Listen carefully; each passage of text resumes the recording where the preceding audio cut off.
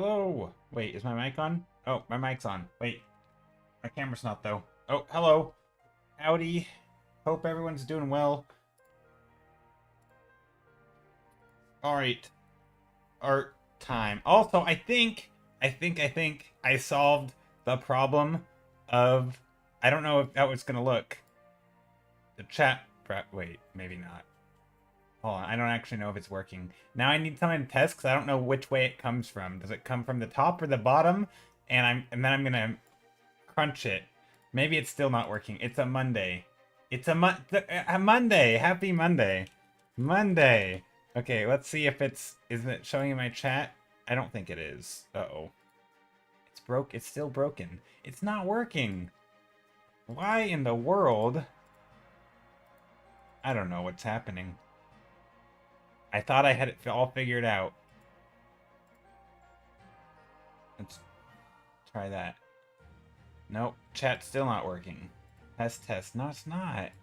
Oh, that's annoying. Alright, well, whatever. We'll try it next time again. Each time I try, like, one thing. One troubleshooting thing, and then I move on. And, chat's being difficult. Well, no, more like my ineptitude at... Here, I want to show you something. Look, though. Look. Can you see this? If I go like that. This is what my... Oh, I'm not sure if I'm supposed to show this. I don't know. But anyway, I'm probably supposed to show that on the screen. Whoops. I don't know if it matters. I don't think it changes anything. But you can see that your chat showed up on this, right? And this is the source that I'm grabbing to put into my chat. So it's not permanent. But when you type, or when anyone types, it does appear here momentarily for like 30 seconds, like it's supposed to. But when I take this link and I copy the whole thing, so I will go back. Oh, first I'll save it. Copy URL link.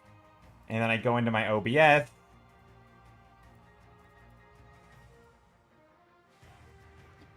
And I'm just going to delete the current link and paste this link. And now it should work. Actually, that does look different. Maybe it actually will work this time. It definitely look. Wait, can I not make it larger? Oh no, I can. There we go. And if it goes from the top to bottom, actually I'll have to do that separately. What if I go like this? Oh, not like that. No.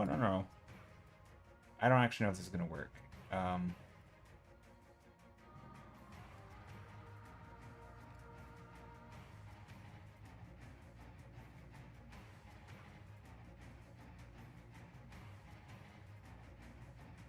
There. This might work. I actually don't know if this will work.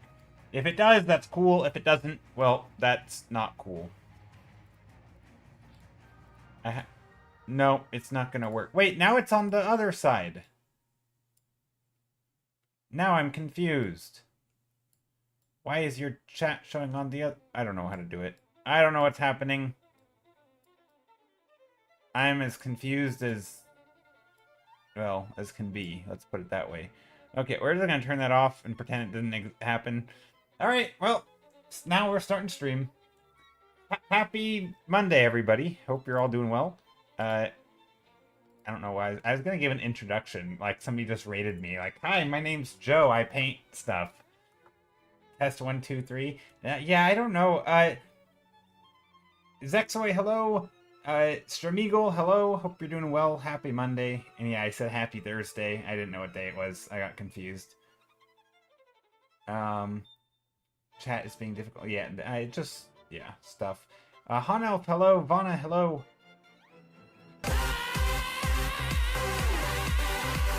Hello. Wait, you guys... Oh my gosh. The last time I asked, you guys told me that wasn't loud. That is... I saw it on the visuals, like on the audio thing. That is super loud. What do you guys? Oh my goodness, I feel like I've been lied to. Thank you so much, Joaz. Thank you, Juicy Joaz, for the sub with the 3 months. I really, really appreciate it. That is extremely generous. Thank you. It is quite loud compared to your voice. I've been, yeah, I asked last 2 times because it. So the way it works for streaming, for those who don't know, is that I have here, I'll draw it because we're an art stream. We draw stuff. I have 2 monitors, right? When I'm painting on this monitor. We'll paint some happy trees or mountains, whatever, right here in a road. Here's our landscape we're painting.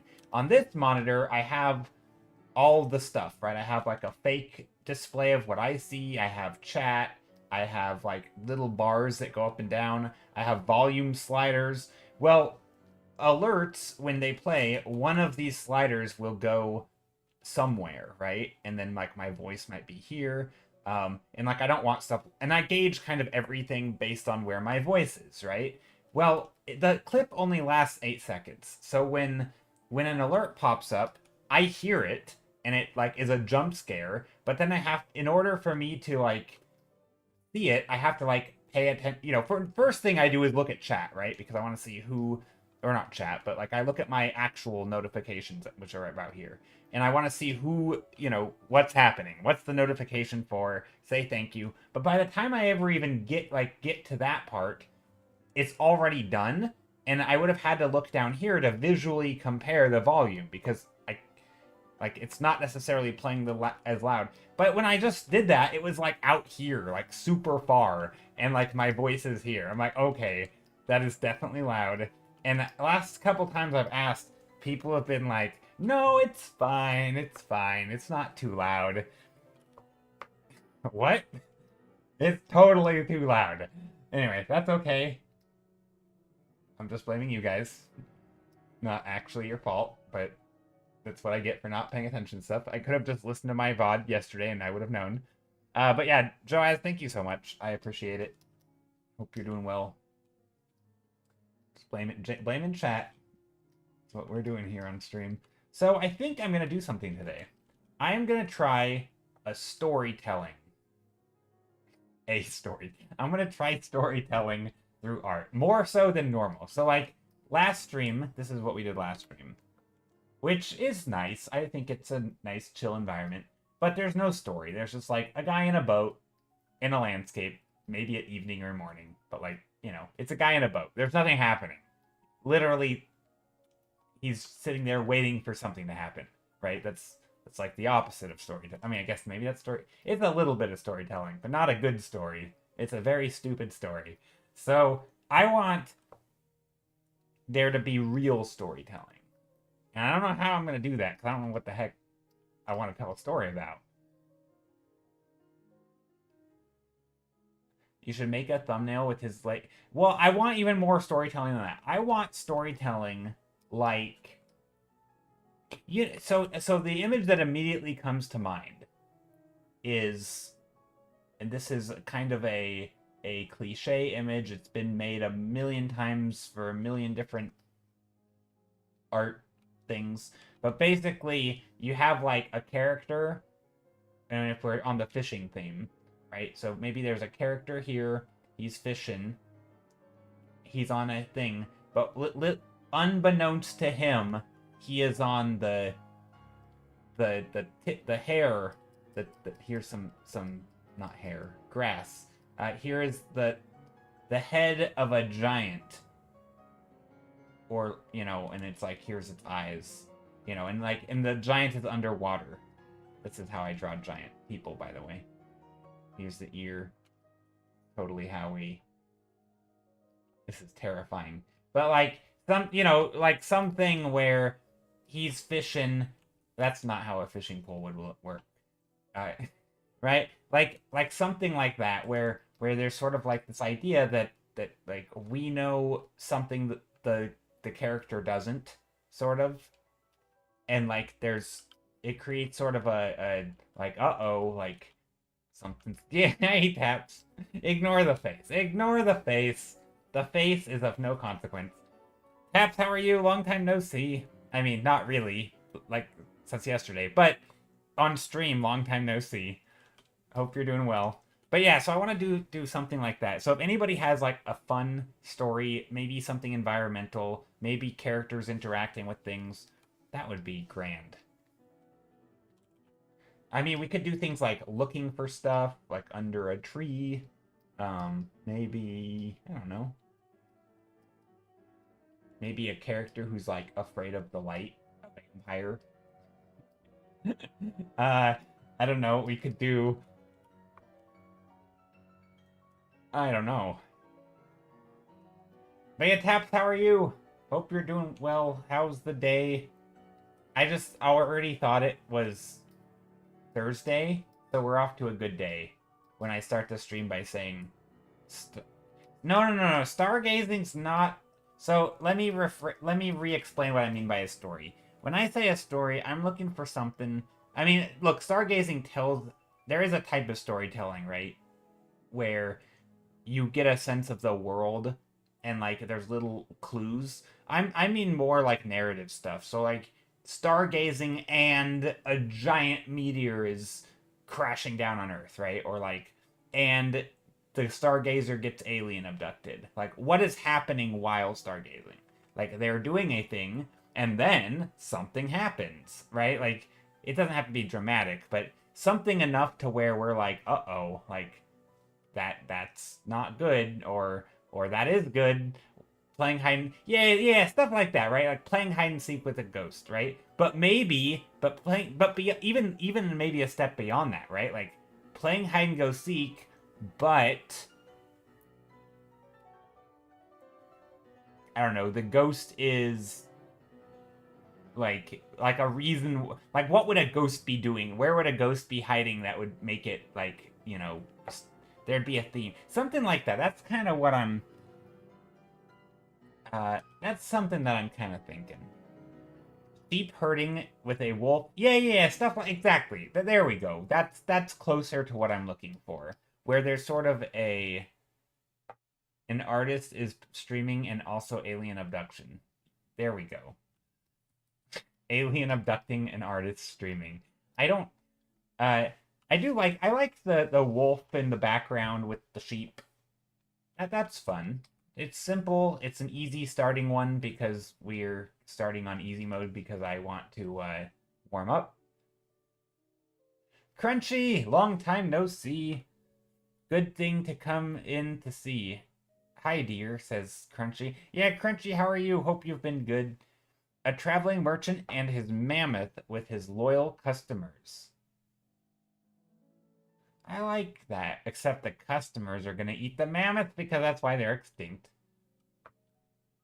Actually, I don't know if that's why they're extinct. But that would be a story. um, let's see. But yeah, anyway, that's kind of the theme that, like, along the lines that I want to think along is sort of like, how can we? That would be a story. That would be a story. I don't know about a good story, but just enough to where it reminds me of that Twilight Zone episode where they're like they give this person a book of something about how to make peace or how to I forgot what the book was called, but there's like there's this lady on like an alien ship and they're like feeding her and being all friendly and like constantly giving her gifts and tasty treats and stuff, and they give her a book, and the book she like can't I don't think she can translate it. It's been a long time since I've seen it, so I might be misremembering, but like she tries to translate the book but she can't quite remember, or like she doesn't really know how to translate it, but so all she can make out is the title, and it's like how to make peace or something, or it's like it seems to be some sort of like offering of like like a friendly gesture, right? But then at the end she either properly translates it or something. She finds out it's actually a cookbook, and it's how to cook, like how to prepare human, and they're like fattening her up to like eventually serve. I think it's like how to serve human. It might be the have been the title. How to Serve Human, or like something like that. And she thought it was an offering, and it turns out they were actually like preparing to eat her. And it's like this, big like twist. And anyway, I like the site. I like the Twilight Zone. Twilight Zone is amazing. Wines that go with human. Have you seen Twilight Zone? It's a great show. Let me Twilight Zone. Yeah, so if I type in how to serve human, I'm probably ending up on a list. But how to serve man is what it's called. Yeah, and the big reveal is it's a cookbook. And you realized, uh-oh, that totally flip-flops the whole narrative, which is pretty cool. And the way it lands is so it's like a big, you know, dun dun dun moment. I love Twilight Zone. Twilight Zone's great. All right, I think did I ever start the YouTube side of the stream? I don't know if I did. Oh, I think I did. There we go. Okay. I'm still trying to reload up my chat because I forgot to. There we go. Alrighty. So yeah, anyway, something with a little bit of storytelling. That's my goal for today. I don't know how well it will go, but we will do our best, you know?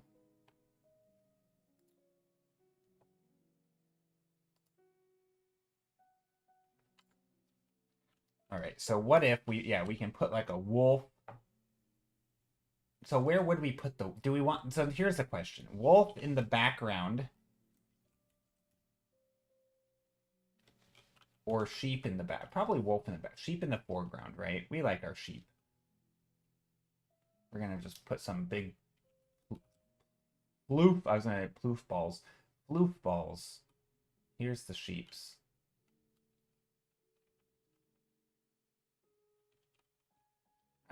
These are just placeholder sheeps.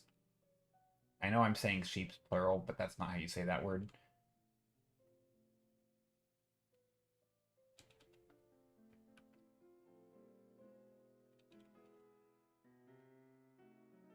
Very, what do you call it?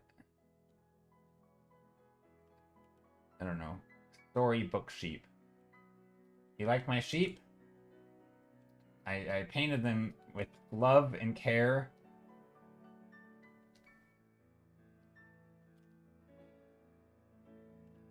All the care. Oh wait, sheep have ears. No, but sheep ears stick out sideways, right? Like that.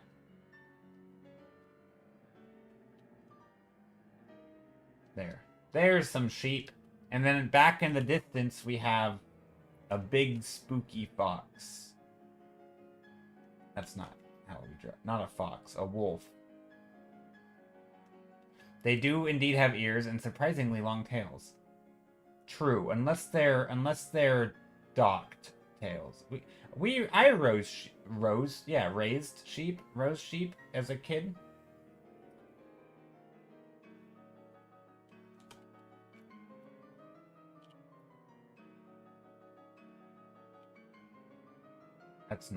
That's not gonna look like a wolf.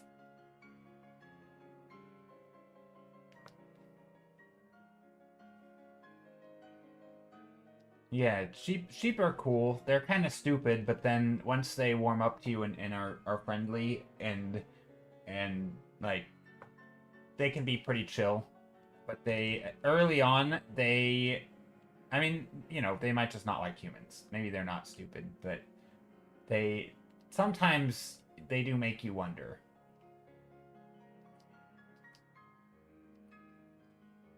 They're certainly stubborn. Maybe not stupid. Maybe that's not nice to the sheeps. So what the heck am I drawing here? They're gonna draw big angular. That doesn't look like a wolf. That is the worst wolf anyone has ever drawn.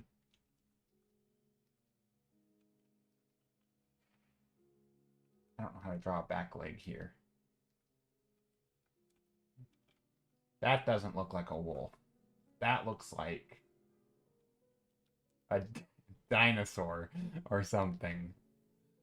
I don't know what this is, but anyway, there's something. Not very much storytelling there. I mean, it's something. It's a shape. Maybe like that. And then we will add some trees back here so the wolf can be in the tree cover.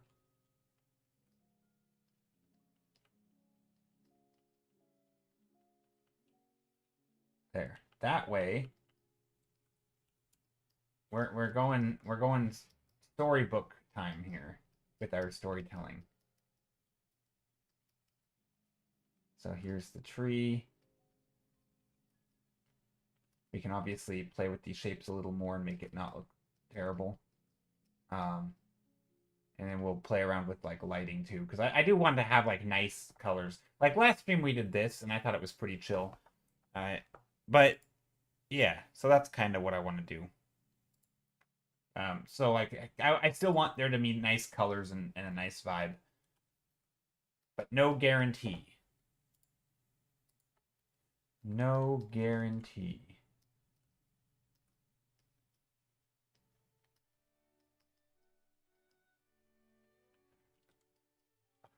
I think some nice colors here, maybe some blues, some light colors. The sheep can also have some blue.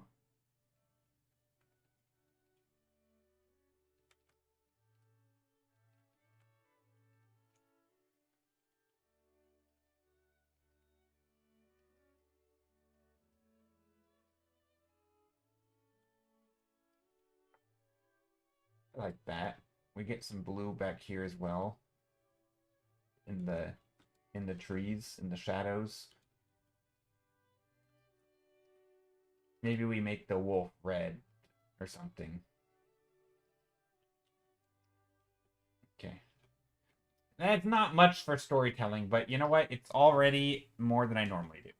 Okay, let's do another one. What about... I mean, we don't have to have, like...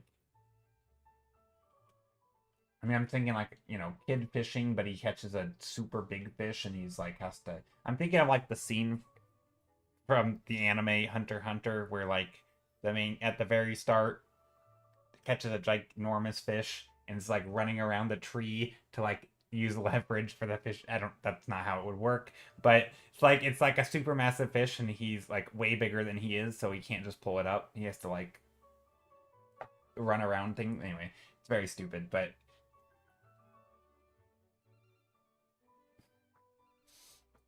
thinking along the lines of that.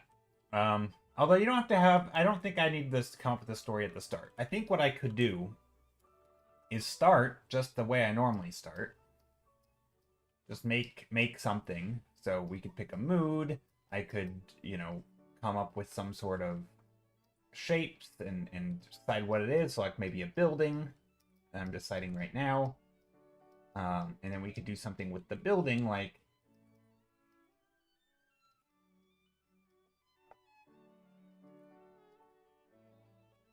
making it haunted because it looks gray and gloomy. And so maybe we put little ghosts. Maybe the ghosts are having a party.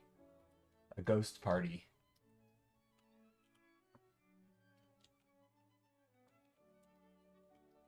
It's funny when I'm thinking about like just story stuff, even though I'm not necessarily putting it into my painting, it's affecting my painting. Like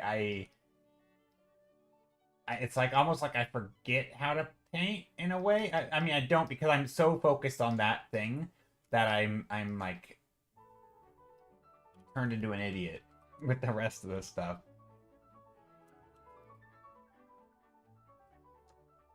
So like what if I do this? What if we have What if you go orange? I think I've done this like an orangey painting before, where we have orange.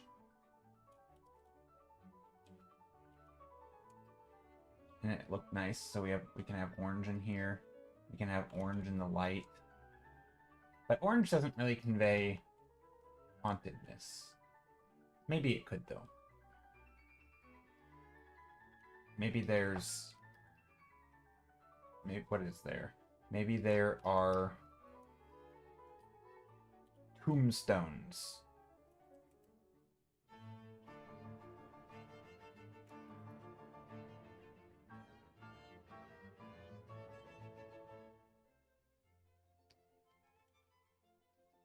It's very, very rough.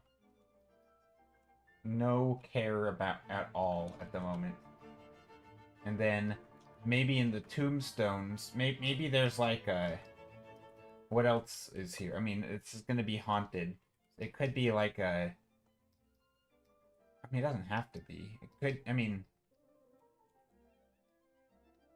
Okay, a haunted house, though, isn't a story.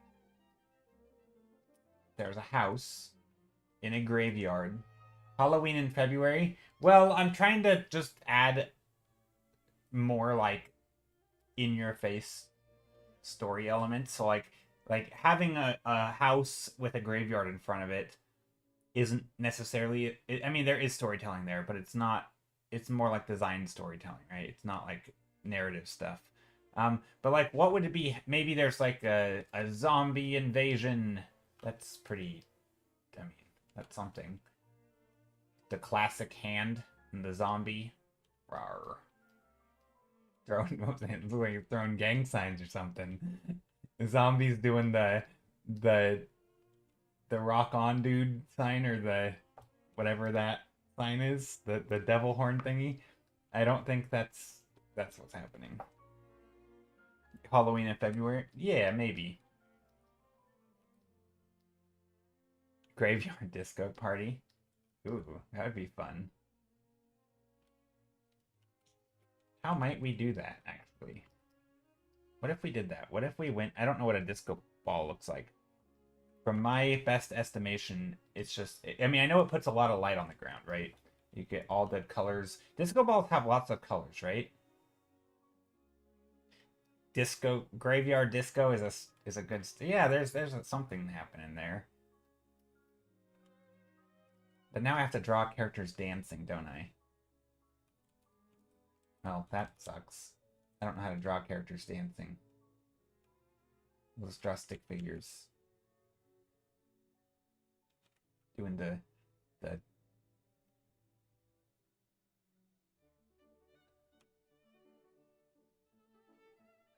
A ball with mini mirrors? Yeah. I guess it depends on the light that's hitting it, huh? Yeah, that's a good point, Gemitation. How's it going, Gemitation? I hope you're doing well. We've got disco. Maybe they have bell bottoms. Going good. How are you? I'm doing pretty good. I'm trying my hand at a little bit more story today. I don't know if it's gonna... I don't know how it's gonna go, because I'm still trying to go kind of fast and like just sort of quickly get some thumbnails down. Maybe the disco ball is up here. So yeah, I don't know how well it's gonna go. It's a good thing though. It is a good thing. But I do want to like be able to sort of like not lose too, because like last stream, for example, I was really happy with the thumbnails I did. I liked them a lot. I thought a lot of them were like, this one was really fun. Or a disco moon. I like the idea that they're just like they have an actual disco ball. I really like this one. It was like a forest, but they also had like giant crystal structures. The big one last stream was so pretty. Oh, thank you. Yeah, it was from this thumbnail. We did, yeah, I liked it. We actually stayed pretty much on theme. I obviously changed the sky color, but yeah, I thought it was pretty good. I was actually happy with all the thumbnails. I thought they all turned out good. Just, again, not a lot of story. I mean, there was a little bit of world-building type storytelling. Is there a term to differentiate the, like, design story versus narrative story? Because, like, this has storytelling, right? It tells you something about the environment, kind of. You can, you get a sense of, like, what the environment is. You understand the world a little bit. Maybe there's even some scale. Maybe there's a character in here for scale. Like, there is elements of storytelling, right? Maybe there's some footprints in the snow, but there isn't an actual story, right? There's no narrative being conveyed. So, like, what do you call this versus something like, person is chasing another person with a shoe, and they are running, they're fleeing the scene of a crime, and the crime is that they stole candy or something, right? Like, and they have candy dripping out of their pockets. Like, that to me is when I think of storytelling, that's like, that is storytelling, where you have a whole scene unfolding, um and there's characters involved. Whereas sometimes it's just like, you know, it's cold, and here's a house, or here's a thing. I don't know. It's I don't know how you differentiate them or what the right language is, but I want to do more of the second one today. And I don't know if I'll stick with it the whole time, but we'll see.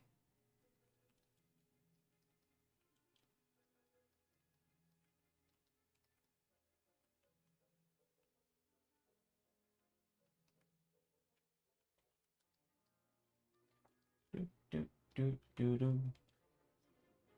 They are dancing.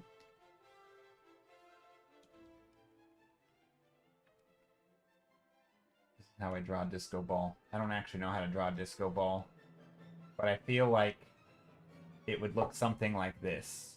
And then maybe there's some orange, because I'm gonna put some candles over here.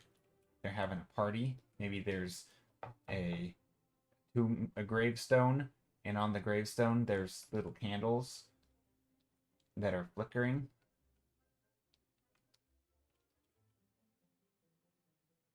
Oh, I was thinking ghostly magic disco ball just floating in the sky. Maybe we even get little ghosties dancing around to make it even more that they're more obvious that they're ghosts. Maybe they're all ghosts. Maybe the whole thing. You're just a basic girl with 5 mini disco balls in your living room. Maybe they're like actual glowy ghosts, and they're like, ooh, green and floaty and neon.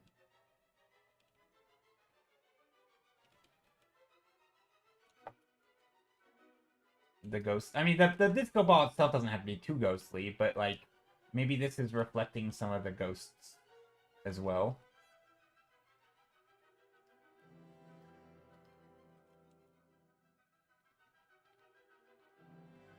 And then the ghosts all are, I don't know, do they have, I don't know how ghosts, how do you make ghosts that are dancing? Maybe just like that. Maybe they have arms, and their arms are going yippee.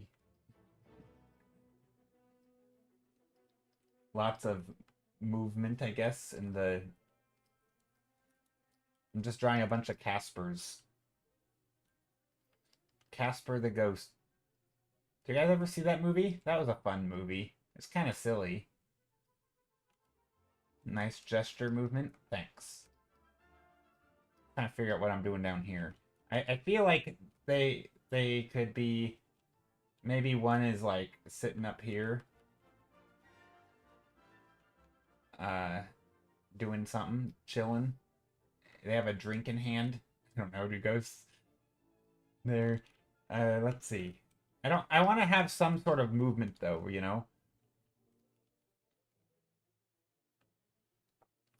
Doesn't have to be a lot. This is like,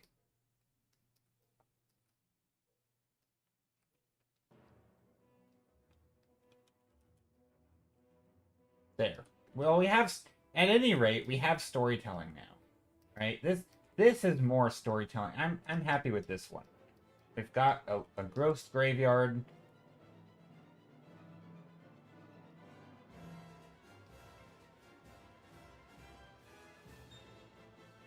I don't know about the candles here. I do kind of like the candles here. I don't know who lit them, but it's a nice contrast with the other light, and because of the light source, it can reflect in the disco ball.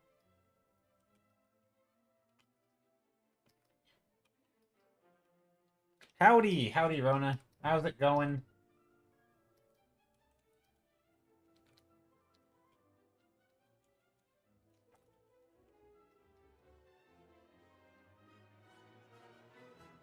Howdy. I saw Taps was here earlier. Is she still here? I don't know if Taps is here. I don't think so.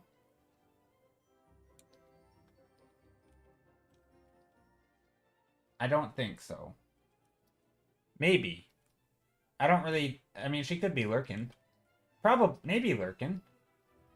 I think she just popped in to say hello.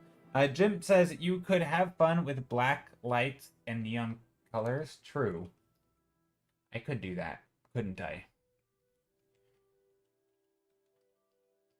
I kind of like the idea, though, of keeping the colors kind of dull-ish, so that the ghosts can be the neon colors, you know? And then the candle lights, and I like the vibe of the candles and stuff being the bright stuff. Everything else can be a little bit more desaturated. It can be... It doesn't have to be super fancy. I don't know.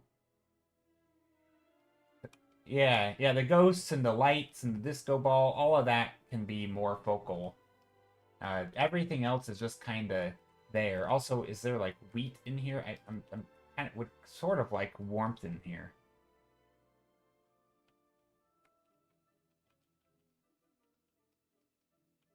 Something like that, maybe.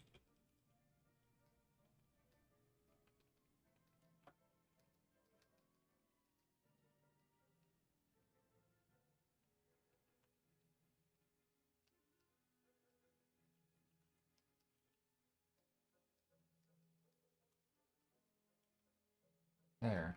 And then this building, I don't know if I need to do much to it in the background, but maybe we can put little bits of things here.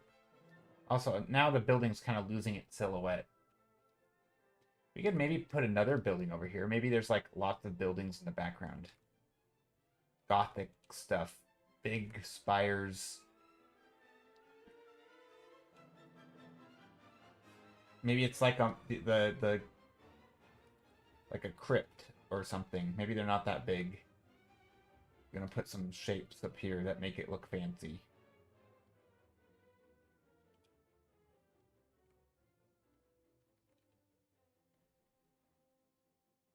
Something like that. Good evening, buddy. How are you? Hope you're doing well. Okay, there we go. I think this is... Maybe we also need some spooky trees back here.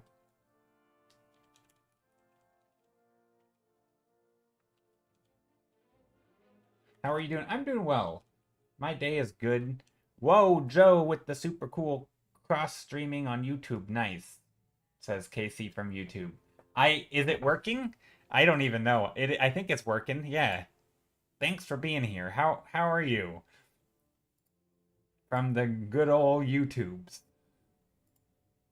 I need to figure out how to do this. Well, if you ever do, well, how about this? I'll trade you the secrets for how to stream on YouTube. It's not, there aren't secrets. And you tell me how to properly put chat, like not just like a capture of this chat. Here, let me show you.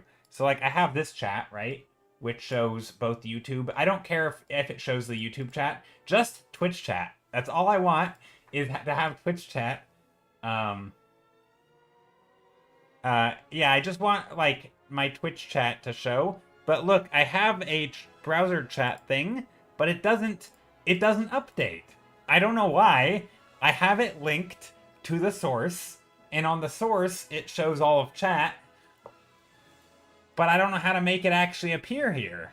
Like what there's something is funky. I'm using Stream Elements for it. I don't know why it's not working, but anyway, that's a thing. So I'm slowly giving up because I keep on like I keep like trying one thing before a stream, and then I'm like, okay, it should work, and then I start stream and it doesn't work, and I'm like, all right, next stream, and so next stream, which is now, I try one more thing, and it still doesn't work, so I'm like, all right, now next stream I'll get it working. One of these days I will have a chat overlay on stream. I don't even care if it combines chat, because I don't plan. At some point, I might actually disable YouTube chat, because I want it so people who are here can see all the chat. I like it so, like, no one feels like I'm completely talking to the void. Um, use Streamlabs for your chat box. It's nice to have an overlay. Yeah, I mean, I could just put this, like, as a scene, right? And then this would be the thing. But this is a little bit messy. It's a little bit much. Right? There's a lot of info, first words, that kind of thing. I don't probably need to see all of it. But so I don't know. I'm not quite sure what the best way to do it is. But as of right now, I just don't have a chat. But yeah, it's nice to have the overlay. Yeah, it is. But I am doing. Yeah, I mean, I guess I could just do that for now. Is that better than nothing? To put like a chat over here? Is that too annoying? Way too much stuff on screen? You used to use Restream to combine chats and show on screen, and that worked really well, but it's not free, I don't think. Yeah, well, So I actually had Restream for a bit, but it was a pain in the butt for a bit, and then Skittle convinced me to not, or to use something else. Also, I didn't like that the way Restream titled your streams, like, if you weren't paying attention, it would be like, stream re-uploaded through Restream. Like, why are you changing the titles of my stream? But anyway, Skittle convinced me to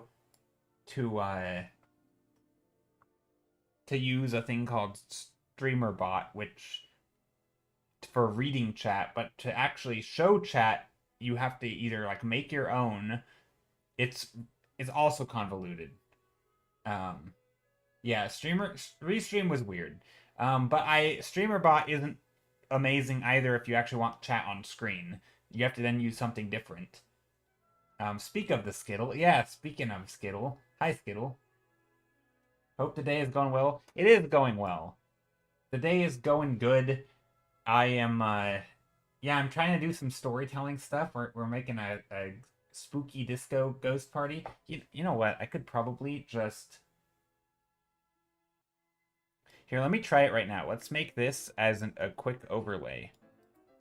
So I will add a thing. How do I do this? New source. Source, what is it? Media source? No.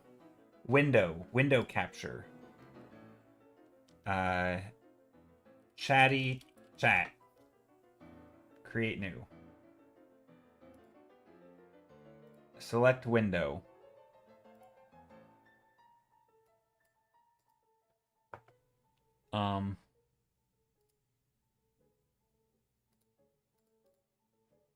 That's not right. Why does it show a white screen? Nah, that's not supposed to be how it works. Okay, let's delete that. That's not...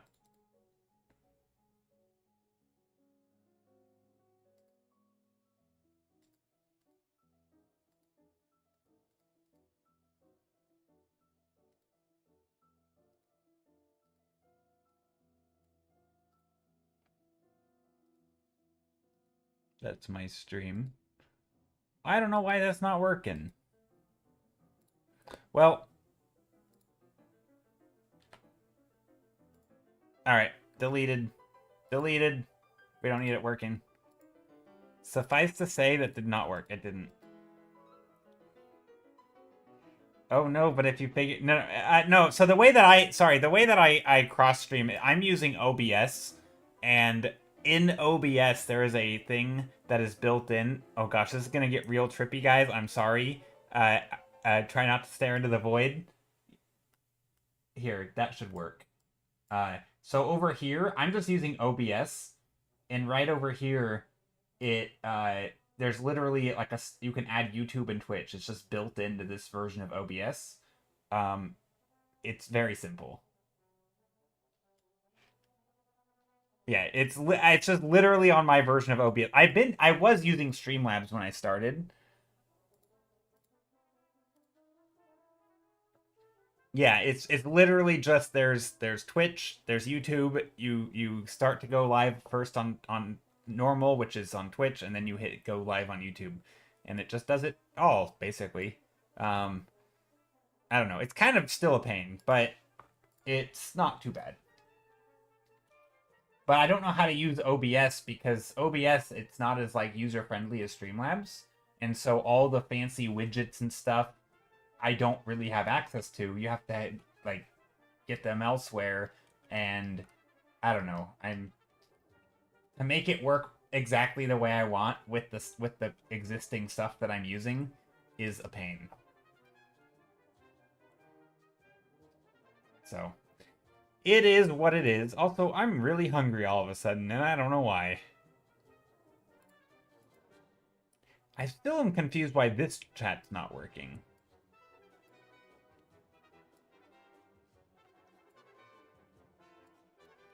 This one should absolutely be working. And it's not. And that's more perplexing than anything.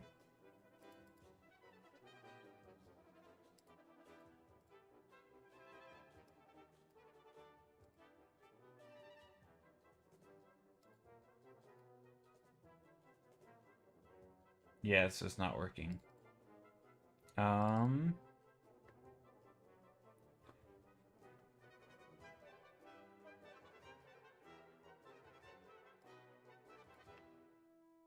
Read access to OB. No. Are you hungry for blue cotton candy? Because the ghosts make me hungry for blue cotton candy. Ooh.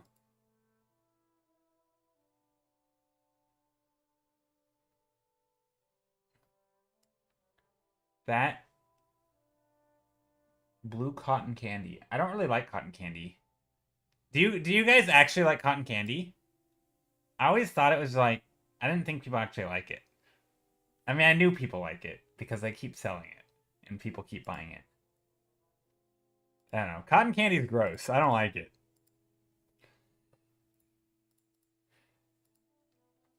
It has no, like, when I eat it, I want there to be like a texture, but it's always like so warm and melty. I think can you freeze cotton candy? I feel like that would be better. Where like on first taste it's actually like solid, but then it takes a second to melt.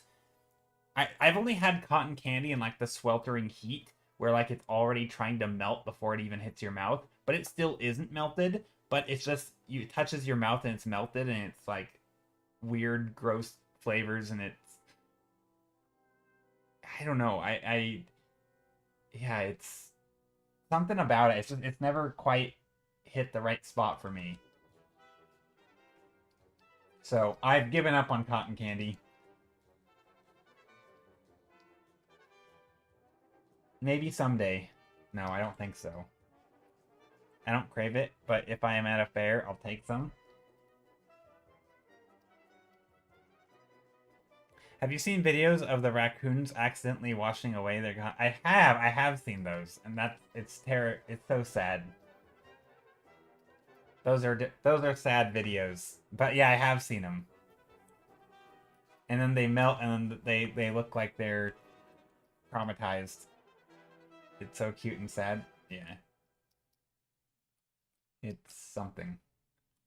All right, what am I doing here? Okay, so we've got our ghosty graveyard, disco party. What else do we have? We have, actually, the disco ball could probably be larger, but that'll work. We've got, what else could we do?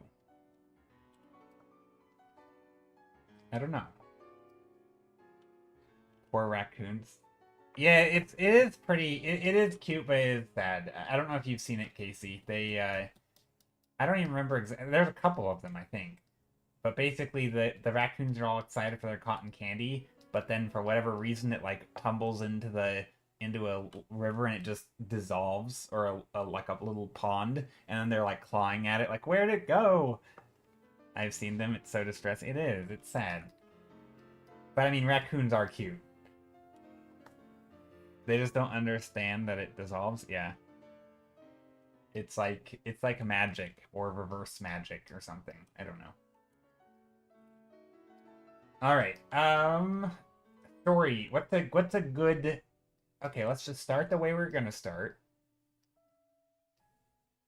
There's one of a raccoon who learns and skips the washing when handed cotton candy. Oh, really? That's cool.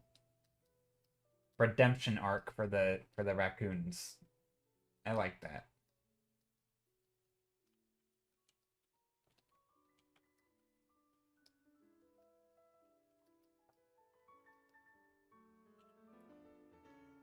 Maybe these are stairs. Stairs here. I don't know. Once I can figure out what I'm painting, then we can start adding story to it and changing it drastically.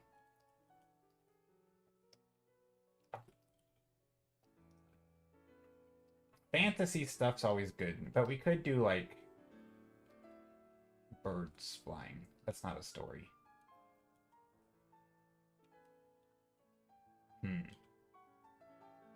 What's a good story? If anybody has any ideas, normally I'm like, I like coming up with ideas on stream, but I will say, today my brain is a pile of mush. It's one of those days.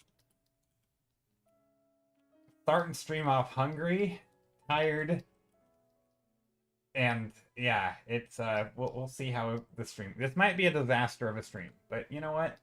That's okay. We gotta. Some days are like that. It's a learning moment, right? Like, or a teaching moment. Some days you just make terrible art, and stream goes poorly, and things don't go the way you want. But you know what? You can still have fun, maybe, and and you still put in some time doing a thing that you like to do. So that's me on looking on the positive side. I do, you know what? Maybe we'll go back to the crystal mountain thing with all the crystals, but maybe we have like a sled or a person transporting the crystals. The good times is coming up with a good idea that is still good after sleeping and dreaming. Yeah. I mean, I think if you allow yourself to play with ideas long enough, you will arrive at a good idea, and as long as you keep pushing the idea. But I think what's hard is getting sort of out of your own way and not like discounting the thing before you even start. I'm in a weird situation a little bit on stream because I also want like to sort of crank out thumbnails in some way. And so I'm not sitting with the idea as long as I could to come up with a really good idea or a much better idea. Not to say that my ideas would ever be really good, but you know, like it's not as I'm not like doing a good process for like really playing with the thing and figuring it out, trying different things, like experimenting a little bit. Like I there's a tiny bit of added pressure of like this I need to have something to show for it, right? That's probably one of the hardest things about streaming, I think. Like in the long term, at least for me, is feeling like I can do whatever. And like there's still that pressure of like I want something to show. which is ironic kind of because sometimes I'll be sitting here just talking with my arms crossed and I won't be painting. And so I'm kind of a hypocrite because, you know, that's not much to show for that either.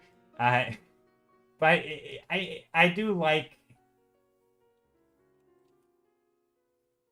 to have something at the end of a few hours of painting that I'm like, yeah, this is we started with nothing, we ended with something decent.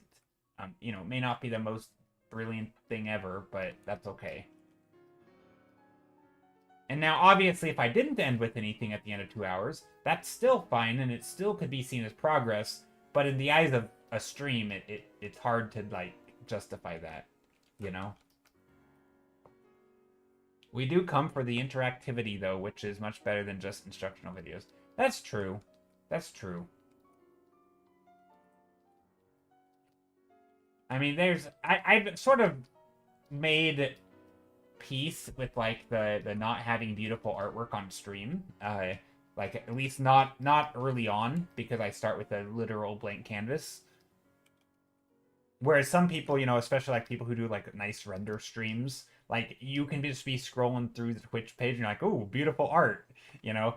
I've kind of made peace with that not being the vibe of my stream, but it still is nice to have something at the end of 4 hours. I know not everybody's here just for the art. Some are here for other stuff. Um, it's a mixed bag. But I think that's why questions are the best. If anybody ever has questions, I love answering stuff, even if I'm not great at answering things. But, the best of my ability. Okay, we're going to put more blue up here.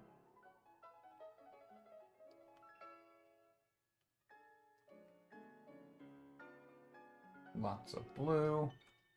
Giant crystals. Maybe giant crystals. I don't even know. It could be something else. Ooh, I like this. Hold on. And sometimes I get the feeling I should look for new art streamers, and then all I see is Sexy Mewtwo or something, and I don't really use the browse page anymore. Oh no.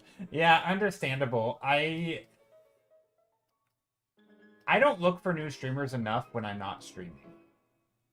I mostly do it like I definitely have gotten comfortable where I have my select few streamers that I raid, the few streamers who raid me. I have a few other streamers who I will watch on my own time, but don't stream when I stream, so I can't ever raid them. And they never raid me.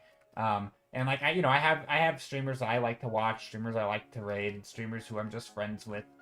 There's a whole group of them. But after a while, it's like I don't actively need to look for more people to raid because I have people. Every time I end stream, there's people online. Or if I happen to tune into Twitch when I'm not streaming, I already have people that I follow that are online because I've been here for a while and they've been here for a while, and so like I don't have to go and find a new person, which because I don't have that necessity, it just oftentimes it just doesn't happen. I don't find somebody new. So yeah, it can be a bit tricky, I think.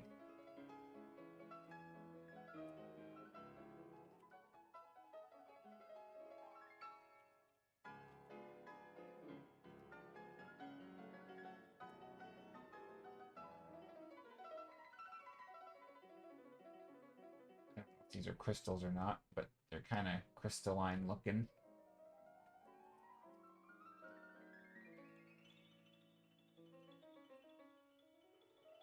Maybe there's a person here. Some sort of character.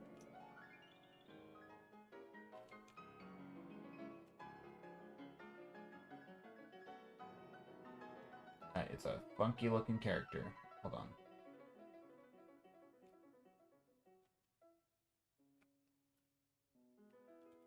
There. That person at least has a shape. They kind of look like they're wearing a top hat. Why would there be a top hat dude here? A very fancy dude in a top hat by the crystals.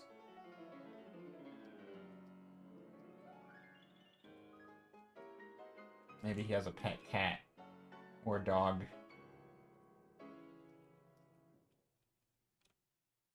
crystal appraiser. True, he could have a monocle.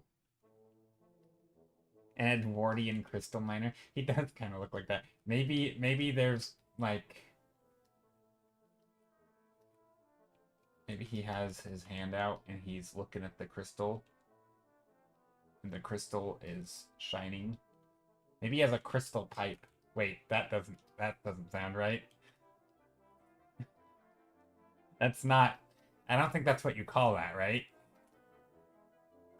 Isn't crystal literally like a nickname for drugs? So, yeah, maybe not that. I don't know. I feel like he might have a pipe, though. He is fancy, and fancy people smoke pipes, apparently. Or so I've been told. Or seen in movies. A giant crystal. That's not... That's... Hey, it's a giant meth farm. No! No, no, no. We're not doing... This is family-friendly stream. We don't talk about drugs here. Even though I feel like at this point, there's like... I'm pretty sure you learn about stuff by the time you're like 4 years old. Helena, hello! How's it going? Welcome, Raiders. Welcome, Raiders. How's it going? It's a raid, Bokaholic. Helena, how are you? Geeky Glyphs. Ogre Kuchin. Witch Among the Flowers. I like your name. It's a very long name. Death Thief 80. Hope you're doing well. Helena's amazing. If you guys don't know Helena, you should. That's it. If you don't know her, you should. She's awesome. She has, yeah, such a good vibe stream and art and just amazing community. Hi Joe, I'm Oki. How are you? I'm doing pretty good. It does look like storyboards. Thanks. Mine?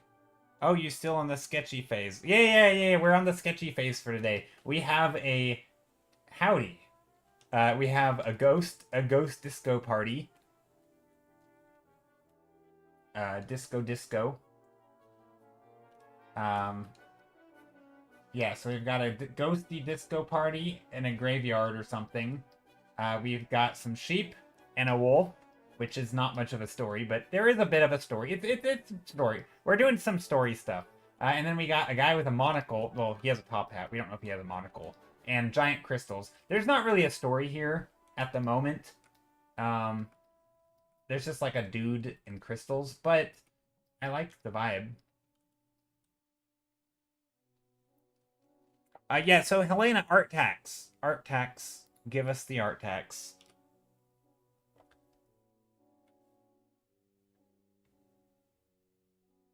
Yeah, you gotta give us the art tax. What were you working on? What were you doing? But yeah, for those who don't know, my name's Joe. I paint stuff. I typically start every stream with a whole bunch of little sketches like this to sort of warm up, come up with ideas, and then we pick one that we like, and then we turn it into a painting. And so this was like last stream's painting. It's just kind of a pretty landscape. Yeah, lots of stuff with color and mood and all that. I ramble about those things a lot and just general art things. Like picking colors and composition and sometimes story, even though I feel like my paintings don't have the best story. But yeah, pretty much anything art related, I'll ramble about it. Give me a topic and I'm off. But I should say off to the races. I think that's the phrase, right?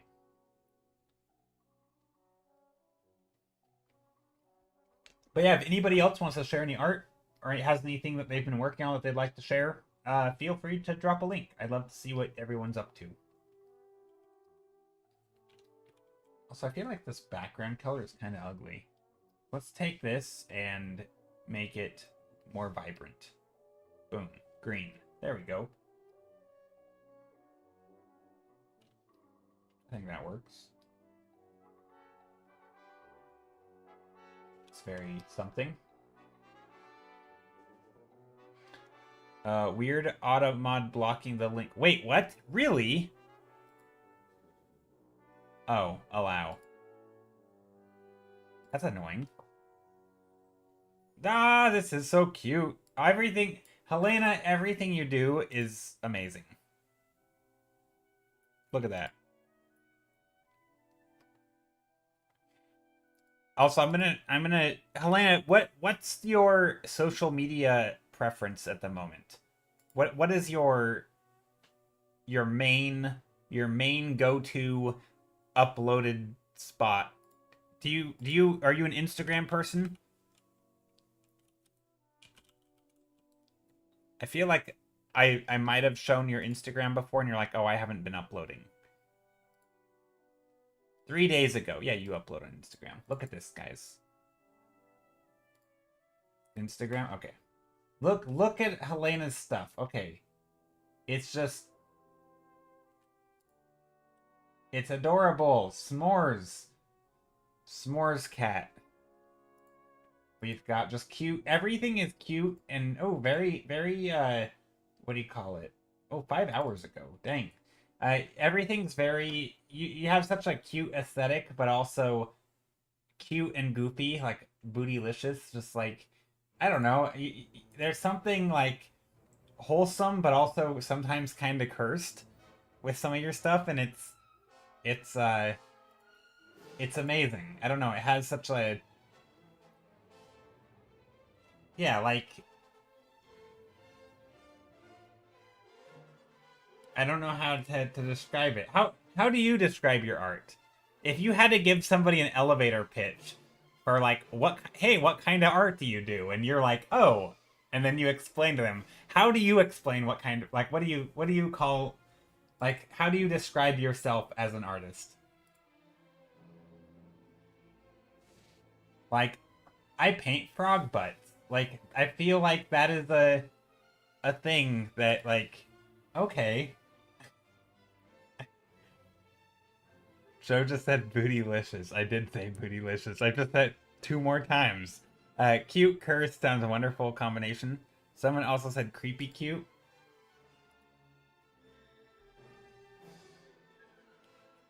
But like this is just cute, right? There's no creepy here.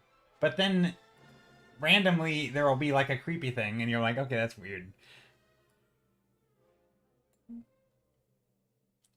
I don't know. All of your art's super, and you have like you definitely have like a cute aesthetic, right? But content wise, there's a little bit of chaos, cursed, and weird. But like it still, regardless of what you're drawing, it still falls in the cute aesthetic. Anyway, it's hard. I don't know. I know it's not a thing that people need to concern themselves with, like how to describe your own art. But I am always curious because every time somebody raids, I like stutter and stammer to try and explain how what a person does. But like, yeah, just go follow Helena because her art's amazing. Oh, you know what? I didn't give the link to the Instagram. That was rude of me. Hold on. Let me go back to Instagram.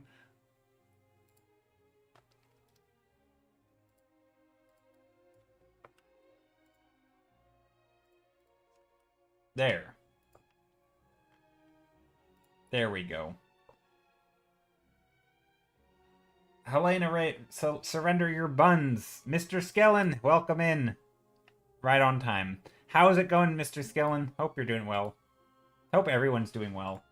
But yeah, so does anyone have a story? Like a one sentence story, like a ghost disco party? Basically like a prompt. And then I'll turn it into a story. I would love to yeah. Any ideas are welcome. Thank you for sharing, Joe. I'm gonna have din-dins now, so I'll leave a lurkies. Yeah, no worries. Enjoy your food. Thanks for the raid, as always.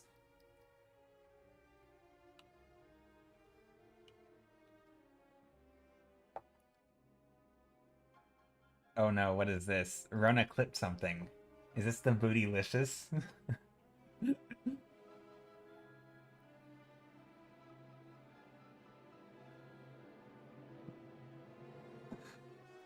I don't know. I knew exactly what that was when you posted it, Rona. Amazing.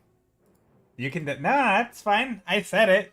I say a thing and it's on stream forever. It's now permanently on YouTube. Look at that. That's what being a streamer is all about. Is saying stupid things and then having them permanently on the internet. Delete it, turn it into a soundboard item. Yeah, that could be an alert. Just me saying that. That every time somebody subs, it's just I don't know. Uh, oh no, I'm on the wrong layer.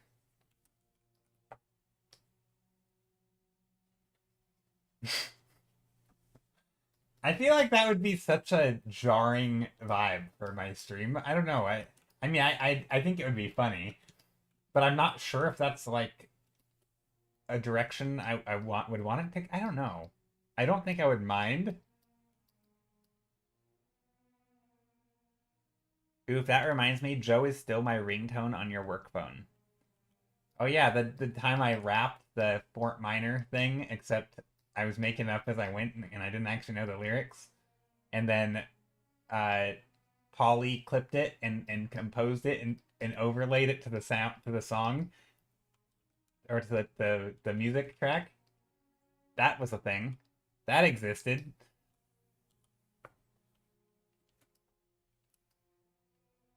It was awesome. I mean, I don't think what I did was awesome, but it was awesome that Polly made a thing out of it. That was cool. I mean, I refuse to believe that my part in it was awesome, but you know, to each their own. You people like I'm mildly embarrassed that it existed, but you know what can you do? At some point, you just got to get over it, as they say.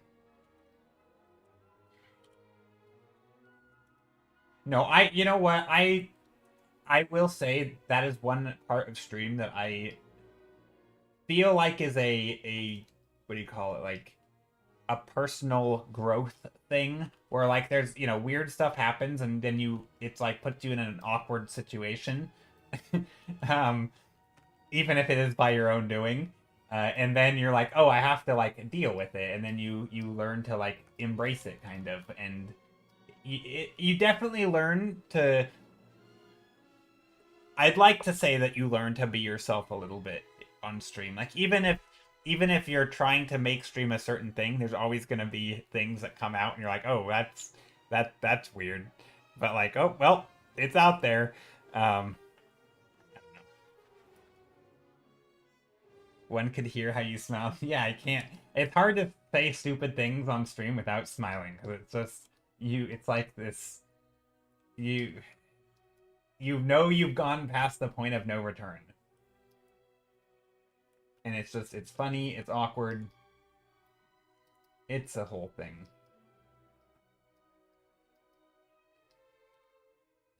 But yeah, I am just slapping colors on the canvas right now, all willy nilly, not a care in the world. Actually, a little bit of care.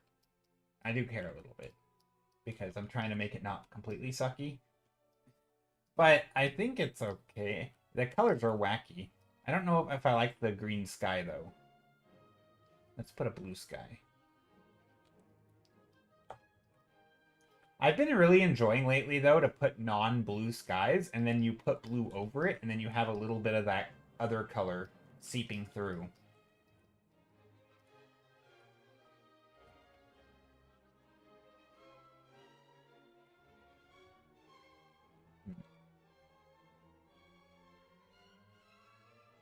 Ooh, what if I do... I know. I know what I want to do. Color dodge. That's what I want to do.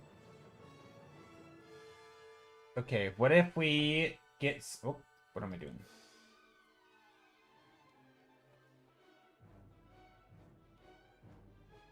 Do like a bright white light. That's pretty fancy. I almost said fancy and funky, and it kind of turned out weird. Fanky. That sounds like a word.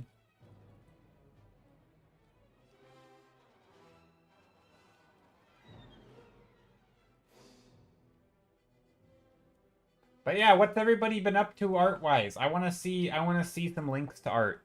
I want to see what people are doing. Give me the art tax. I feel like I don't typically demand art tax.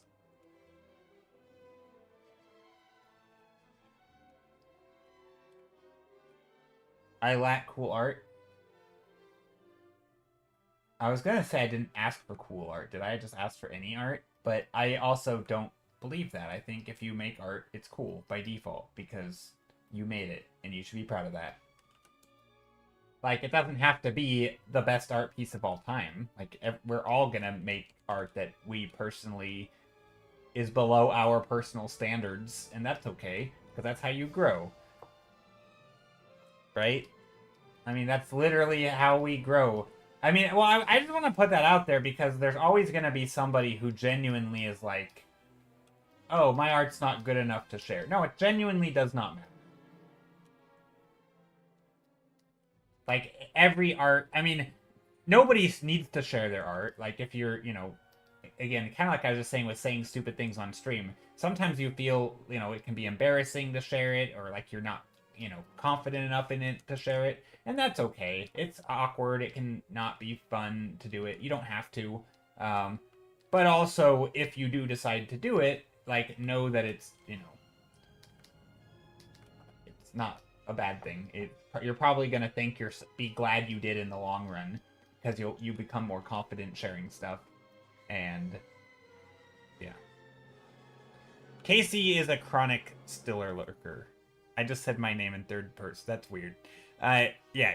Thank you for the lurks, by the way, everybody who lurks. The only art I've been doing online lately is on stream. Pretty much every waking moment between streams this month has been me trying to finish uploading art gym VODs to YouTube. I'm so close to done, though. Oof.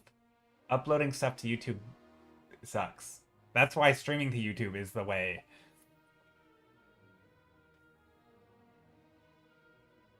Yeah, no, that's the attitude that I don't know. I dare say I don't like it. is the attitude of like, one day I'll be good enough to share. One day I'll be good enough at drawing to start my comic. One day I'll be good enough to start writing. You know, it's like, how are you gonna get good enough? I mean, that's not. I guess technically you could get good enough and then share, but like that's just not how it's gonna work. It's not. No, like you get, because sharing isn't a matter of how good you are. It's a matter of how confident you are in your work relative to where you want it to be to share, and like that might always stay low. You may never be confident enough in your work. You get more confident in sharing work by sharing work. You also, yeah, not no day but today. I don't know that song, but yeah. Rent. Yeah, no, but nobody should feel pressured though to sharing, because I also realize it can be scary. But if the reason is you think it's not good enough, then I think you're wrong. But if the reason is other reasons, or just, you know, maybe you're not ready, you're not confident enough, that's fine. Like, it's okay to not be comfortable to share. You know, you don't have to do something you're not comfortable with. I don't know. I just think that there's a lot of that sort of mentality. And even if you personally were kind of joking, Boca, I don't know if you were, but there are a lot of people that do feel that way and are afraid to share stuff online and put it out in the world. And it's scary. But there is sort of a nice... I found there's a... I don't know what the right word is. There's like a contentment, or like almost like a zen moment when you put something out there and you're like, I did it. And then you realize that, like, oh, people are actually really nice and supportive, and it makes you feel more like cozy, kind of, because now you're sharing with people who enjoy seeing it and enjoy interacting with you. And it's sort of like it's like a scary leap of faith, but then it's like this calm, cozy feeling afterwards. I don't know. It's hard to explain, but I felt it a lot with streaming. you tell a story that you didn't want to tell, but then you kind of cave and you do it anyway, and you're like, oh, I'm actually glad I did that. Um, or it's kind of like opening up, I guess, about anything. Um, yeah, I don't know. It's okay. As nervous as I am to share and get back to and get feedback, that criticism helps me get better under how to art better. Oh yeah, no, I'm not looking to give anyone feedback. I mean, not unless maybe specifically asked, and I don't know if I'm the right, I'm not always the right person to give certain types of feedback anyway. But I mostly just like seeing what people are up to. It's like a nice way to like, I don't know, you can almost view it as like a meet and greet, You're seeing the artists and, we're all chatting in here and now we're sharing what we work on, and I don't know. I just like that aspect of it.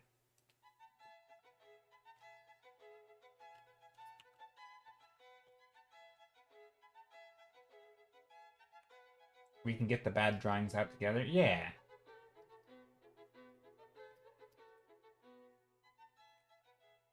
And also keep in mind, one person's bad is a different person's good, right? Like, there's always going to be somebody who's like, you call that bad? That's better than I could do in an hour or 10 hours. And it's like, okay, that's not the point. Everybody, like, there's that idea that, like, your idea of what's good is always going to be going up as you learn more about art, and your skill will always be trailing behind, or maybe trailing behind, and like everything will always look bad to you. Your own art will always look kind of sucky. Like, you're always going to be able to see your own flaws because they rise together. Your vision is always passing your skill a little bit. And like, I mean, that doesn't mean you have to hate your art, but there's always going to be that like nervousness, I think, to some degree, of like putting it in front of someone. I mean, it also just depends on like who it is too. Like, some people, I mean, if you're showing it to a random stranger on the internet, it might be less bad. But if you're showing it to like one of your idols or something, like, one of your art parents, the people who you look up to as artists, it could be scarier, right? Like, reaching out to ask someone who you really respect as an artist for a critique, for example, can be a terrifying experience. So there's all like it's all scary, but also it's always good. Hope you're all sitting a little taller after that Joe pep talk. That was not a good pep talk.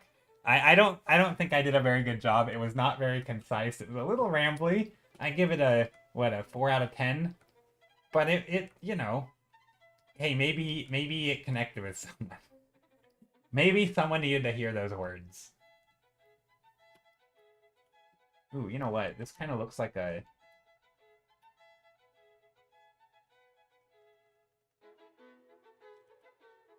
red-roofed building.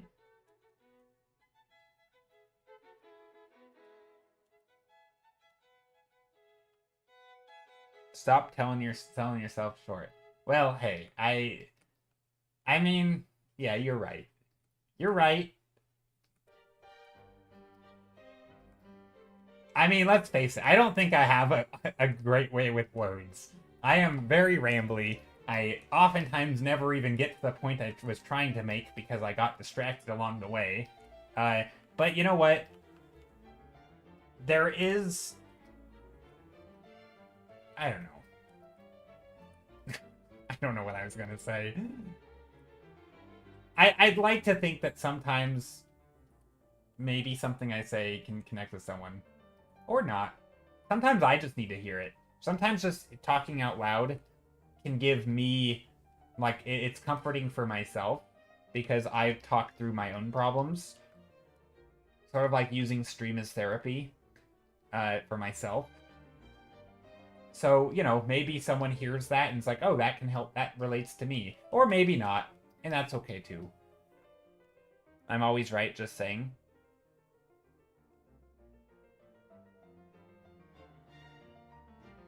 There is actually a Twitch event going on at the moment that gives you a cute badge if you share a clip. Just tried it and it did nothing.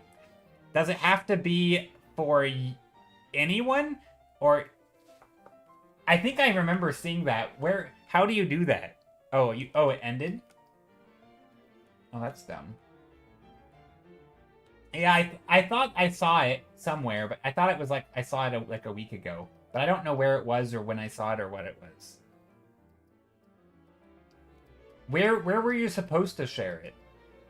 I must have missed the cutoff. Oh. Yeah, I never shared a clip. I should have though.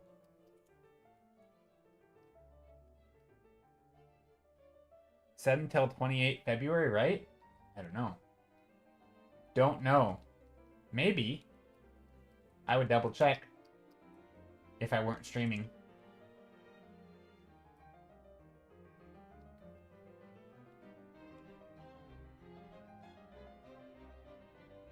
I thought it was because... Oh, did you get it?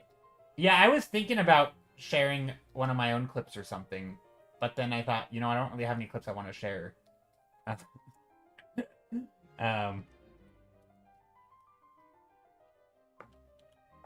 Okay, maybe here we got a big alien coming down on the, like, tentacle monster. Rawr, is that it? That's... Maybe not. I don't know. Maybe that's a little weird. I mean, we can do weird. What should we... Something up here. Some giant, creepy alien descending over the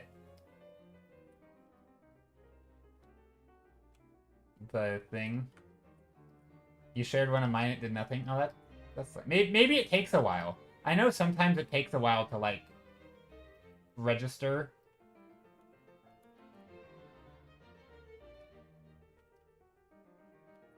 A giant blob in the background. Being blocked out. The sun is getting blocked out.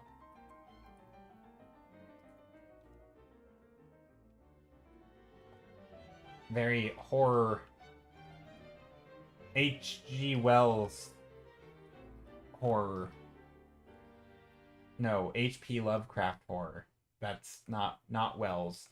Lovecraftian.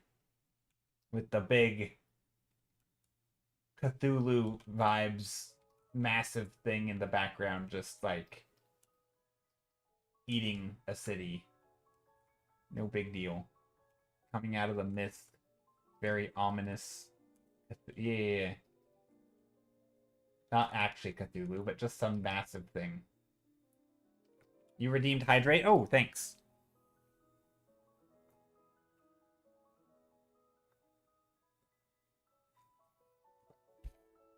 Lovecraft always sounded odd to me. It is a weird name, isn't it? I think the guy in real life was an awful, awful person. Don't read up on his story. Pretty sure he was like a hardcore racist and just like an awful person. And like kind of a loser shut-in, just like everything that could... I mean, again, there's nothing wrong with like being a shut-in, but when you're like actively have awful views on the world and you're like very, very odd. Yeah, everything I've read made him seem like a very weird dude. But maybe I'm wrong. Maybe he was nice. I don't know. Probably not. At this point, any old author, I just assume they're a terrible person. Is that a fair assessment? Like, oh, old author from the you know, early 1900s or 1800s or something? Probably a terrible person. By today's standards, anyway. And same for, like, movie people or actors or anybody in the public eye. I just assume everyone's terrible. It says it different. I don't actually assume everyone's terrible. That was kind of a joke. But yeah, that is a very depressing way to view humanity. I guess I just don't view them like super... Like, I don't really think of them as like... You know, I guess I just don't idolize people really. So like, I don't really... I'm very agnostic about stuff, right? Or like, that's probably not the right way to use that word. But I'm very... I don't really have an opinion, right? It's like, yep, they existed. If somebody were to ask me, do you think they did something evil or terrible? I'm like, no, but also I don't have any reason to believe they were a good person either. Like, give me evidence one way or the other and then I'll believe it, but also it wouldn't surprise me if they were terrible. But not everybody has 2,000 bottles of oil. Oh gosh. Yeah, no, not everybody's in the same level of evil of terribleness. Agreed. If that's the point you're making, definitely not everyone is equally bad.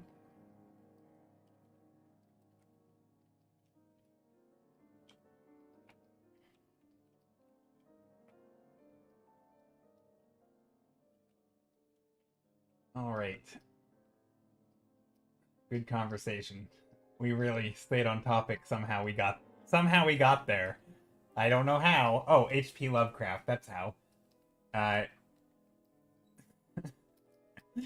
it's funny how like me saying a word and then me going on a tangent because of the thing I said, and then people responding to that thing I said suddenly where it like just I don't know. It's great. It's great. Amazing.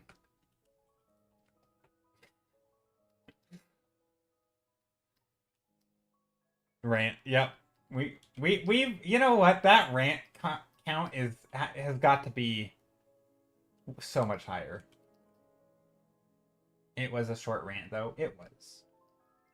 It was short. I feel like I pulled myself out of it a little better. A group rant? Yeah.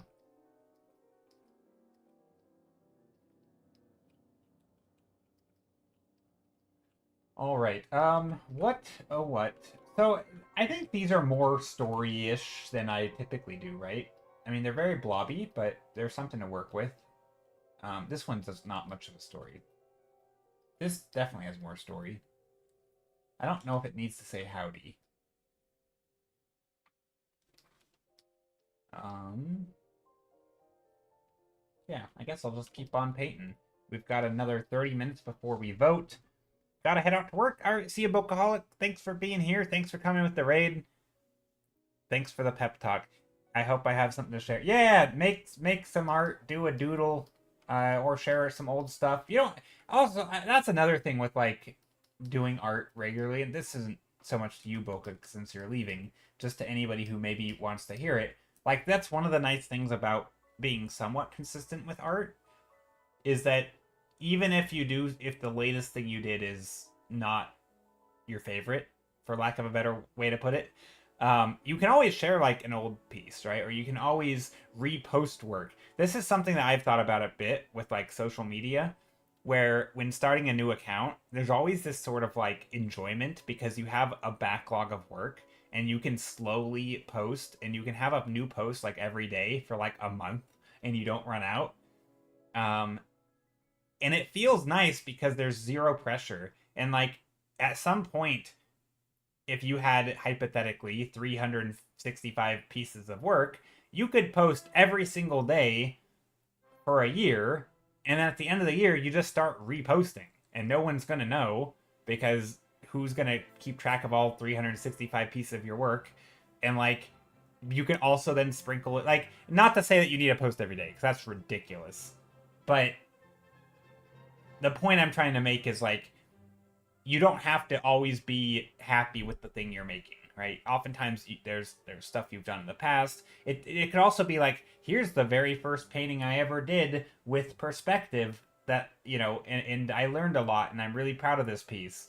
It doesn't have to be a good painting, but it can still be a painting you're proud of or like I don't know. There's always different ways to think about stuff that can make you like this is the first thing I shared publicly and look how far I've come and like that's pretty cool.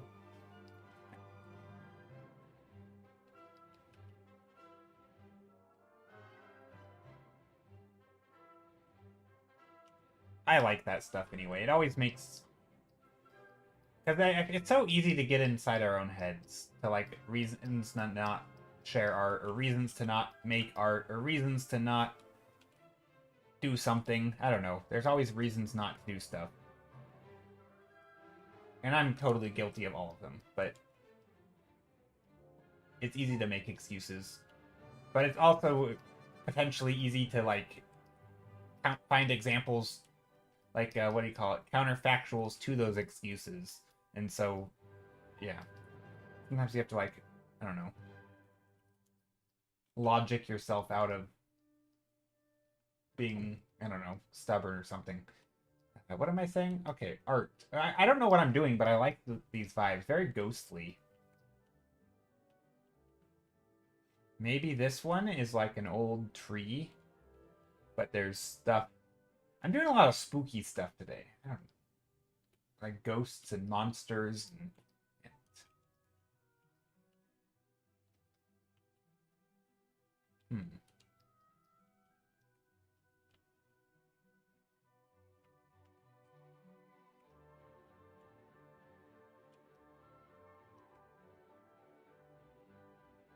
and sheep, the scary sheep. Well, okay, so the sheep aren't that scary.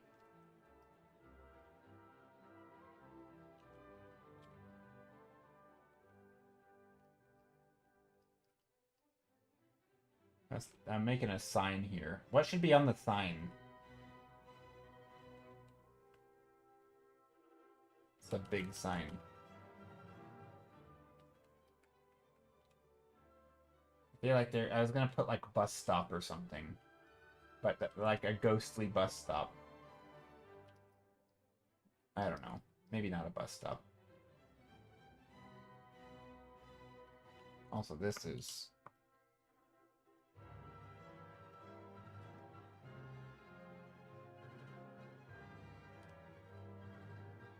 Oh, let's go like that. Put a little bit of light behind it. Car wash. Could be ghost car wash. Still in disco mode.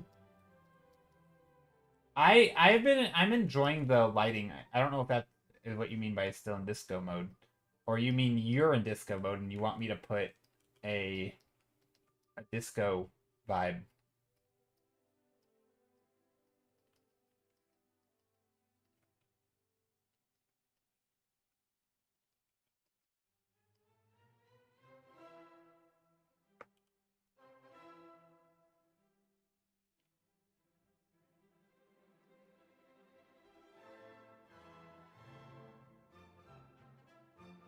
Could be a traveling disco.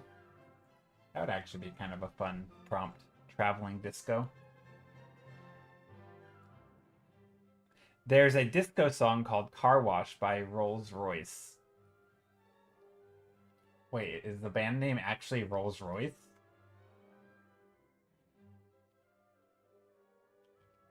I didn't know that's a band name. Huh.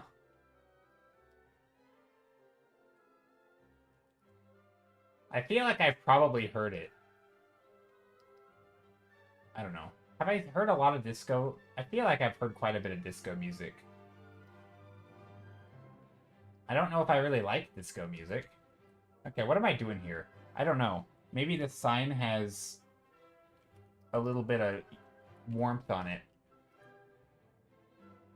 Like there's a sun hitting stuff. Rolls Royce. Okay, Rolls Royce. That makes more sense, I feel like.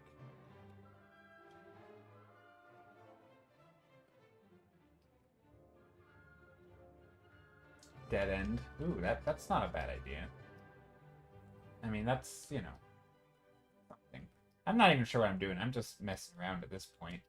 I kind of want to put like a creature or character or a.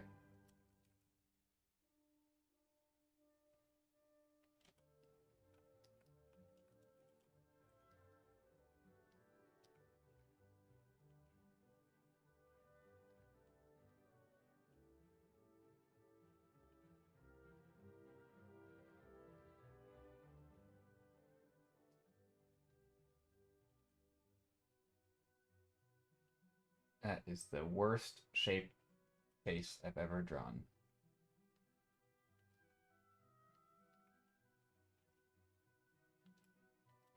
That is creepy. I was trying to make like a character looking upward,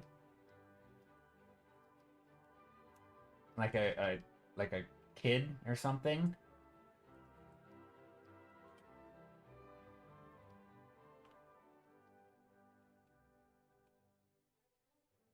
It doesn't have to be human. No, it doesn't. But I wanted to make like a character looking up at the sign, and it would say like, yeah, dead end or something.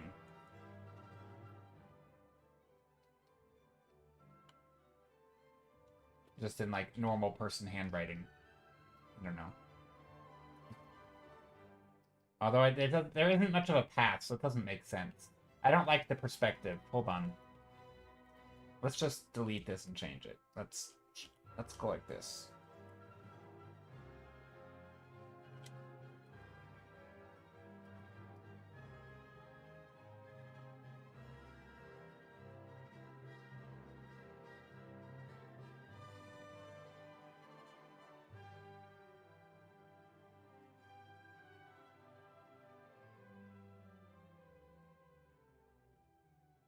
Some old, like, gate or something.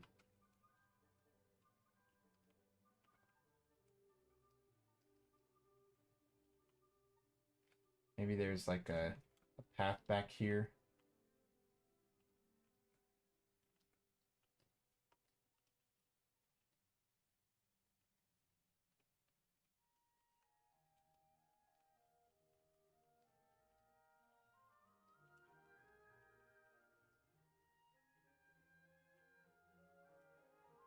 Just dead. Maybe it just says dead.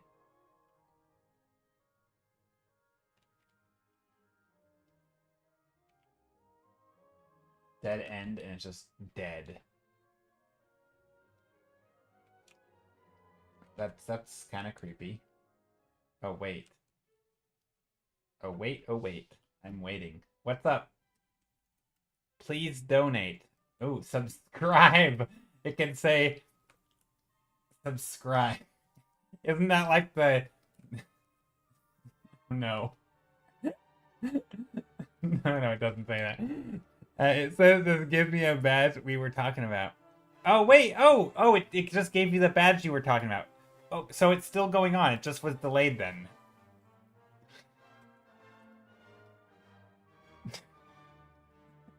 That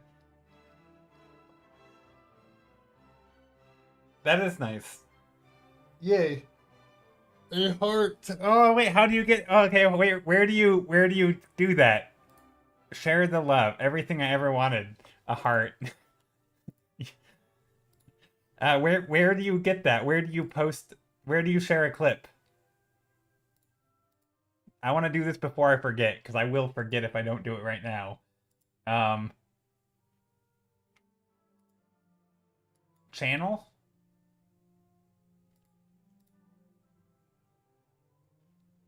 I think I've seen this thing before, but I don't remember where. Oh, here, notification, 10 days ago. Share a clip of your favorite Twitch moments during February. Okay. Things I've created. No, not things I've created. The clips of my channel. I'm going to share the one that Rona just did. Share. Wait, where do I share it?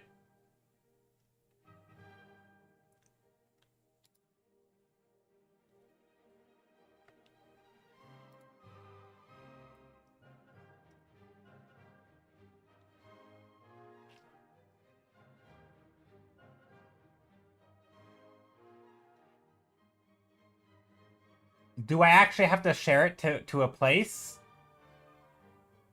Wait, where do you share it to? Oh, now I'm confused.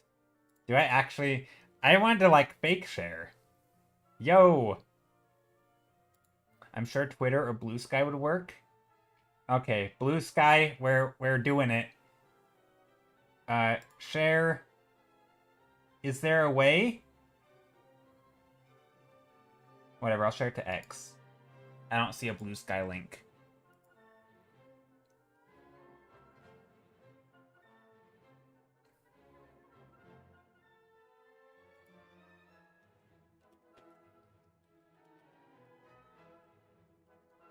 Okay. There we go. I just shared... I literally just copied the clip URL and posted on Blue Sky. Oh, nice. Oh, wait. It's a... Wait, is that Taps? Taps is here again. Hi, Taps again. But Rona, did you see... You tried Twitter and it didn't work? You need more motivation, Joe. Get painting. Now. I command you. Is that motivating? That's not motivating. How do we motivate somebody? I got a heart too somehow. How did it work for y'all? Yeah, how did it work for y'all? Me and Roner. Well, I just did it, but how do you Haumst? Uh.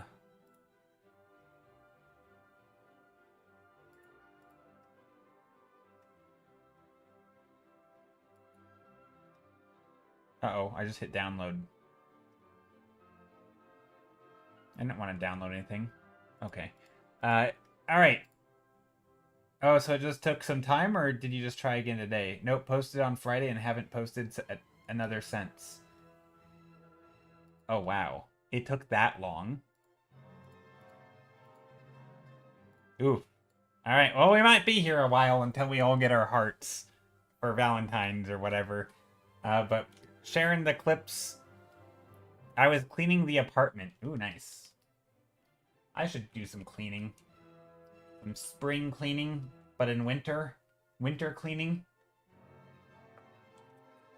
This is kind of spooky. Maybe, I don't know. Again, like an old house over here.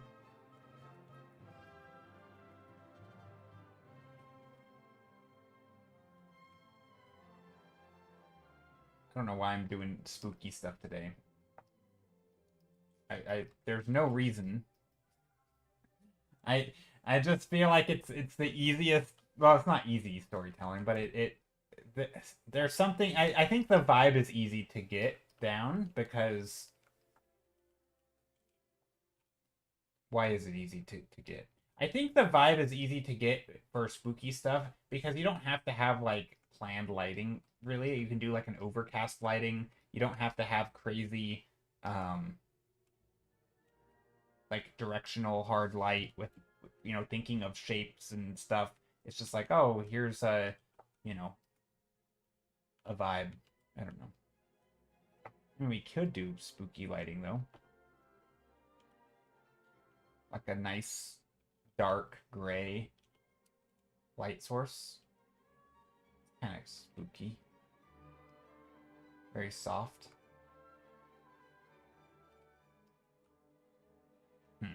You have returned. Welcome back. You have returned. Just be you and do what you do. It's motivating enough. Thank you for the motivation. Deboka, you are motivating. You're motivating me to motivate you. See how this works? It's a teamwork or something. Howdy again. I was doing some Sea of Thieves with a friend. Ooh, Sea of Thieves. I have never played that game. I watched some people on Twitch play it for a while, but I stopped caring. Shall be arting along. Ooh, nice. Alright, let's do like a happier forest. A happy scene with bright colors. Like bright yellows, yellow sunlight hitting onto the green grass with the green trees and the orange light on the edge with all the colors. But then we also have big shapes. I don't know what these shapes are. Forests, trees.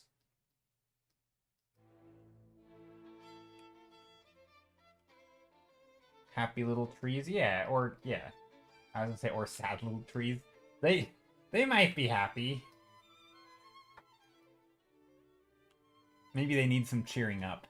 This field is a great place to set up a disco. I'm not just gonna do a bunch of disco thumbnails. Although it would be fun to make like some really weird, like a disco ball brush that adds like color dodge and sparkle effects, but has jitter. I bet you could so just knowing what I know about the brush and how you can set it to different layer modes like overlay, and you can have multiple brush sets. You can also have like a jitter that will rotate around an axis, I think. You could probably make a disco ball brush that is a circle, and every time you stamp it, it shimmers. It adds shimmer.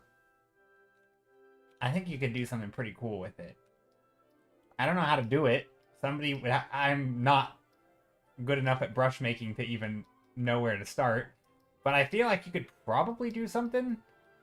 Like set to like a color dodge and overlay, but with multiple set colors. But each time you stamp it, it'll give you a random assortment of those colors. And maybe it would even sample from the color. So like if you pick like a blue primary color, like a light source color, it will reflect those colors or something.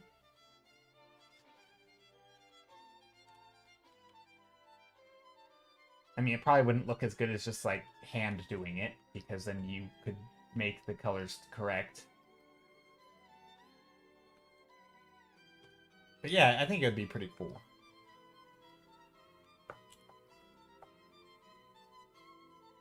Okay, what if these are giant rocks? I don't paint a lot of gray stuff in my environments.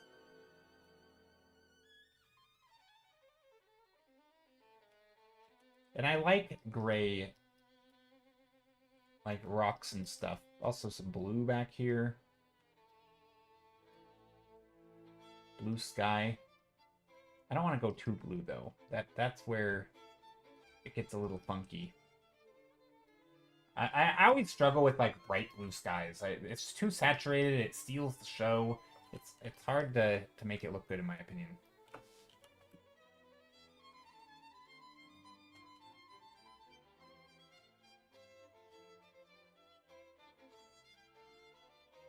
Maybe there's another thing here. And this thing can get some dark colors in here. Some reds.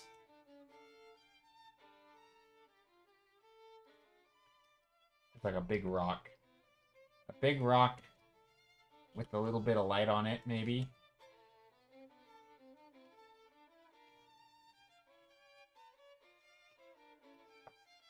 That's a lot of light. And then this could be a shadow.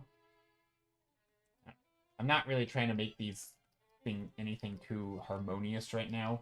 I'm just sort of trying to put blobs and try to get it to the point where my brain can see something in the blobs and be like, oh, I understand what I could paint. Because right now I don't really know. I'm just thinking some outdoor scene with rocks and stuff. Some grasses, lots of light source bouncing around. Blob it up. I am blobbing it up. That's what I'm good at, or I think I'm okay at it. Whether I'm good at it or not, that's what I do. Maybe not good, but I do indeed blob it up. Blobby blobby.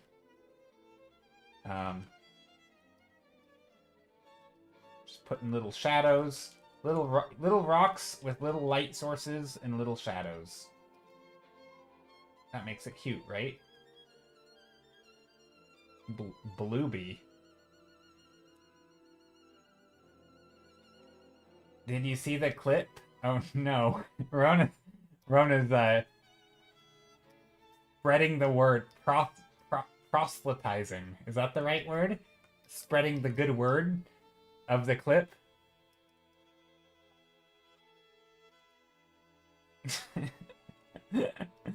Color blocking is good though? Yeah. Please show me.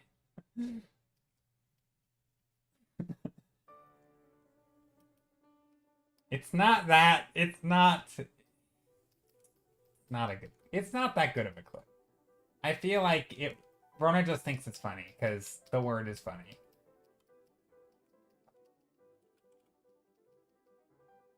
I blame Helena. I was sharing Helena's art.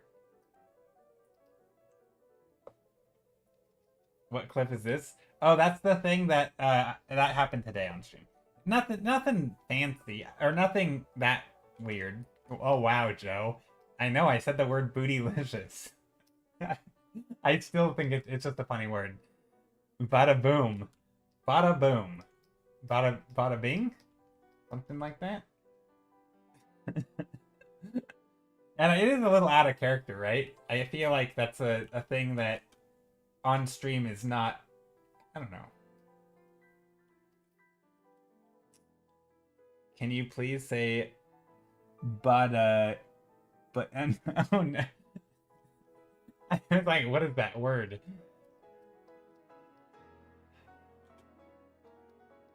Can I please say that word next? I mean... See, now I know there's like... What is the clip button? Hold on. I feel like... Actually, how do you clip stuff? I don't even remember. I'm trying to find out how to clip. Okay, so you know how the clip button looks like this? This is what I imagine you guys like. There's the clip button, and your finger is like ready to press the big button, and here's your finger, and you're like you're waiting. You're just finger over the button. I know you. See, I have when I say stuff like that, I have to say it unexpectedly so that uh-huh. Rona, he's calling you up. What is that emote? From Geeky Glyphs. Oh, I like it.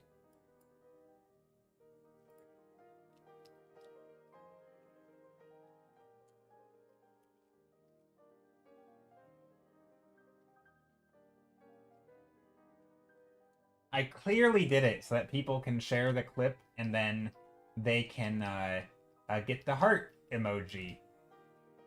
Because that's why I did it. I did it for you. I totally. Okay, what am I doing here? I feel like a cute little path. Every scene needs a cute path, right? Isn't that how that works?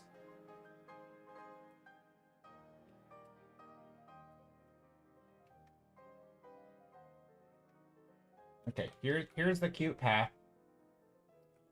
Some of it's in light.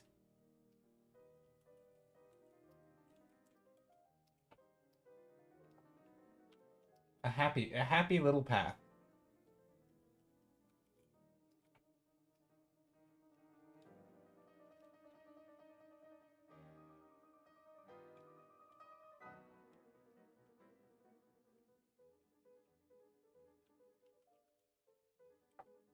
Happy little path. Just chilling there.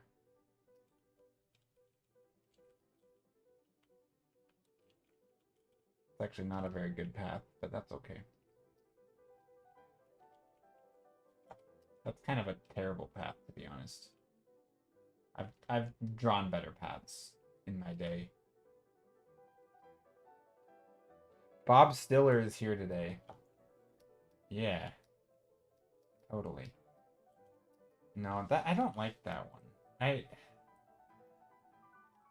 Some days I feel like when I draw my paths, they just work. And other days, I didn't try very hard. And then they don't work. That's okay. This one, I was trying a slightly different, like, field of view. Or field of... Depth of field? No. What do you call it? Something. Maybe depth of field. So I was trying to make it not converge so quickly. Oh wow, point. Or is it Joe Ross? Bob Stiller or Joe Ross? I feel like Joe Ross sounds... I don't know. I'm not sure.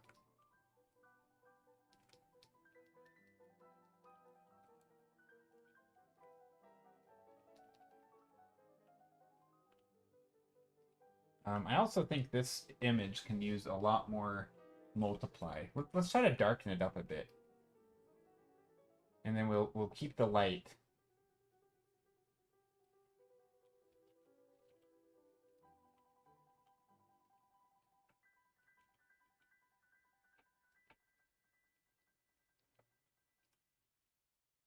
And then we can bring this in over here. Some patterns of light and shadow. Bring in that shadow over there. Patterns of light and shadow.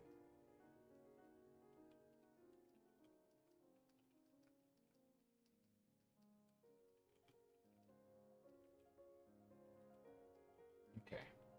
More lighting over here. Oh, I'm still on. No, I'm on a normal layer. This should work. But there's no story here. Dang it! I said I was gonna do story, wasn't I? Wait, this could be. Oh! This could be water. Look, if this is water, and I just bring in here.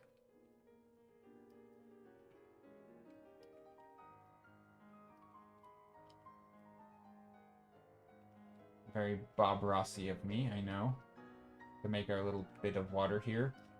And then you put the dark shape, just like Bob Ross would do. And then you put the light on top of it, just like Bob Ross would do. A little lost cat. Well, I was thinking like somebody swimming. Or like maybe a cat drinking water. Or we could just draw a cat. We could just draw a loaf cat like this.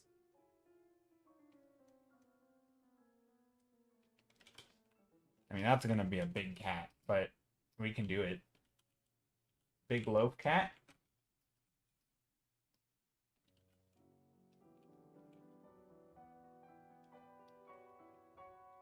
Okay, that's a terrible cat. Sorry, cat. I have not helped you at all. That's not how loaf cats look. Dang it, I don't know how to draw loaf cats.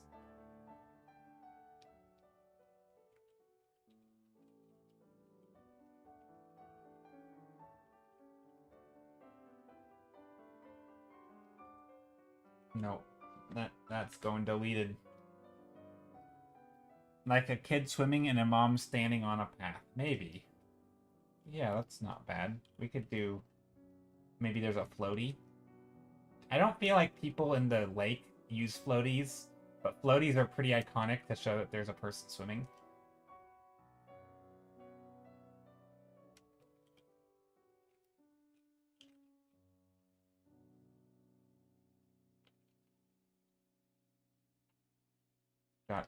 Maybe they're wearing like red trunks, red swim trunks.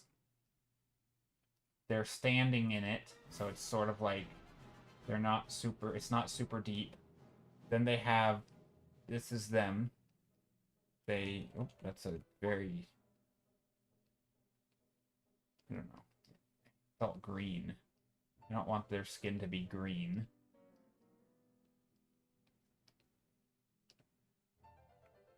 Okay, there we go. I wanted to grab this like orangey color for like the sun, but that didn't look good. Okay.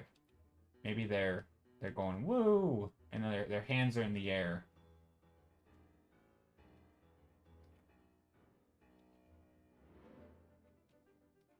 I don't know.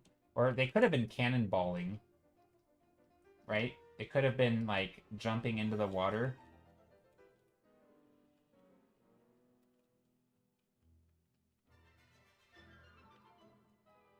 Like swinging from a tree, but there's no trees. Oh, they could have been jumping off this thing, but that's kind of a weird composition, right?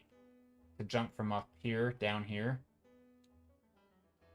Because then like because you'd want to go cross composition, right? If you're going to do that, you would want like the overhang here and then have it here and then have the character running up here and jumping down. That way your brain sees it goes across the page. I don't know. It could just be a bunch of people playing. That could be a thing.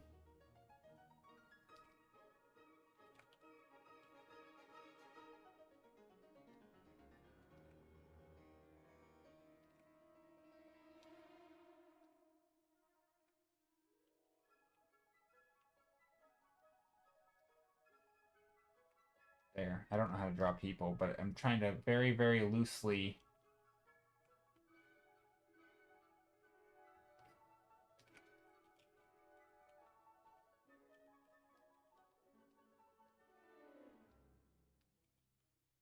Pixel art right here. I'm drawing my pixel art. Look. Pixel art. Oh yeah. Literal pixel brush painting. And then we'll draw like, I don't know, water thingies around here.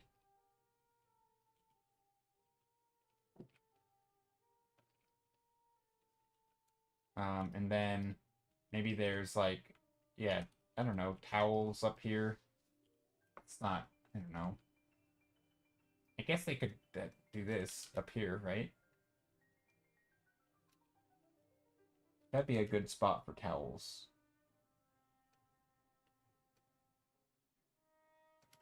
In the sun. So I could have like a white towel up here that gets the blue shadow down here. And then this one could be like a red towel in the sun or an orange towel and the whole thing's in the sun.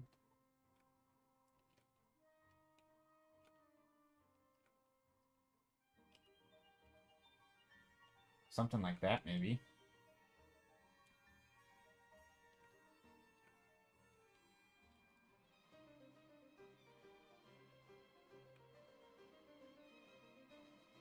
I don't know. It's not much, but it's something.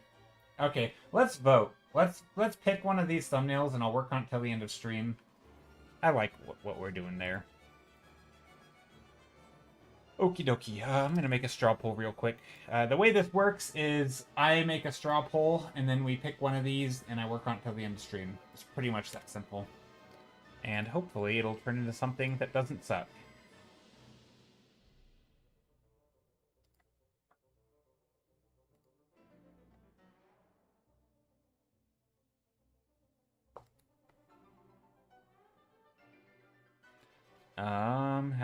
What am I doing?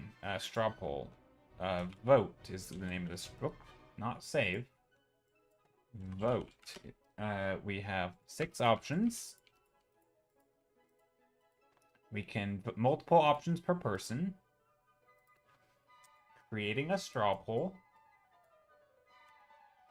And then I will post it to chat. There we go. Alright, there is the thing. It's posted. Oh, posture check. Thanks, Skittle. That was 5 minutes ago. I'm sitting up. I think I'm sitting up straight. Okay, there's this. I'm just cleaning it up a bit so we can see the numbers.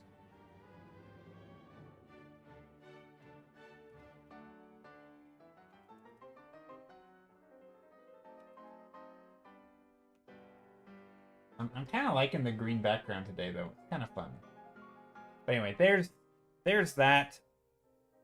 I will put the fancy schmancy vote screen on. Oh, let's get rid of this chat box thing because it hasn't been working. But we will move the vote. Up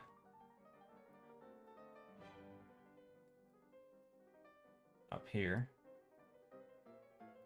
There. It's my vote graphic.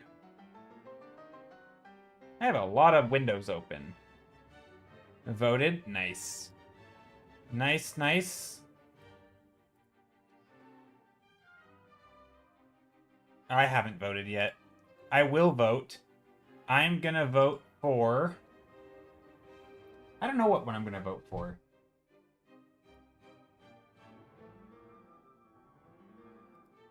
I don't know. 1, 2, 3, 4, 5, or 6. I think I like 4. 4, I mean, it's kind of up my alley, but I also kind of like the vibes of some of the others. Like 2 is kind of fun. I don't know what I'm gonna vote. I think 4. There is something fun about the Cthulhu alien vibe, but I don't know if the lighting is that fun. Does Twitch not have a vote thing built into chat? It does, but you can't do multiple options per person with it. You can't do, like... You don't have options of, like, ranked choice voting or multiple votes per person unless you want to have, like, pay per vote, and then you can do that, but that's just not a fair system, and you don't want to do that. So they just don't have good options. If you want just, like, a simple choice between 1 or 2, or, you know, everybody picks 1 vote, it works. But when I want to give people options of like voting multiples, then it's yeah. Also, I will be right back. I'm gonna go make some tea real quick. I'm gonna go turn on my kettle, and then I'll be back. And I mean, I don't really have to do anything, but so yeah, I'm gonna step away for just not even 30 seconds.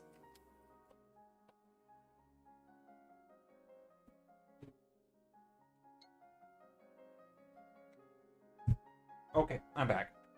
I return. My kettle is heating up.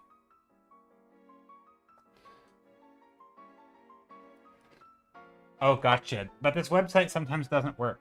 Like right now, I'm trying to vote for 6, but it won't let me. Taps, taps, taps, taps, taps. Okay. I feel like a lot of people probably aren't familiar with Taps' shenanigans. The website does indeed work. Taps is just trying to get people to vote for her. She's trying to rig the vote. That was not even 10 seconds. Yeah, I just stepped across the room. Taps is trying to do stuff. You missed Joe. What do you mean you missed me? I didn't even leave. What? Try it, you'll see. Taps. Taps being sneaky. Click 6, vote, see if it works. Yeah, just do that.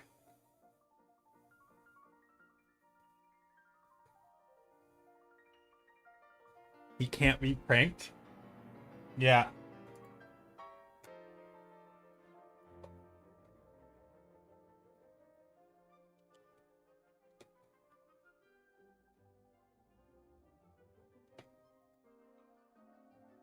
I think Spacey is on to this is in on the scam. Careful, y'all. Wait, are you calling it a scam? Are you admitting? I think you just admitted to something. Ooh. All right. Is voting done? I don't even know. Oh, I never pinned it. Whoops. Hold on. I never pinned the thing to straw poll. Let me do here.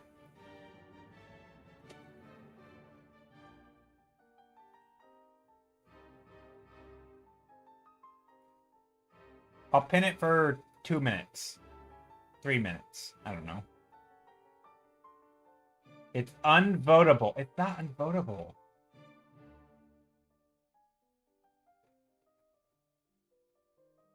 I'm gonna vote for 6 and see if it works. Oh, I already voted on this poll. Bummer. I tried. I tried my best, Taps. Number 6 is winning though. So actually 6 is tied with 1. Wait, how does 1 winning? Probably because it has sheep in it. Poor 4 has like the lowest number of votes. 6 has some votes. Yeah, 6. Okay, Taps, you're gonna have to tell me whenever you do this. What do you like about 6?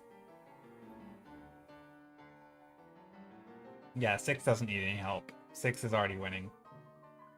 I think Taps successfully rigged it. 6 has pulled ahead. What about 6? It looks Ghibli. Is that why?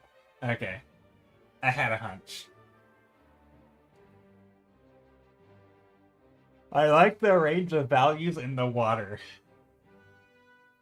I actually do too, and I'm thinking about extending the water to get more of that effect, but I'm not sure if that's a good choice or not. I do like the light, the half light, half... Oh, I just bumped my table. I don't know if that made a loud boom or not. But yeah. Okay, I think we can call it. Number 6 it is. I said that so sad. I'm not actually sad that number 6 won. I do like number 6. It wasn't my first choice. But that's okay. By the way, if you guys don't know, just a random midstream plug here. I put all my thumbnails and everything that we've done in the Discord. So if you ever want to join our Discord, you can join our Discord. Exclamation mark Discord should be the link. See? So I put all the thumbnails. So these are today's thumbnails, and then these were like last stream's thumbnails and last stream's painting. Yeah, Taps, I've been playing around with a lot more like colorful stuff and different, like some different brushes lately, and I've been making more just like peaceful, chill stuff. But, and then there's this, which is not peaceful or chill, but yeah. Anyway, but yeah, we have also other channels. We have like art share channels, general chat, sketches and works in progress, that kind of thing. So if you want to share, you should totally join our Discord. It's where the cool people are. And you're a cool person. Okay, let's close these. That. And my eye itches. My eyelid. Let's save. Save as a file. I am slowly figuring this out. Taps has really good taste. Yeah, I think the Pink Mountains one slaps. Thanks. Taps has good taste. Don't stroke Taps' ego too much.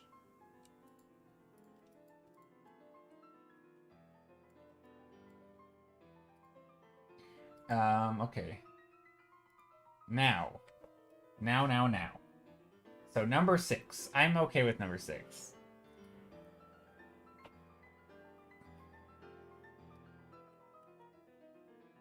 Are you on Taps payroll? Am I on Taps' payroll? No. There is no payroll. I wish. Taps, you should pay me. I don't know what for. Just throw money. Okay, anyway, there's our Ghibli-esque scene.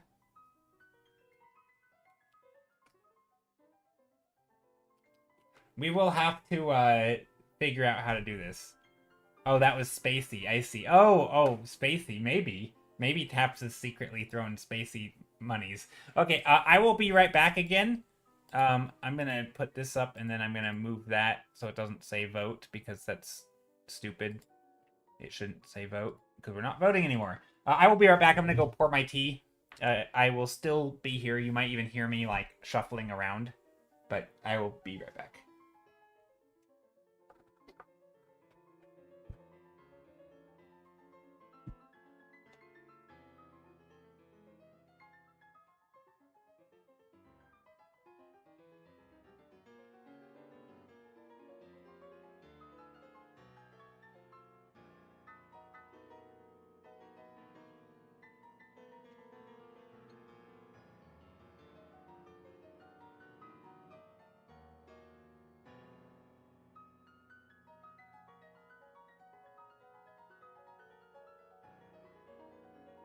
Okay, I'm almost done. I'm still pouring tea. I don't know if I don't even know if you guys can hear me. I might be kind of quiet, sort of like a little bit away. Just a little bit away from the mic.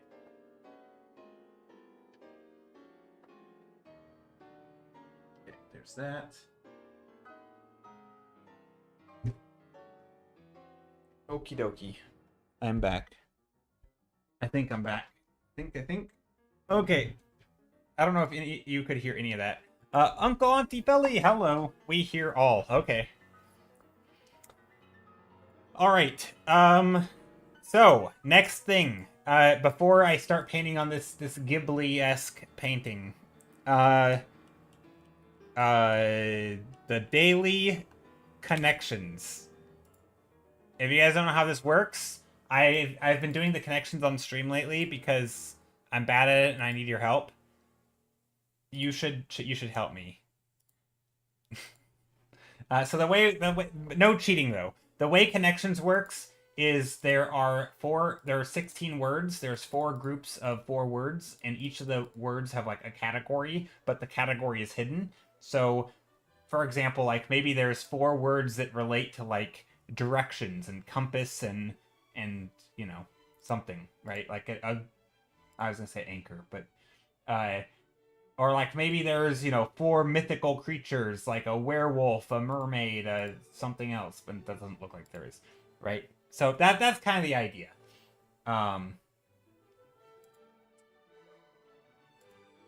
But yeah, that's how that works.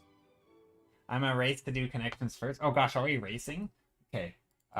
Cave, hearth, buckle, scarf. I already saw gobble, so gobbles.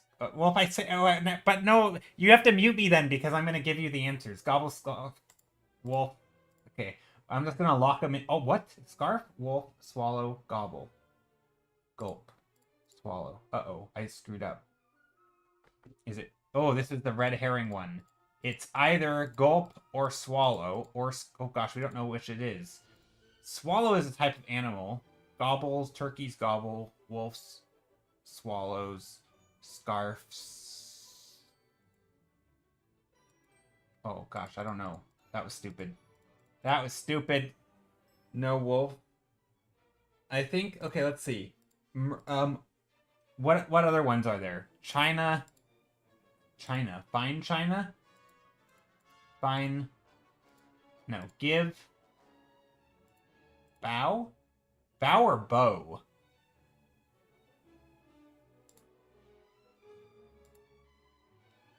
I feel like anchor, compass, bow. Oh, are these types of boat terminologies?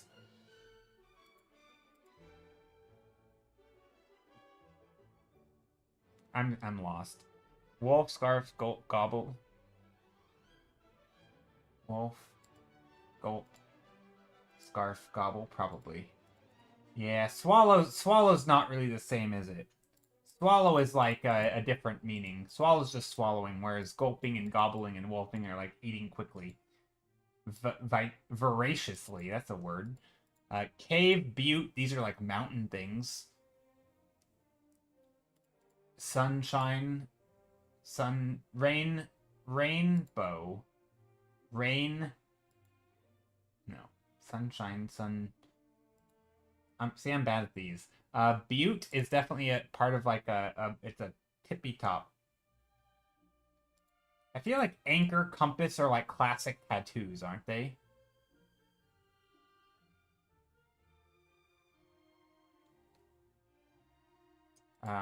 Sunshine, China, fine, butte, fine but cave, no. China bowl, China shop, shine shop, no. Cave.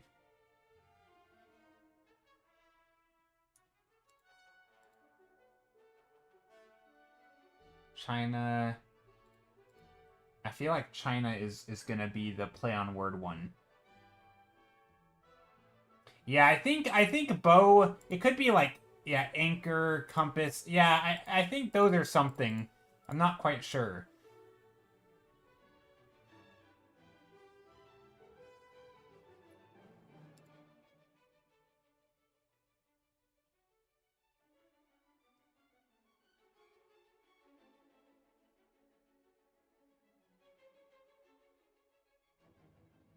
Isn't mermaid a fashion thing like a dress? Maybe. They could be like swallow, mermaid, buckle, bow, or something. I don't know. I'm not sure. I feel like China's purple though. I'm pretty sure China is the purple category, and it's gonna be because all of these kind of feel like they. Gosh, this one's hard. Give. You could give something. You could bow. You could. You could cave. You can give. You can bow. So like bow out, give in, cave, or you can swallow your pride. Swallow your pride, bow out, give up, and cave in. What? How is that not a thing? I I shouldn't have locked it in so fast. Hold on, how is that not a thing? Maybe it's not swipe. Swallow. Give, bow, cave, buckle. That's it. Buckle the pressure. Dang it, why did I click swallow? I'm stupid. I keep... This is twice now that swallow I thought was in the group when it wasn't. Like, I thought swallow was here, and it wasn't. Then I thought swallow was here, and it wasn't. Okay, mermaid. Hearth is like a cozy place. And hearthstone. Hearth. What is it? The hearth is like on a fireplace. I feel like compass, mermaid, hearth. Some of these feel like they are...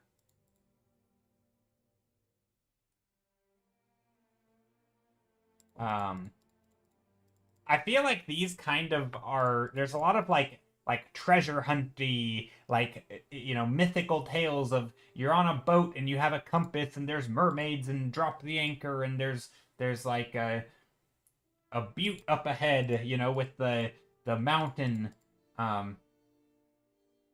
mountain swallow, mountain butte, mountain compass, mountain anchor, mountain hearth, mountain shine. That's not a thing.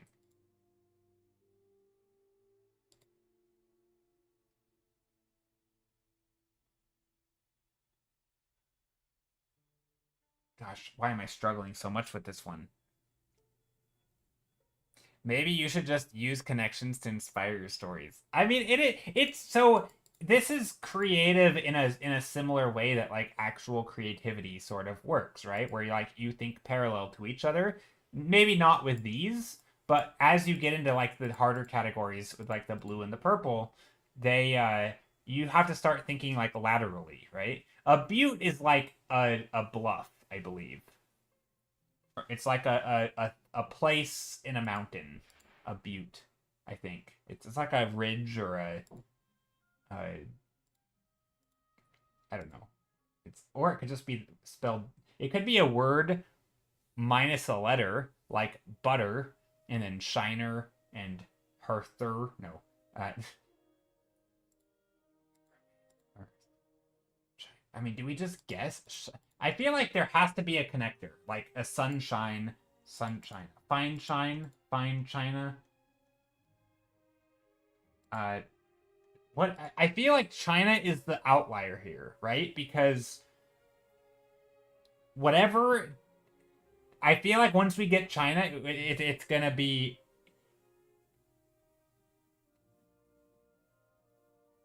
sail to China. I don't think so.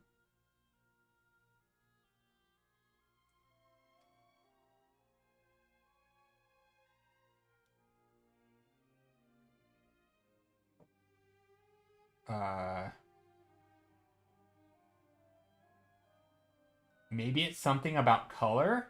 So we have like, is like a red butte a thing, or like red China? Like China could be associated with red. Is that a thing? No, maybe not. Hearth.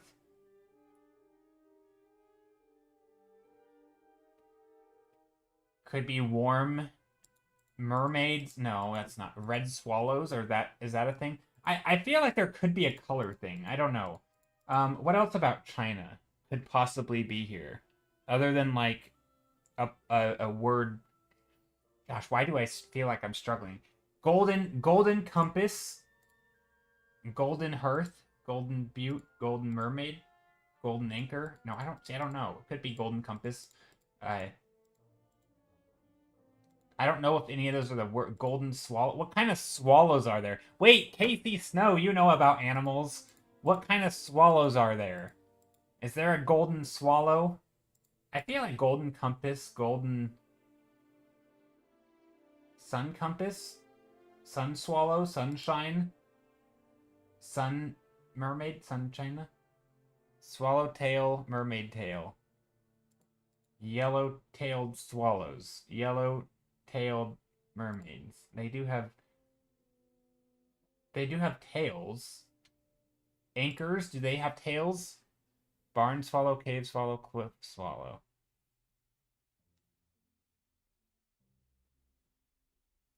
Barn, cave, cave. Okay, I don't think that helps. Cliff, shine. Maybe like swallow, mermaid. Do anchors have tails? And do buttes have tails? I don't think that's it. Things with tails? Those are not like iconic things with tails. They're very... I mean, mermaids are. Hearth, compass, china, shine.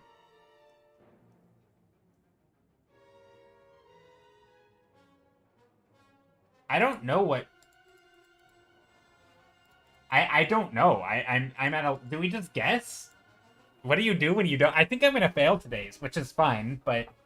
Okay, I kind of thought that, like, golden compass, golden hearth, butte, and shine. Golden shine? I think you need to guess. Yeah, hearth, compass, things... Wait, hearth is, like, also sounds like heart. Compass could be, like, your inner compass. An anchor is, like, your inner anchor. Like, you know, you're my anchor. You're my compass. You're my hearth. You're my shine. You're my butte. You're my butte. I don't know. I feel like these could all be, like, things that you call, like, a loved one. Your compass, your anchor, your hearth, your shine. Your mermaid. My swallow. You're my mermaid? Is that a thing you would call, like, a loved one? Okay, I'm gonna go with that. It wasn't even close. Okay, it didn't even say one away. Oh gosh, that was so far away. Okay, so we can logic a little bit of this. We know that 2 of these are together, and the other 2 are not. So let's say compass and anchor are together. Now we have mermaid and what? I mean, they sound like adventurous. These are adventurous. China, swallow, hearth, and shine. Oceanic thing.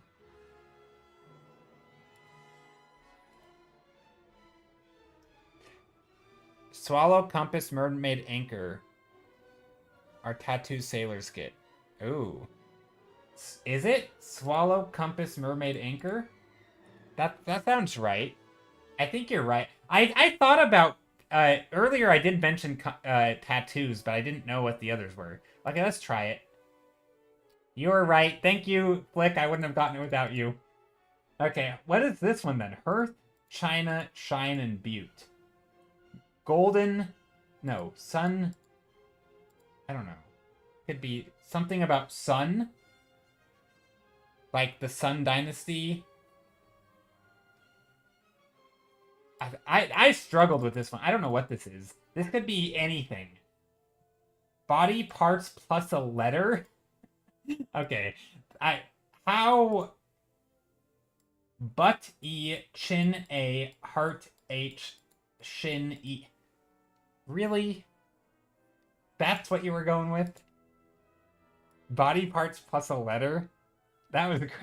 Those are, like, fake categories. That's like somebody is like...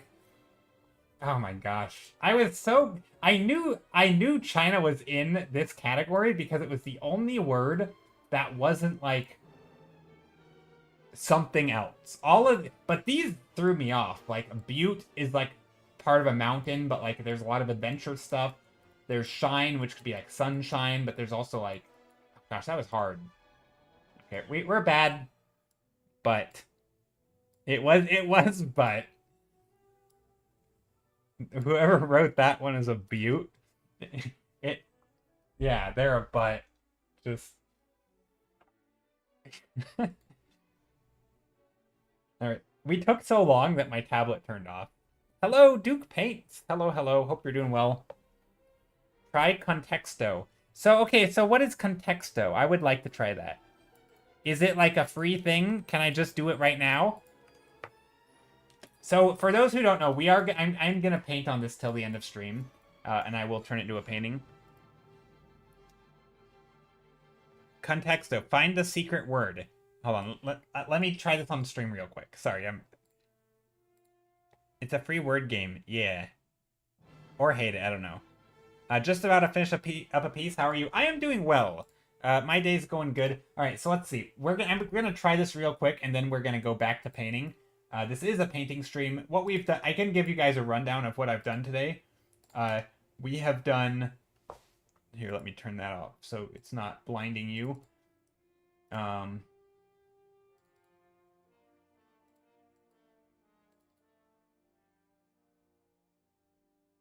So we've done these thumbnails today.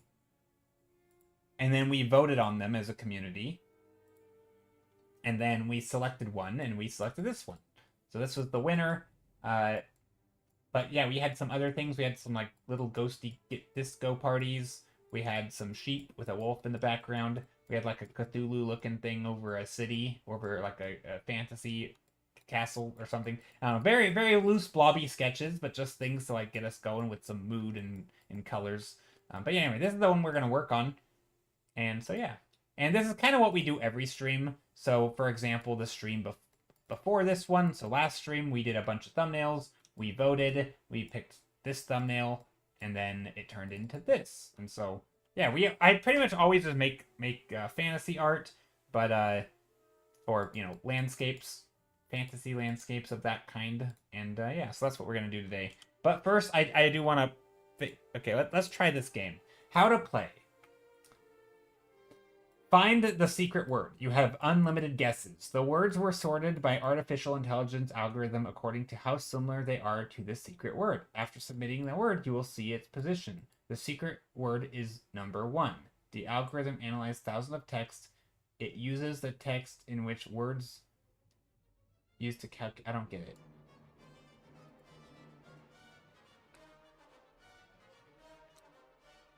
So they relate to the word.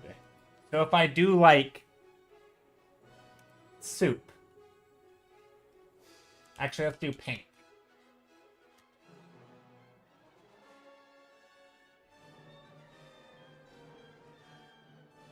Just get a word, you'll get it. I don't get it. Oh, whoops, sorry. Yeah. Okay, so I typed in the word paint. And it gave me that. So is the idea that it's supposed to be... What is 700 and... Does this mean I'm very far away? That's a good first guess. How do you know?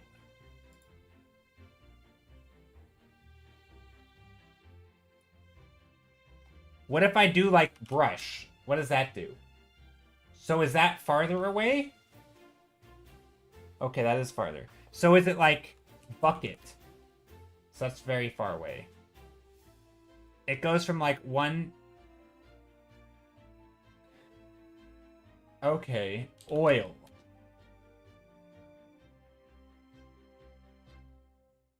It said the secret word is 1. So it's a word that's kind of like paint. So it could be something like something you smear. So you kind of think like a thesaurus. Like what? Okay. So it could be like things you can paint. You can like you could lather. Whoa, that's very far away. Textile. This is gonna be impossible. Okay, paint. You basically narrow it down. Art. What was art at? Paint. Peel. Peel is kind of close. Chip. Paint chip. Nope. Lead. Lead paint? Nope. It's not that. See, this feels too... Brush. Brush was already guessed. Picture. Picture is even with peel. And picture, peel, scrape. Nope. Store. Art store. That's not one word. Atelier. How do you spell atelier? Atelier. No, that's not a word. I don't know how to spell that. Wall.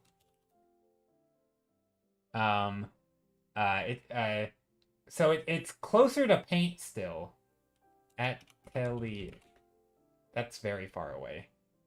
Too fancy? Okay, it's 30,000. That was our worst guess yet. Okay, so it's closer to museum. It's kind of close, but it's not. Paint, museum, uh, um, sculpture. Nope. Play.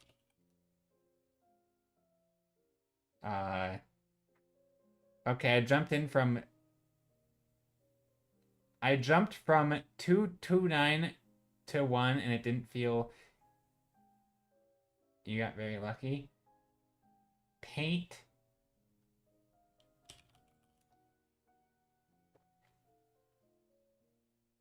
Don't tell us if you get it. I feel like this is more of a wallpaper. Roof. Tile. Plaster. Clay. I already guessed clay. Pink. Pink is actually... Wait, that's good. White. Wait, white. Black. Red. Orange. Nope. Red. Yellow. Blue. Nope. It's more like yellow. Egg shell. Nope. Wait. Okay. Fruit. White, yellow, red, yellow. Oh, lemon. Nope. Lime. Yellow. It's like yellow. I think that's gonna be further away. Yeah, crimson's further away. Yellow. Yellow. So it's like a yellow. Orange. Orange was already guessed. Yeah, it's not going to be a fruit if orange was far away, right? Yellow, red, yellow. What's red and yellow? Sun.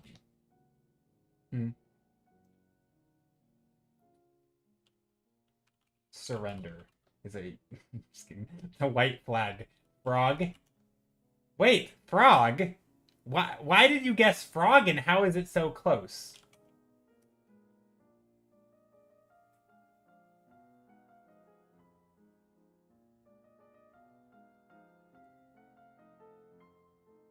You gotta think like you're squinting? Yeah, that's true.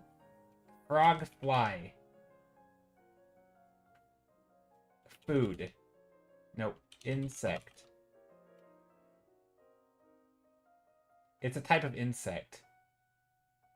Clog, fly, insect, gobble. Nope. There you go. Now you're cooking. Bug.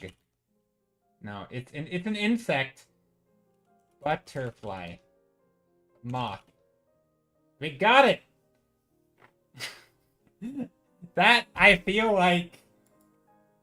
I don't really understand. So is it the same every day for every person?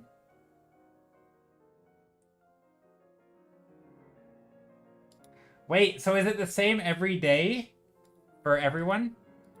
Everyone knows no moths are red. How, okay, genuinely, how would you go from yellow, red to moth?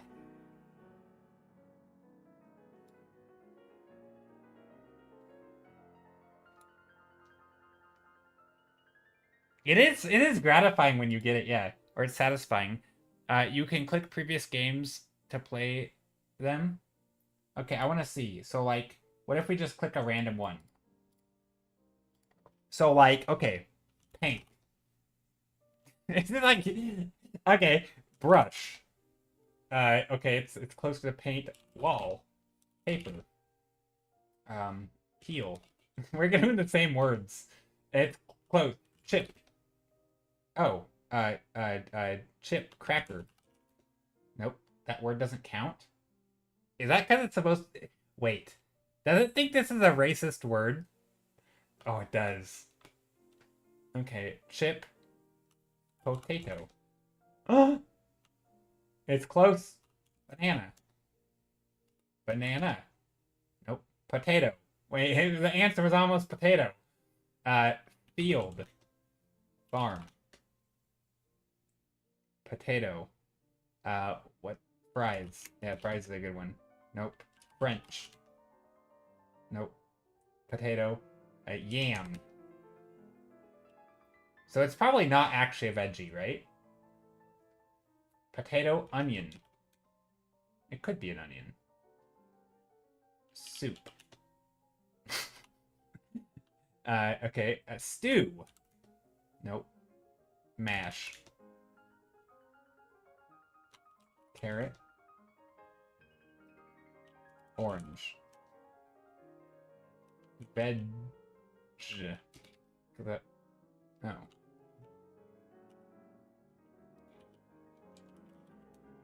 Vegetable. How do you spell vegetable? Oh, there we go. Ruta. I don't think it's gonna be rutabaga. Rutabaga. Yeah, that's it. I already guessed stew. Soup, broth. Meal. What else thing? It's definitely a type of food. Produce. And it's more specific, I think, right? So it's a type of, it has probably potatoes. What are the ingredients? Vegetables. It's a bone. Ham. It's a food. I feel like it has to be a food, right? Yam. Cheeseburger. Yam. Dinner. Lunch. Breakfast. Crisps. That's very British. Wedge. No. Potato wedge. Potato.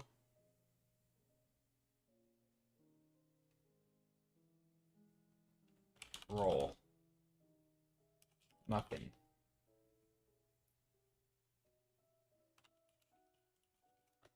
Hash brown. Sorry, I don't know that word. Cook. 10. Cook is close. Cook and potato.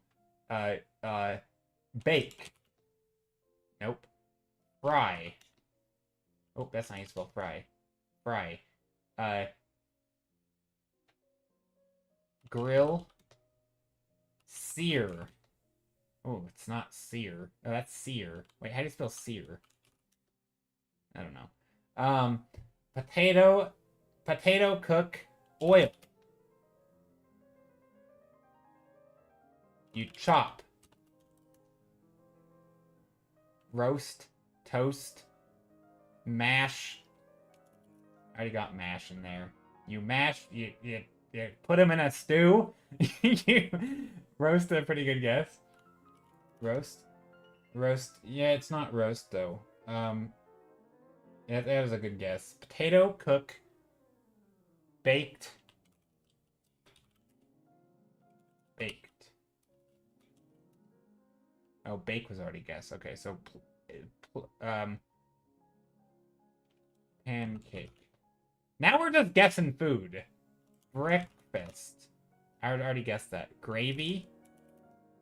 Gravy is kind of close. We're just guessing foods. This is impossible. It's not actually impossible, but like Thanksgiving, turkey, Thanksgiving, meal,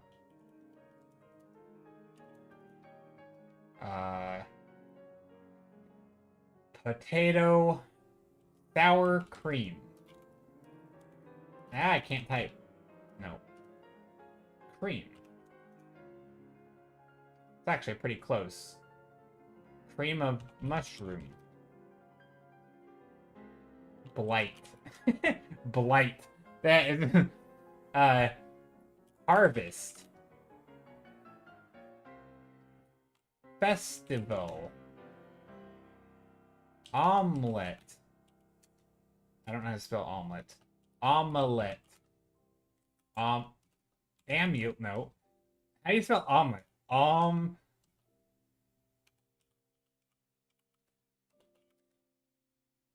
don't know how to spell that word. Oh, you had it right. No, Casey had it right. Casey knew how to spell.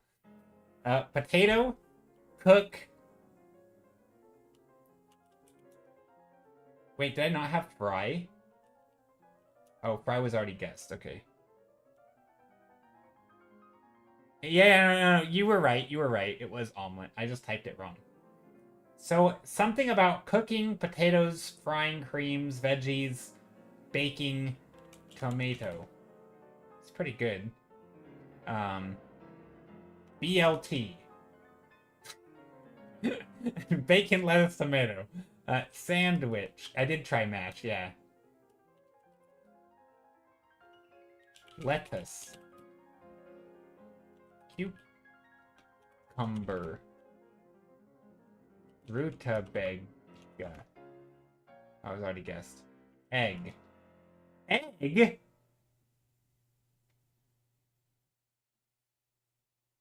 See, I feel like that didn't feel that close. Egg?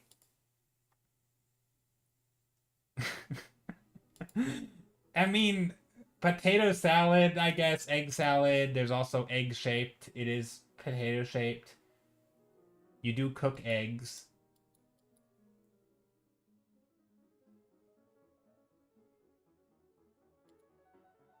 Egg, yolk, chicken, milk, cheese, butter, meat, flour, potato.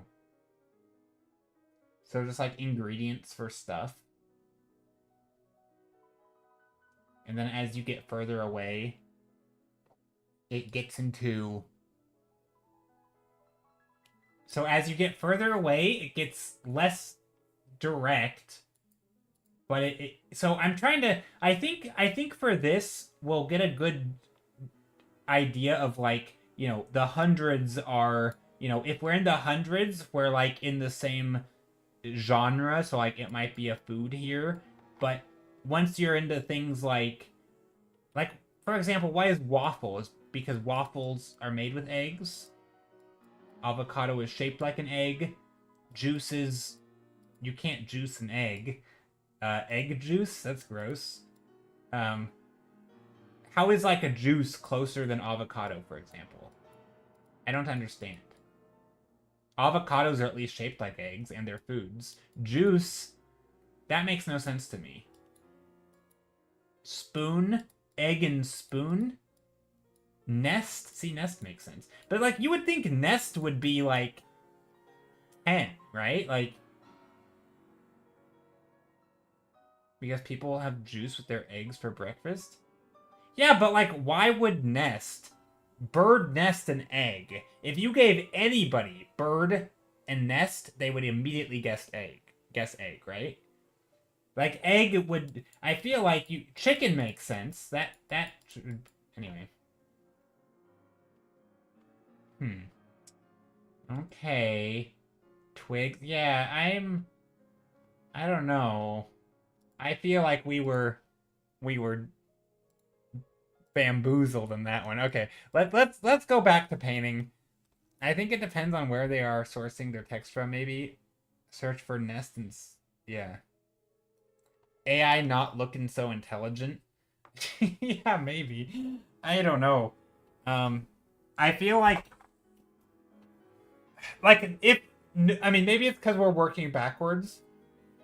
But if you knew if this were the reverse of this game, right? Where you have the word in your head and you're trying to get someone to guess the thing, right? So imagine you do the reverse of this game. I'm just trying to find a way to complain. But imagine for a moment that your word is egg, right? And you want to get me to say the word egg. Yolk is a good guess. Chicken's a good guess. Milk? If you said milk, I would not be like, egg. Nobody would say egg after you say milk. They might say, you know, maybe if you rattle off some of these in succession, like cheese, butter, meat, and then you'd be like, oh, eggs go with that or something. Like crack, for example, should go with egg because you crack eggs, right? There's an association there. But like, where does crack come in? So that it seems to be they're trying to group them by category, but not by the word itself. I guess? I don't know. This is weird. I don't really get it. I think I'm in contexto. Crack is something else, probably. That's true. Yeah, yeah, it is probably based on like food blogs. Yeah, that's a good point. It is probably just like a word grouping from AI, and so it's yeah. Because yeah, the logic, the way that I was thinking this would work, you know, there's that game that some streamers play where they make new words by combining words, and the words are combined with some sort of logic in mind. Like you might have, you know, you could do like, you know, seed and life, and then it's tree is the answer, and so you create tree from a seed and from life. And like there's kind of a logic that flows from when one of the two clues that you mash together. I feel like this game just doesn't have that. I don't know. It's kind of fun. I like that people can join in on stream. That is fun. We could play it again. I like that. Maybe we'll do one at the end of stream again. It's just purely a guessing game. Well, I mean, I think if you can understand sort of the source material, you try to sort of form an idea of how the words are associated, you could get much better at it. Like, like, now I know that if I see a food, it's not necessarily a food related to that food. It could just be another food that's used in the same recipes. I wasn't really thinking like that, because that's not how word associations normally work. Right? If you make a word association, if I say the word carrot, you're going to think pointy, yellow, or orange. You're going to think maybe carrot juice, because there's carrot juice, right? You're not going to be thinking hash browns. But, like, maybe that would be an answer, because it's kind of, like, it's not, yeah, that's why I was saying it's like you have to have your brain squint. Yeah, they're not real associations. They're like associations. Have you done the Wordle? Oh gosh, I haven't. Is this going to be a Wordle? I have to paint today. Oh, let's do the Wordle. I forgot about the Wordle. I'm going to speed run the Wordle because Wordle, there's not much interaction for Wordle. Okay, let's start with paint. We've got an A and a T, something, something, something, in a manga. No, it can't be manga. A blank blank blank A N G bang. No, I'm just kidding.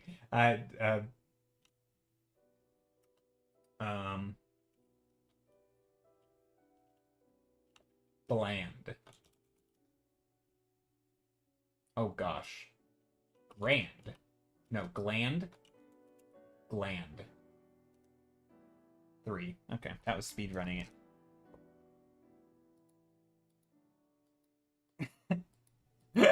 No, I forgot about it. No, I wanted to just end it. Did you guys even... Oh, gosh, you guys didn't even see that. I literally just... Oh, my gosh, I'm so sorry. You guys didn't even see me. That's fine. I don't care. We just speed ran the Wordle, and you guys... It was invisible. Well, all right. Wordle we got. There was our guesses. We got it in 3. That's why it was funny. Okay, well, there we go. Wordle's done. Okay, that's done. Yep. Moving on. We're good at this streaming thing, as Casey would say. Professional streamer. Super pro. Joe so done. I just put a big picture of my face as I'm staring at the screen. Yeah, next will be a Sudoku stream. I'll be in crossword. Oh, I haven't done the crossword puzzle. Here, is that a better one? Hold on. A redemption arc. Hold on. I've got this. Uh-oh.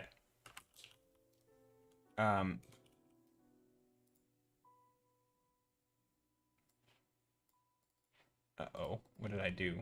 I went to my... I closed my stream. Okay, let's do this. Let's go here.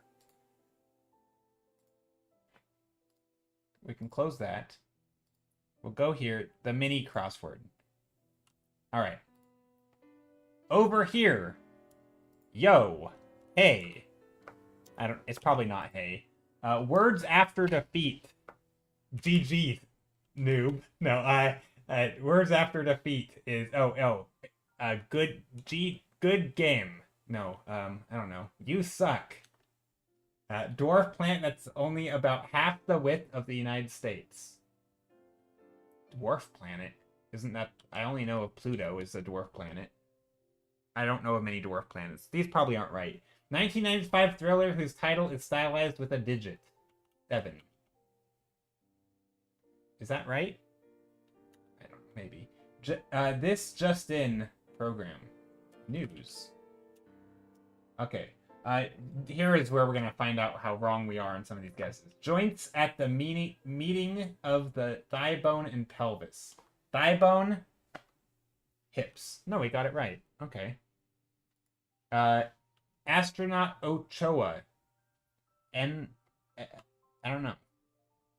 Aylin? E-Y? I don't know yet. Y-O-U-V. You've got mail. Gumbo or goulash? Stew. Hey, lots of stews today. Lots and lots. Tons. I lost. Not under a minute. Dang it. Okay. Sorry, that wasn't much for guessing, you guys. Hello. A no hat day today. Yeah, no hat today. I did the mini in 15 seconds. How do you even... I don't know how you can... Yeah, under a minute is good for me. 15 seconds? You'd have to know the first, like, every clue going down, right? Dang, that's hard. I've never gotten that fast. I think my fastest ever is like, I don't know, 48 seconds or something. You did all the cross except for 9.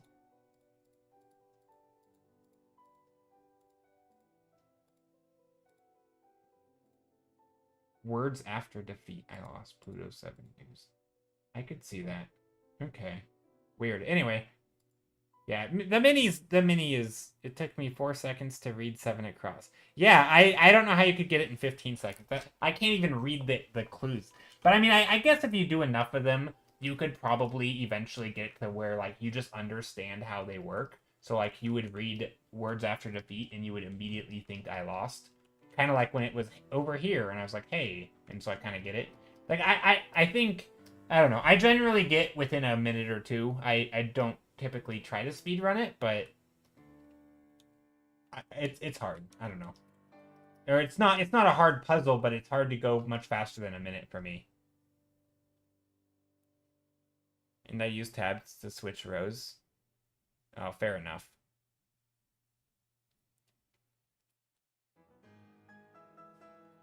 Well, you're probably better. I'm not very good at most word games. I feel like those are my weakest.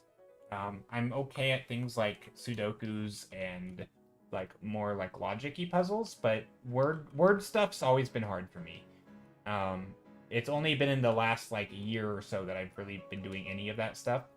And I feel like I've gotten better at word games, but I'm still awful at them. Relatively awful.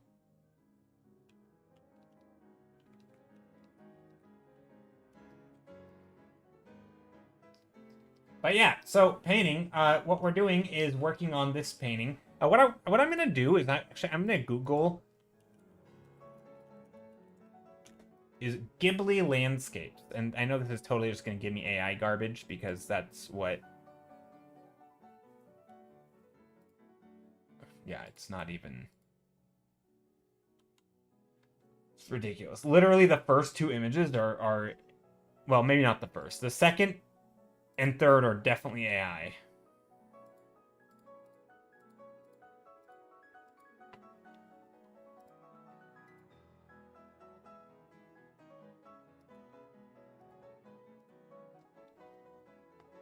Anyway.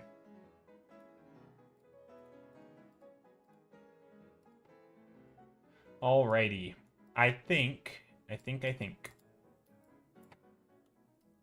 we can do this. So let's make these very flowerful. We can put some flowers in here. Little dots and blobs. Maybe some pinks. I don't know if I want much pink though. We'll see. Probably not pink. Definitely can get some blues from the sky, so like white flowers in here in the shadows.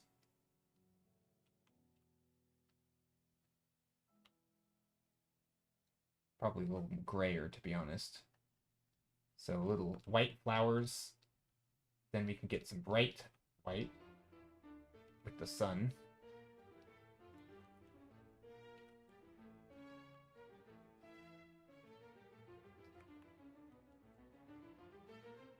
And just making lots of little textures. That's going to be a thing. Lots of little textures. I don't actually want to paint every flower in here. And every strand. But I can make some interesting shapes in here. So yeah, that's going to be the plan here, is just making a little flower field that goes up nicely to here, right on the side. Maybe we'll get rid of the path here, and we can just put like some rocks. We could also go a little bit more...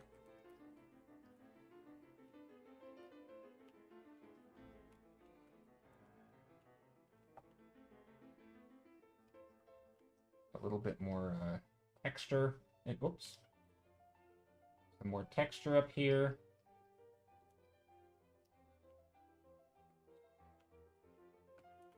I kind of almost feel like we should put the big rock in the foreground with the towels over them. That way the storytelling is more in our face. What do you guys think? Like, if we were to do this instead, and then we have the towels over here.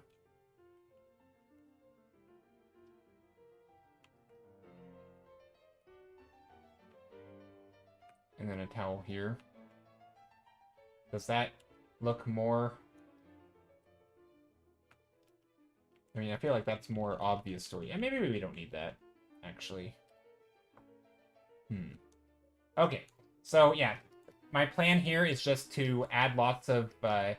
basically make the vibe as happy and sunny and cheery and just good vibes as possible. That's my plan. I don't want to go detail render, like render heavy though. I just want to get a lot of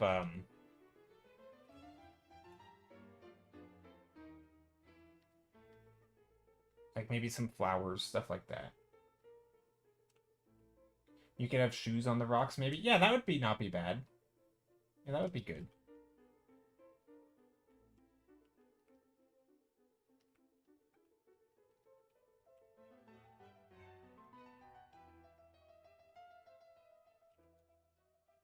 Or even on here, some shoes.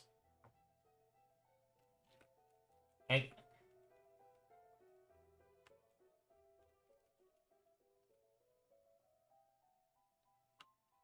mean, if I put everything far away, it's gonna be hard to tell what it is, and that's gonna like kind of kill the obvious storytelling that I'm just going for.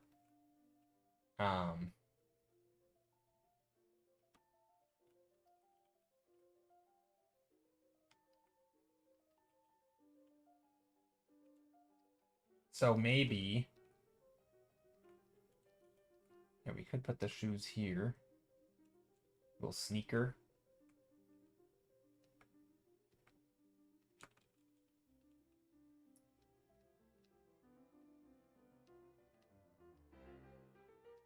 Maybe this one's tipped sideways.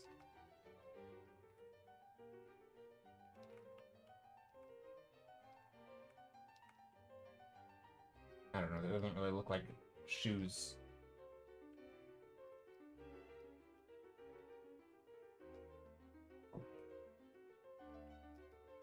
Definitely also put lots of... I mean, we could still put more foreground stuff in here too. I don't know.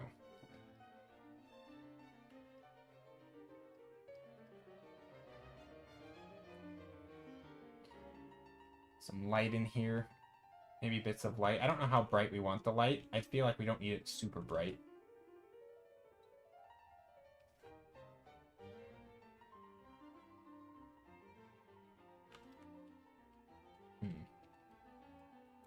It's kind of nice. What about back here? Should we make this darker? Darker, or with like some sun coming in so we get some of that misty vibes? No, maybe not. Maybe the dark is good.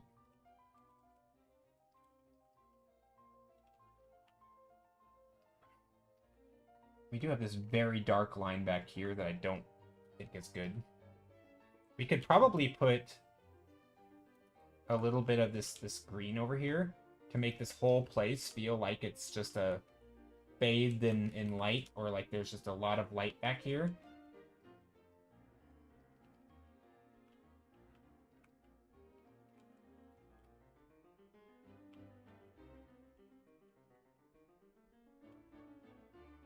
That way it's like a little bank area. Maybe a little bit of dark under here. I do like this area, although I don't think I want to bring that in. Maybe the green can be in here.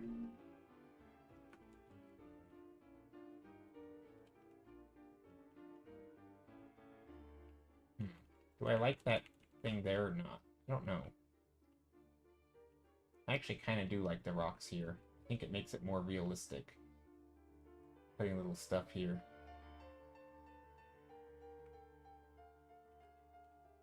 And then we get little bits of things sticking up. A camper van would go crazy. A camper van. Ooh. Back here? Is that what you mean? That would actually be a pretty... Or do you mean up close? I guess either. Back here actually would not be bad. We could totally even get a nice silhouette. Actually, that's kind of good. That is a good... I think that's the... I don't really know what a camper van looks like, but I think... Yeah,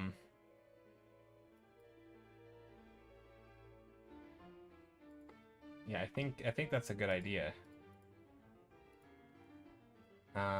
Let's see if we can't draw one. So I'm gonna make a new layer. Drawing vehicles is not my strong suit.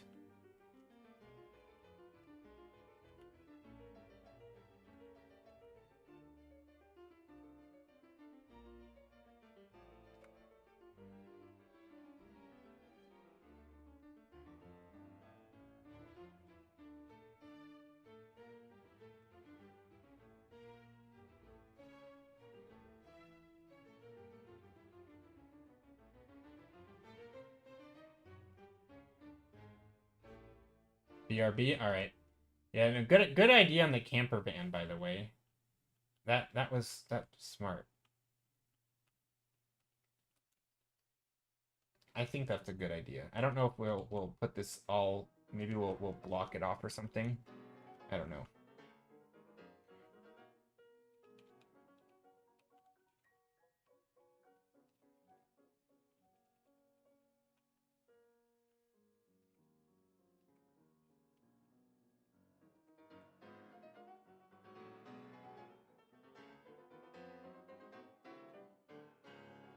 Oh, cute. And we can definitely do like a stylized version of it. If we want. We could definitely do some cute stylized camper van. But yeah, that would be... That's kind of neat. I like that. I don't really know how to draw vehicles, but I do have a reference that kind of shows me some of the basic shapes, so that's a thing. Obviously, I can put it in light too, so we can have like a bit of light over here, or figure out where we want it. You know, do we want it partly blocked? Do we want it flipped horizontally? Probably not. We would want it facing the characters, I think. Anyway, that's something.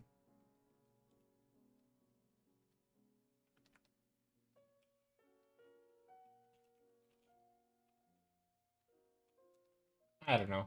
It's an idea. You could put the back facing the water, um, with the fabric awning popped out, and don't have to draw the car side. That's true. The awning side that would be smart, right? Yeah, that's true. I don't know. I don't. Would it read as well if you did that? I mean, we could also just leave it like this, right? The awning, yeah, the awning. I don't really know how that looks like. Camper van with awning. I have to find a reference. Camper van awning.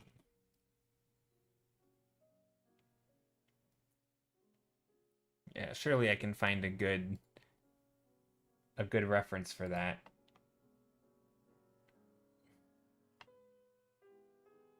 Like an 80s camp. It has to be like an old camper van. It can't be like a fancy one. Because the new ones don't look.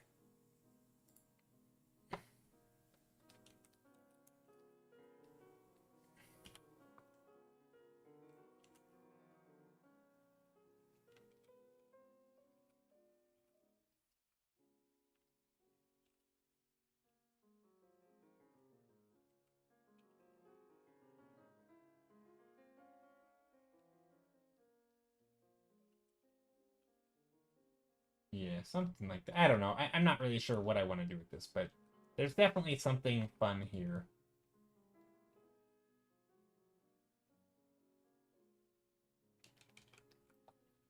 Little bit of shapy stuff, maybe with some light up here.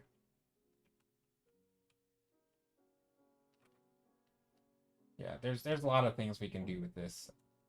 I'll have to think about it. Obviously, this is not reading as a camper van yet, but that's fine. I don't really need it to. At least not yet.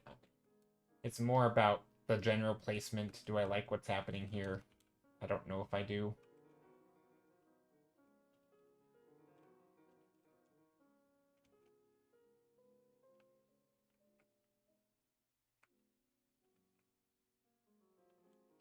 Hmm. I don't know. Gotta think about it. Gotta think about it. Or like the teardrop trailers. I don't know what that is. Let me Google that. Teardrop trailer. Teardrop camper. No, I think. I mean, maybe. And I feel like that to me. I mean, I'm sure I could make it work, but I feel like if I'm doing like an iconic thing, I mean, I don't know. Like, are those pretty iconic? I don't know. I'm not a camper person. I don't. I feel like I see one of those and they still look alien to me.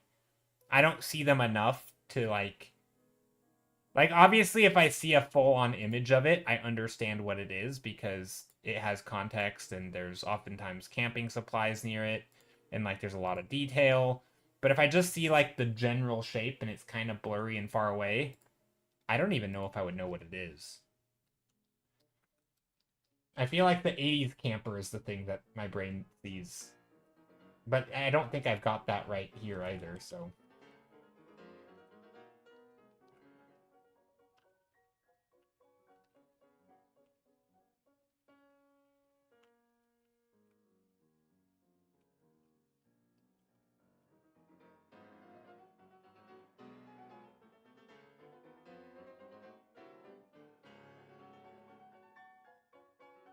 I don't know. My friend made one and takes to Teardrop Camping Ground, so it's got normalized for me. Yeah.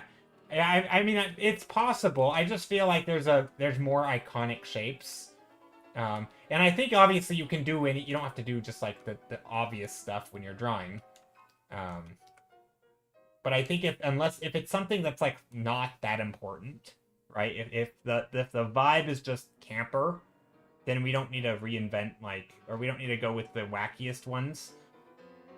I feel like doing the more iconic. Whereas if you're doing like, here is a main character and I'm designing his camper, right? Then yes, then go crazy, extreme, and wacky. But if you're just trying to like convey the idea of a camper,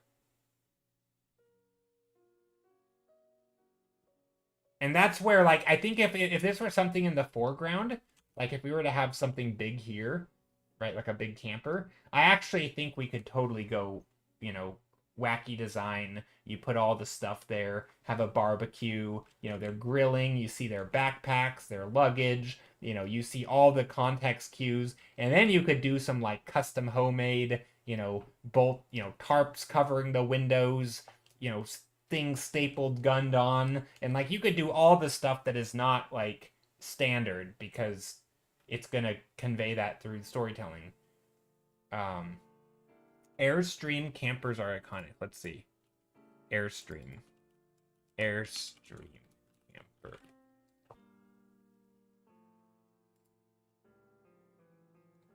Yeah, yeah, for sure. Those totally are. Yeah, yeah, the rounded ones with the very shiny rounded ones, those might even be more so than, yeah.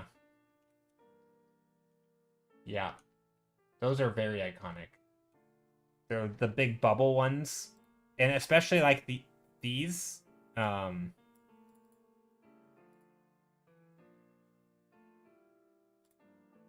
like those with the classic two toned or two colored thing. That is extremely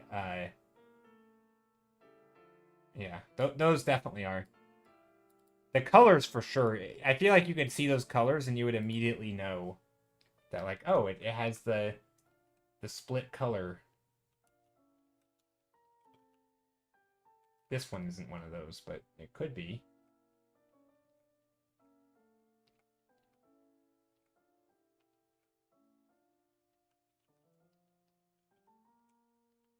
But anyway, there's that. There's some people playing. I'm used to seeing them in Chrome or Silver. Yeah, I think that is the yeah, Chrome those yeah, those were popular ones as well when I googled them. Chrome, Silver. I've seen a lot of the two-toned ones too though. Or even just like it has that line in the middle and sometimes they're painted, sometimes they're not. I don't know. I feel like I've seen a lot of them. But either way, definitely iconic.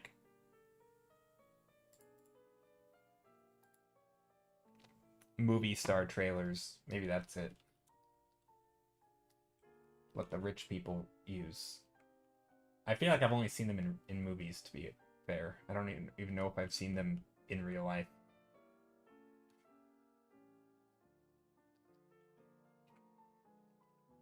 Okay, lots of little textures. I don't really even need to do that much to this. Probably making... Let's... Um, beach. Beach swimming. Just to find people half in water. Because in the beach, the nice thing about beach photos for swimming is that they're not fully swimming. Whereas if you type in a photo of like person swimming, like they're fully swimming, and like this kind of thing reads better when they're standing waist deep or like, you know. So I feel like there's a lot of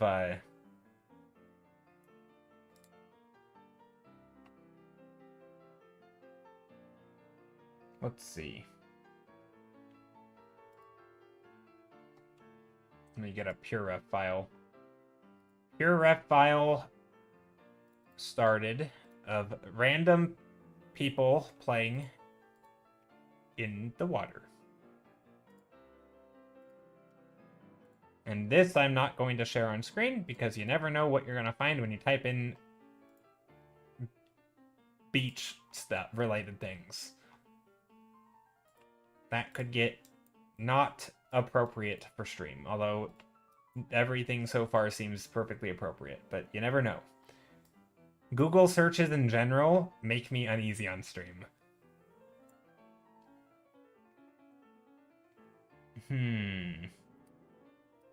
Ooh, pets and dogs and stuff could be fun.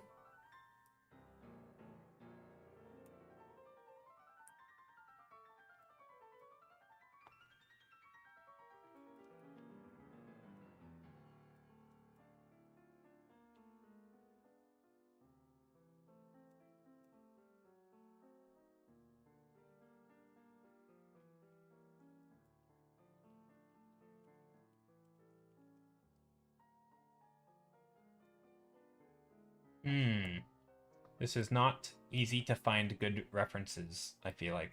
I mean, I haven't spent very long doing it. Oh, this is a good one. Two kids splashing each other. That is a good reference. Okay. So this kid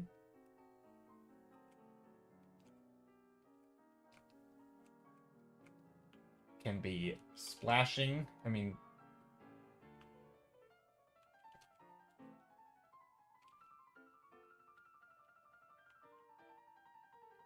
something like that. Just repainting this a little bit. And then we go lots of water down here.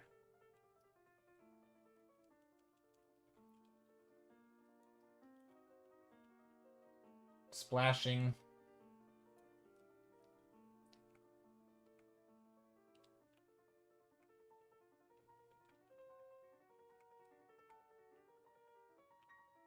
And I realize this is all one value at the moment, and that's okay. I will change that.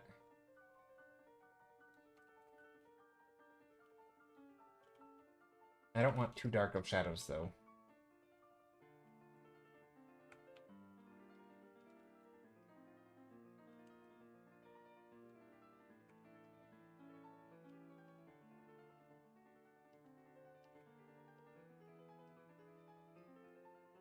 This doesn't look like a kid. That looks like a full-grown person. What have I done? How the heck do you draw children and make them not look like adults? I don't understand.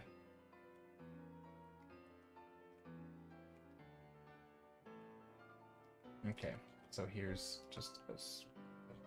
I mean, I guess big heads, is that the idea?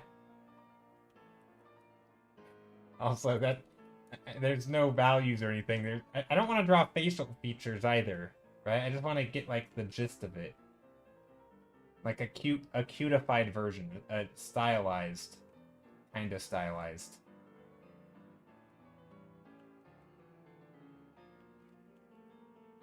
A little bit of shadow though, shadow and light. Just making them super creepy.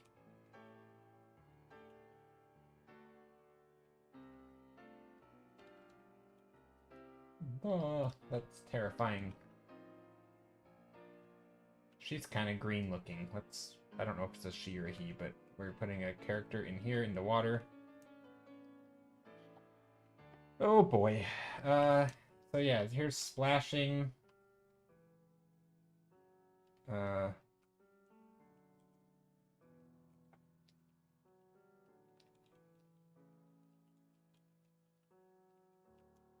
Maybe there's another kid here, and he's also splashing.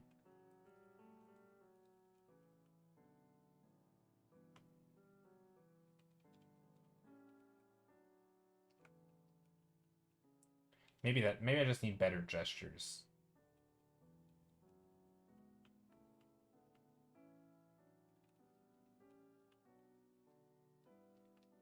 These are terrifying characters.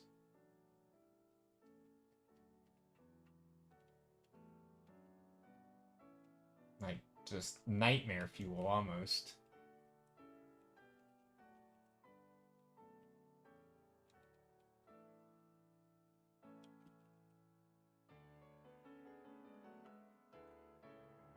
Give him some trunks, some dark-colored trunks for the water. This one was supposed to be wearing pink trunks, but it's too flesh-colored. We gotta make those darker as well. Dark red.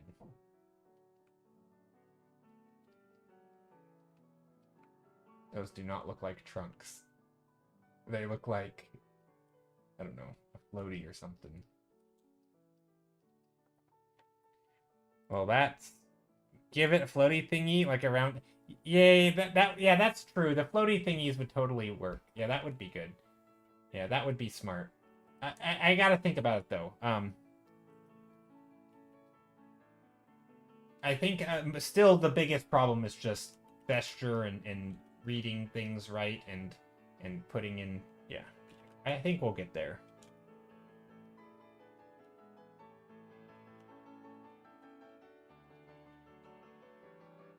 Like a kid. Let's give him dark hair.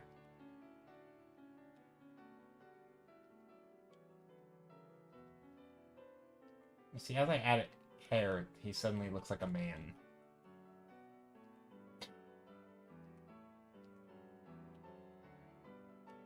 No, I don't want to. I don't want to make it children. I don't.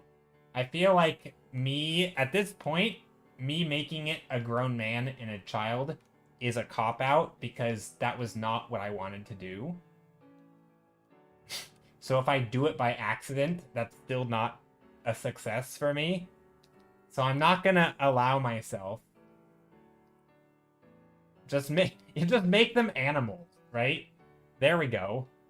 Just make them animals, and then I don't have to worry about anatomy and drawing things that look like people.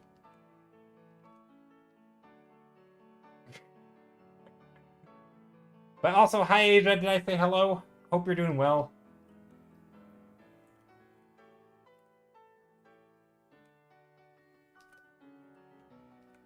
I mean, again, I don't need this to be like...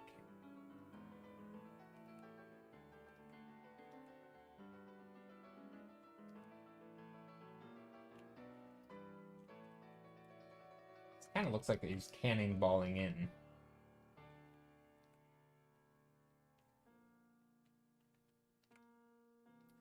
I know I'm making this look more like an older kid the more I paint on it, but...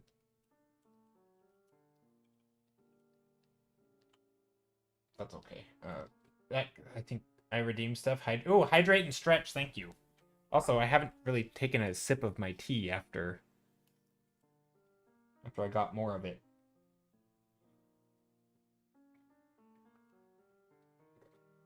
Yeah, I should just turn every character into an animal so that I don't have to worry about making them look like a child, because children are hard to draw.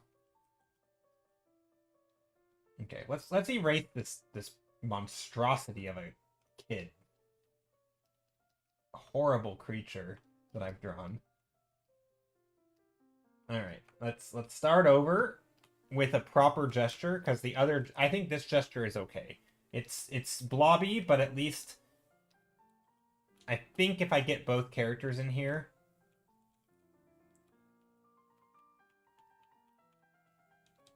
this one is going roar with the water like splashing, and they're like they're standing up just like I had it before. I'm just gonna start with green pants again because why not? Green pants, green pants. Legs, little bit of leg, I guess. I don't know. I might put their waist underwater. I haven't decided.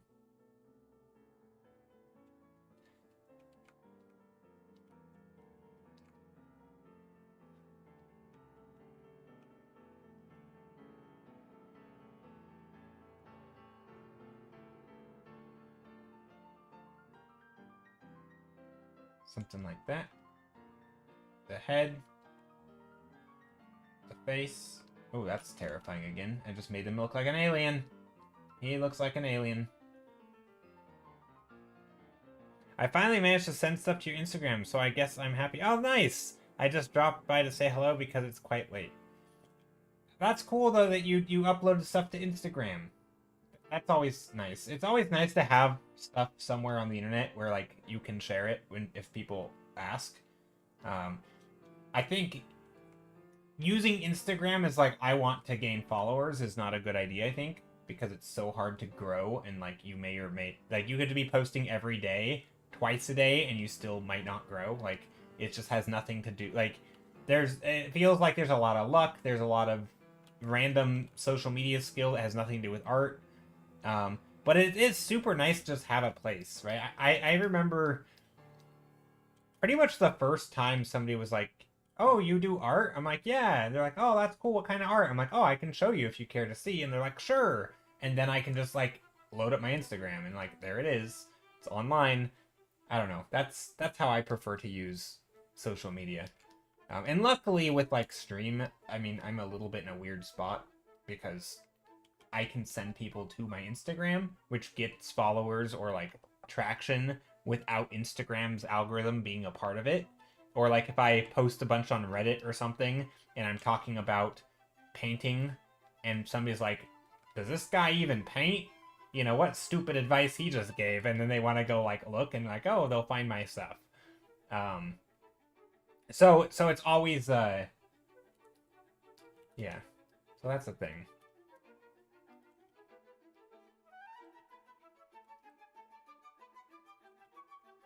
I mean, not the stupid advice thing. I don't think people think my advice is stupid. Maybe. I'm sure somebody does, especially on Reddit. That, for sure, there's always somebody. I had an instance where a girl IRL asked me for art advice, and I gave her some tips, and she liked how I explained stuff, so I gained a follower. Oh, that's cool. Yeah, stuff like that. I think that is the best way to use social media. You use it as just an online casual portfolio that anyone and everyone that you interact with in real life will probably have an Instagram of some kind, right? Even if they don't use it, they might still have one. Whereas, like, if instead you use, say, DeviantArt, this is honestly, I know I'm sounding like a shill for Instagram, and I think Instagram I don't really care about, to be honest, as like a company. I don't think they're a great like, it's not a great thing, and I'm not even advocating to like you actively use Instagram, but just compared to the other alternatives, it is the most like public facing site that is not like that's actually meant for images. Like it's just by far it's the best site for images. That isn't, you know, like Twitter and Blue Sky and all those, like those are okay. They're good for artists and different kind of networking. But if you want to share an image to your grandma, hey grandma, you got Blue Sky, you can go see my work there. And then she has to figure out how to go to like your media tab, and like it's just like that's just ridiculous, right? You can't share DeviantArt links to your mom or your friend you just met for the first time. Like what an awful first impression that would be. You know, oh by the way, there's this place called DeviantArt. Nope, they don't want any part of that. So it's like you like that's only for existing artists, right? Like ArtStation is for artists. You don't want to share an for artists only link to a non-artist, right? So Instagram is a perfect. Anyway, that's what I like about Instagram is it's like the non-artist's art site, which means I want to be there as an artist who maybe wants to eventually, you know, that maybe get some commissions or something from non-artists, or maybe I want somebody to find my work and be like, hey, I have a project. You're perfect for it. I don't think this kid looks like a kid.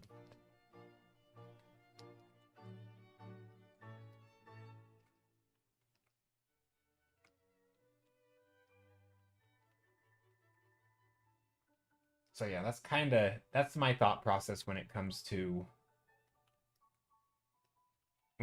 social media in art. It also depends on what you want to do, right? If you're like trying to break into an industry like, you know, games or something, you know, maybe you don't even need an Instagram at all because you're better off probably on Twitter or ArtStation, because that's kind of where you're gonna be. Your art's gonna be shared and seen by art directors more likely on Twitter or Blue Sky than it would be on Instagram, unless they're specifically looking for you on Instagram. But like, I don't know. There, that looks like an old man. Gross. You heard it's hard to share on DeviantArt. Well, I mean, if we're I think whenever we talk about social media as an artist or as artists, we have to be really careful.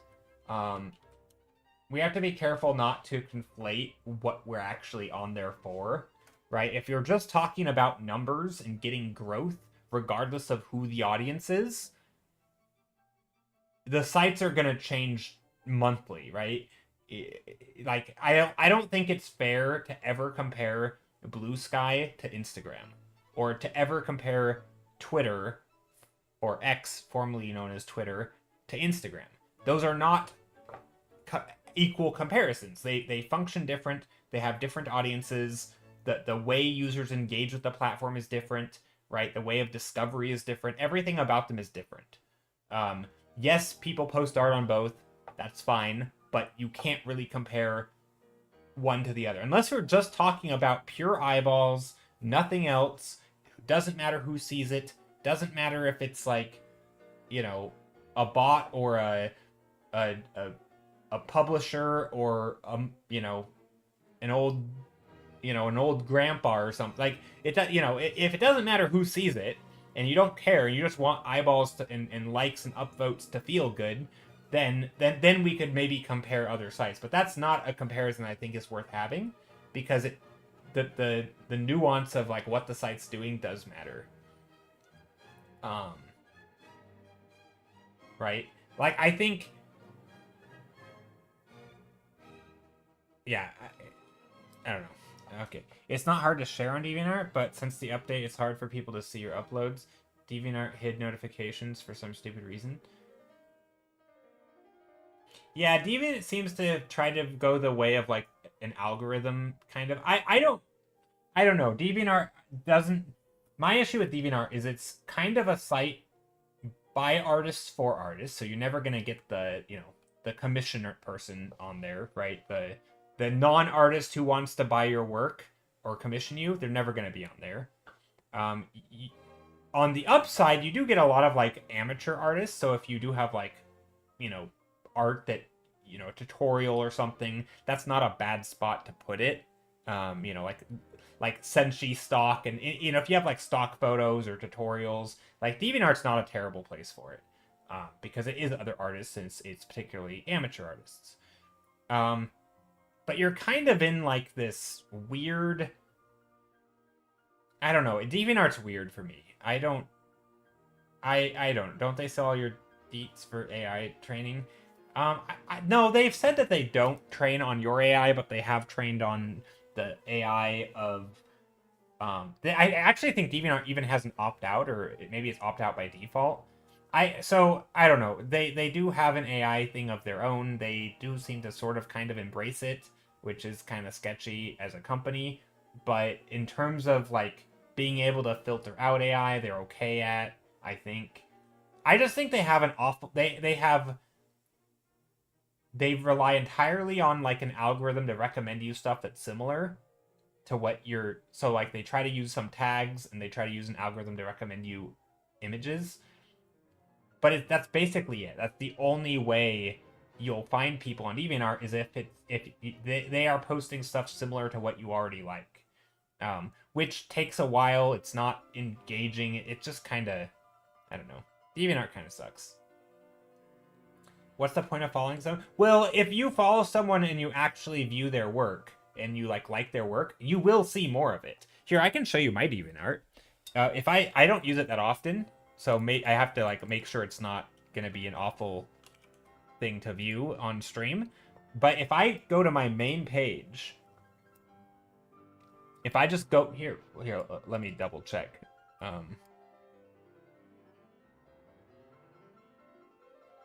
Okay, it seems pretty okay. If I go to the main page, this is what I see when I look at DeviantArt. Oh, nope. Here we go. This is what I see when I look at DeviantArt, right? So there are notifications, right? There's notifications. This is like engagement stuff.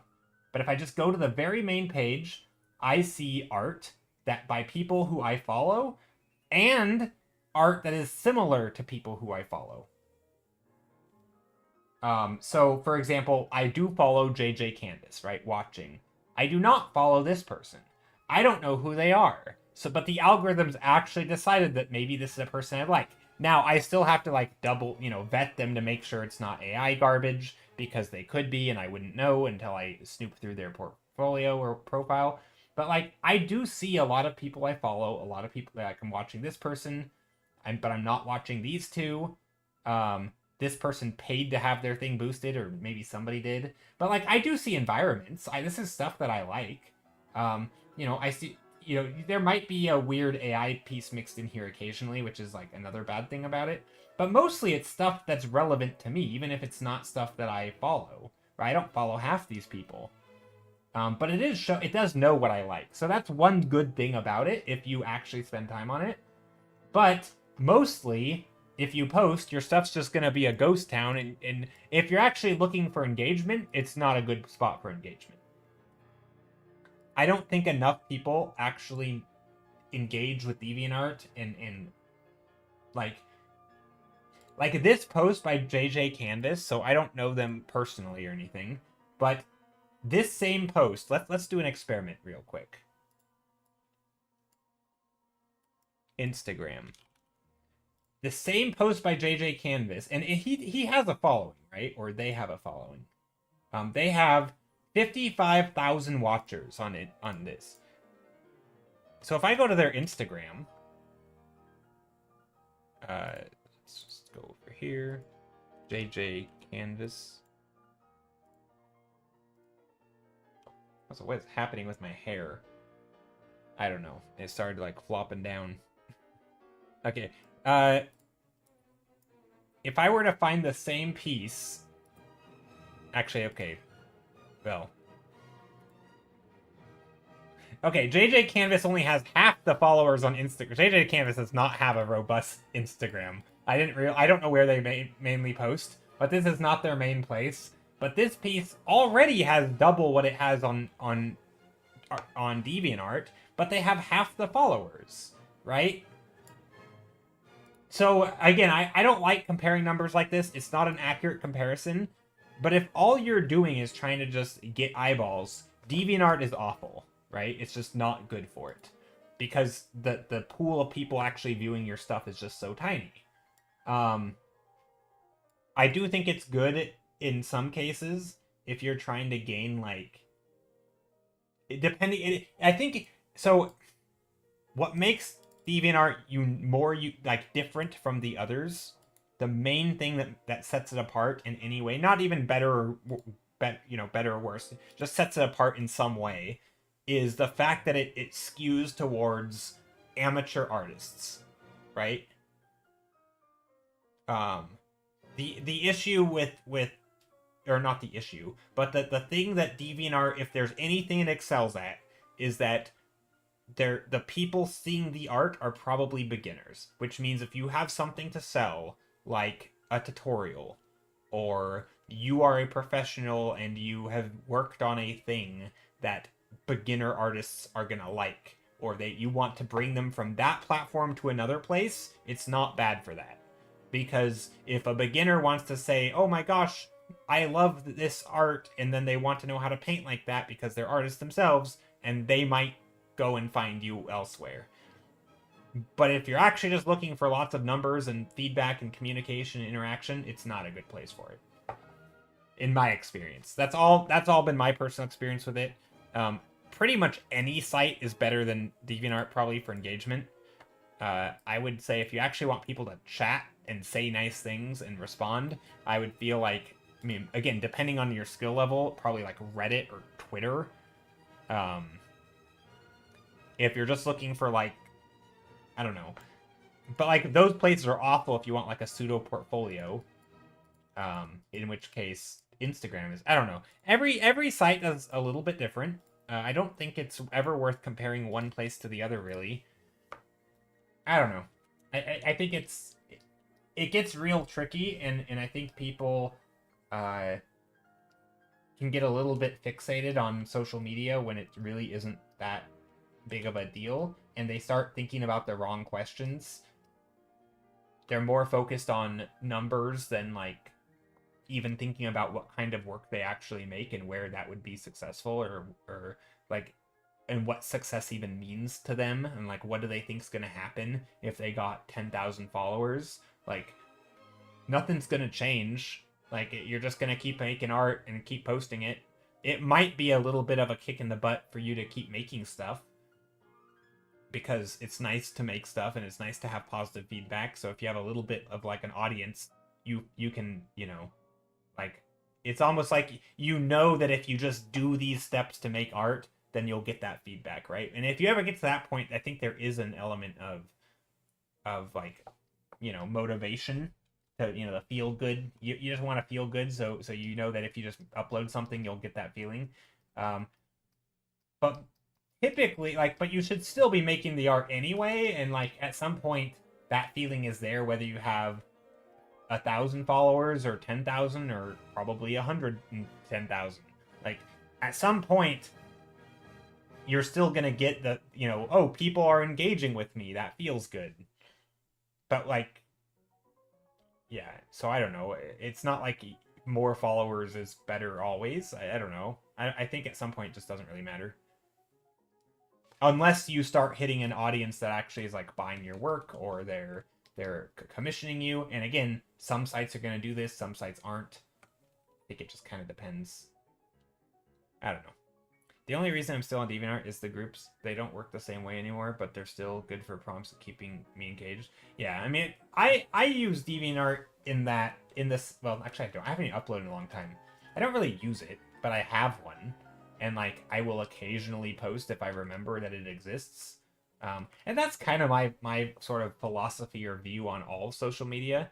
Is just like, I just keep making art, and every once in a while I'm like, oh, this site exists, let's post. And like, I've been making art for a long enough time that if I ever want to post something somewhere, I could do it. I could find a piece of art I haven't posted recently or never, maybe. Like, I could find something to post on any site. But mostly I'm just still making art. I don't really care about social media and like like, I don't know. I mean, it's, in some places, I told this story before, but with DeviantArt a few years ago, it must have been like 2 or 3 years ago now, it was a complete ghost town for me. I would post, it was awful, and it was just, you know, I'd get like 8 likes or something. Well, I mean, part of it's because I had nobody following me, but there was no way for people to discover me, right? Discovery was down, just nothing seemed to be working.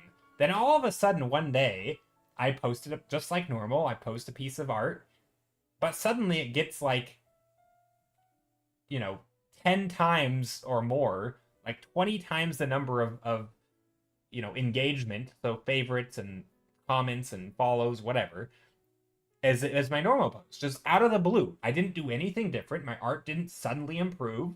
It was just, it decided that I'm hitting enough of the follow metrics, and they started pushing it. Great, I thought. And so for a while, DeviantArt was awesome because it was actually like the algorithm was pushing my content, and it was great. But I knew, just like as suddenly as it came, that it would go away, and it did like a year ago. And now, if I post something on DeviantArt, nobody sees it. I don't know why. I don't really care.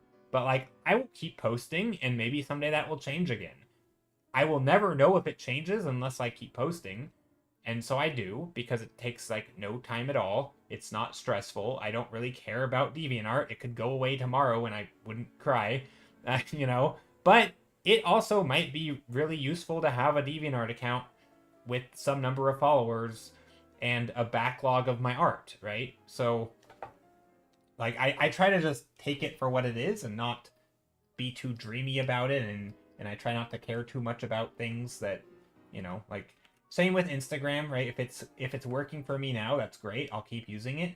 If it stops working for me tomorrow, I may keep using it, but I'm not going to worry about it. Like, and obviously this is different if you rely on, you know, if you rely on social media for income. I mean, that sucks, because hopefully you have like a mailing address and you've done other steps to you know, get past that. Like, I don't have advice for that person, because I'm, you know, I could very well be in that situation. But yeah, I mean, even Twitch is similar, right? It used to be that people would come into, you know, I get like 20, 30, maybe 40 new people a stream, and they'd be like, hi, and I'd get follows, and I'd be like, hey, where are you coming from? They're like, oh, the recommendation page. Well, that's awesome. But Twitch doesn't do that anymore. And, you know, sometimes it just goes that way. And maybe tomorrow I'll wake up and, or not tomorrow, but when's my next stream? Today's Monday, Thursday. Maybe Thursday's stream, suddenly I'll have a bunch of people coming in because Twitch decided to recommend me to people. It could. And so what I try to focus on is not, I don't like to dwell on like, oh, the algorithm. I don't really give a crap. If it wants to be nice to me, it can be nice to me. If it doesn't want to, that's fine too. Um, Obviously there's skill and there's things to learn about it, but I would rather just make art and do my thing. But what I can do, and we've talked about this, is have those places existing, right? Have the social medias, do the things, post from one place to another, right? You can say you're going live in one place, and then they can come to Twitch. Or if they find you through Twitch, you can direct them to your Instagram. Or if they find you through Instagram, but they prefer to be on Blue Sky, they can go over there, right? Do all that, and be willing to like, I don't know, engage with people and sort of be your own marketer. I'm not good at it, but that's, I think, far more valuable than just like hoping and praying and be like, oh, I no longer get visibility. Like, I don't know if I've ever gotten visibility on Instagram until like 4 years into streaming. So like last year, I think I'm on my 5th year. I don't know. Like last year, Instagram decided that, hey, you seem to be getting enough traction. We're going to start pushing your stuff to new people. And then it did. And then the numbers start climbing. And then more people see it. And then more people engage. And you know, nothing really happens. But big numbers. Yay. Numbers go up, you know? Um, but that wouldn't have happened if I wasn't sending people there. You know, like some big streamer raids me, and then I drop my socials, and then I get like 50 new follows in a day and a bunch of new people, you know, liking my stuff. And it's like, that wasn't gonna happen organically, right? This is just because I'm doing, I don't want to say work, but I'm over here on Twitch doing my thing, and then I can send people elsewhere. So it's like, it's, I don't know. I have very little faith or hope or dependency on algorithm. Like, I don't really care if it decides tomorrow that it's not going to show stuff to people, because I don't really, I mean, I try not to be dependent on that. I don't know. But again, it's easy for me to say, who isn't doing art full time and it's not my primary source of income. So that's obviously a different situation. But I do think it's important to point out that, like, I think if you're a beginner artist or just anybody who isn't doing art and it's as a hobby, or if it's just a hobby and it's not professional, um, like social media, I think a lot of people don't even ask themselves why or what they think is going to happen when they get a following, or like who the following is going to be, and what are they going to be following you for. Camper van looks really nice, thanks. I haven't really worked on it much, Duke. I haven't worked on it much since you left, I think. Maybe a little bit. I just started right when you got back. I mostly was fiddling around with drawing these characters poorly, mind you. I think this character's head isn't on straight, or maybe it's on too straight.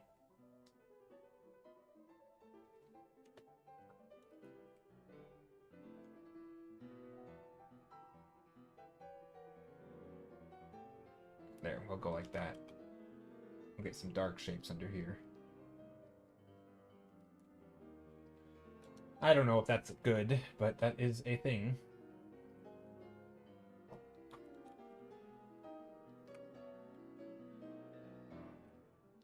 Do we put white teeth?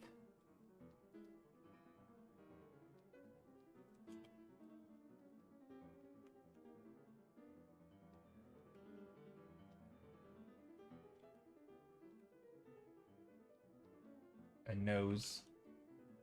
Yeah, I don't need this to be like super clear, but okay, this does not need to have light pants. So we can go, what color of pants would be good? Probably red. Red or purple? Salmon? Salmon pants? Let's go like that. Purple pants. And then we'll go lighter and grayer.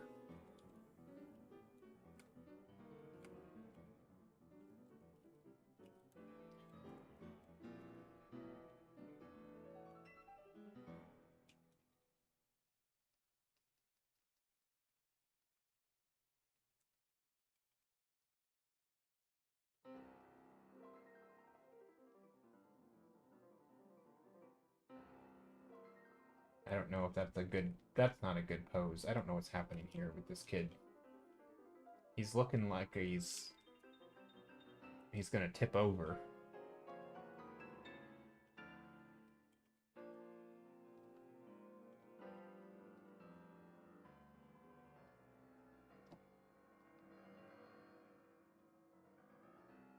I don't know. That doesn't really look good, but that's okay.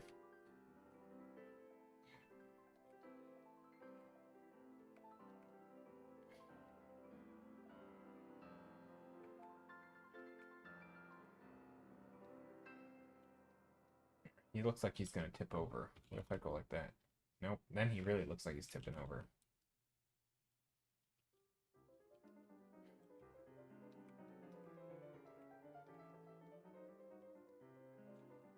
Feel like this, maybe... I don't know. I don't know how to draw people. Especially not kids. But if they're small enough, you can kind of get the sense they're splashing around over here. I think that works.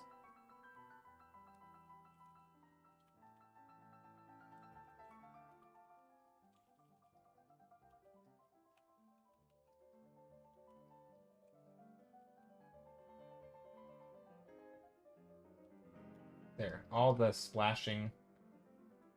We can even go a little bit blurry.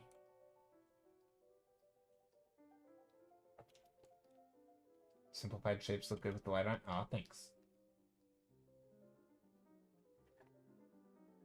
Yeah, I'm glad you like it. I'm having fun. I realize where oh wait, I lost my I had a Ghibli reference. I've lost it.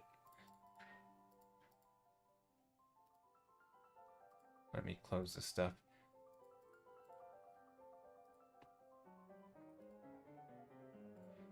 But yeah, I think when it comes to...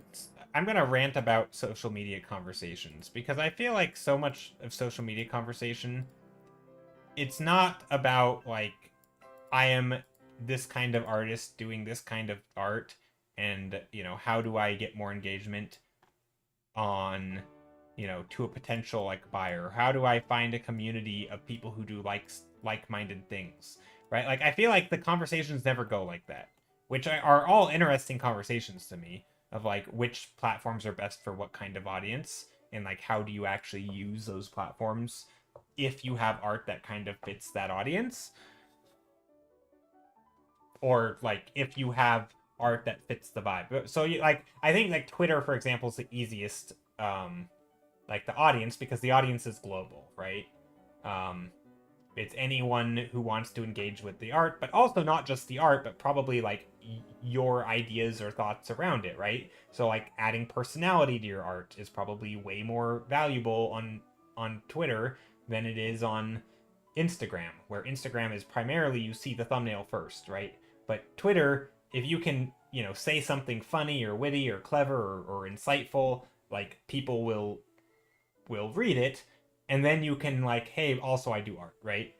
um and so like I think there's real discussion of like, how do you do that game, or how do you do a different game? I don't know, I'm not great at social medias in that way, but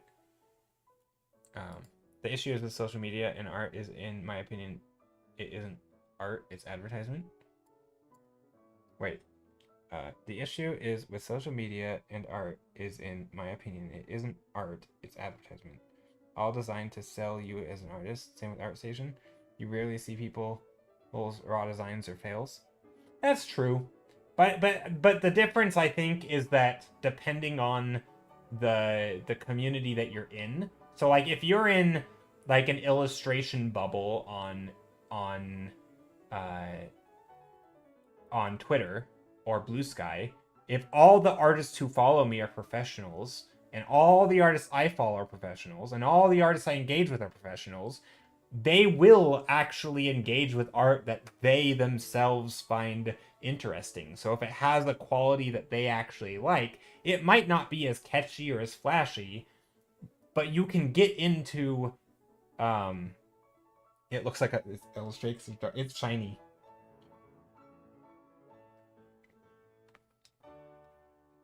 But if you're in a bubble, like, you absolutely can get away with posting sketches and doodles and like rougher stuff that doesn't quite look as good, but maybe it has the qualities that certain types of artists appreciate, right?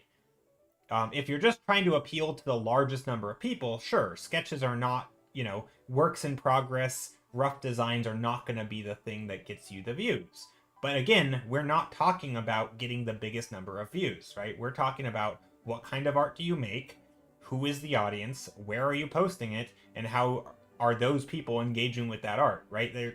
I think, I feel this is kind of what I was saying. I feel like it always devolves into, but this thing doesn't get a lot of views. Well, who cares about that? You want the right views, right? If you're actually trying to do commercial art, you want commercial artists to care about your work. You don't care what your mom or your grandma or your friends or neighbors care. You don't care if they like it. You care, does the art director at Riot Games care that your character designs, that you know how to do character designs? That's what you care about. If that's what you care about, right? And so those people are going to be different places, right? Most of those people are not going to be on DeviantArt, right? However, if you do want to do pet portraits, then sharing your art in an art community on DeviantArt also isn't going to be good, because those people aren't buying pet portraits from you. Instagram might be better because you actually have your grandmas and your neighbors who have pets who are not artists themselves, right? But Blue Sky, if you're in the artist bubble on Blue Sky, you're not going to get a commission for a pet portrait, because, I mean, maybe you will, but like, you just don't have the same audience. It's a totally different group of people, and the way that people engage with stuff is different. And so it kind of depends on what you're doing, who the audience is, which site you're on, and like there's so many little factors. It's I don't feel like it's super complicated. I mean, again, I'm not great at it, but and I think Anthony Wheeler, we might rate him if he's live when we're done, so I'm bringing him up. He had a good point, which is like, you know, depending on what you do and who your audience is, you might actually, like, it kind of isn't about the numbers. It's more about, yeah, it really isn't about the numbers. So like, if you have a YouTube channel and you are posting, I don't know, like I mean, it kind of doesn't matter, but like if you're just posting, like, say, educational content, you're never gonna get as many views, but the views that you do have might actually be people who want to buy your stuff, right? And so, yes, you could make entertaining things, but you're never gonna reach. But when it comes time to like actually market your product, if all you're making is entertaining videos, those people, the people who were just there to be entertained, aren't as likely to buy your product because now it doesn't align with the audience. And so there's like, you know, I think it's easy to look at like a YouTube channel with 100,000, or maybe an Instagram channel with 100,000 views, and like, oh wow, this person is failing. They only get 500 views and each time they post. I get 2,000, but I only have a fifth of their followers. Well, that's irrelevant because our audiences can be very different, right? My audience is not buying my stuff because that's not the kind of, like, I haven't built an audience around, like, I haven't catered to that, right? But if you have somebody like Anthony Wheeler who is constantly putting stuff out there, the people who actually engage with his stuff do like his products, and some of them are buying it, right? And so he might have fewer hearts on his posts, but he's getting much more actual, like, people to click off the site and buy the stuff. And so, like, it's just a different, you can't even compare like my Instagram account to his Instagram account. It just doesn't make any sense. It's not an apples to apples comparison, even though we're still talking about Instagram. And that's, I think, what's really hard for people to get. And so, again, I think there's interesting conversations to be had, but it has to be like user specific. And I'm not the person to get too into it because I only know a very narrow type of like market, if you will, for it. I don't know. I'm I don't know. Social media talk can be almost frustrating, I think, because it does seem to always devolve into that. Which is why, like, whenever DeviantArt comes up, I always try to just point out the quote unquote unique things about it, or the good things about it, which again, I do think it is uniquely positioned with like a vast number of beginner artists.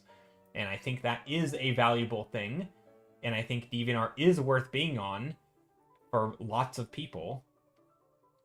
But yeah, it's not going to be a place for commissions. It's unless like maybe like the pet, not pet. What do you call it? Like OC swapping or whatever they call it, where you're like selling characters that you've made, kind of like doing character designs, but selling them for other people who are like, I don't know, having fun building around worlds. Kind of like amateur fan art, kind of. I think that was a thing. I think they call them like collectibles or something. I never really got it. I didn't understand it, but it seemed like a fun thing for amateur artists to do is they design these fun characters that they like and then they trade them basically. And they like collect or something character. I don't know. I don't really get it. But there does seem to be some sort of niche thing there where like if you do stuff that relates to that, maybe like, again, I think art tutorials and stock photos, that kind of thing. But I don't know. And then of course Instagram has its unique things, and Twitter and Instagram or ArtStation, all that. But yeah, okay. Ghibli landscape. I lost my reference. I had a very specific reference that I was using for like, it could even be AI.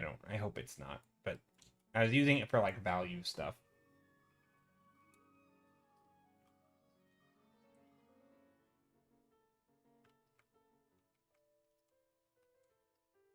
I do like the idea of putting some darker shapes back here though.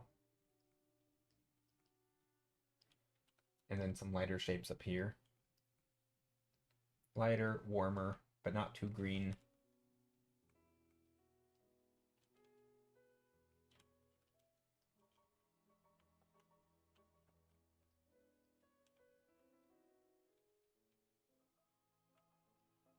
And we could probably go a whole lot more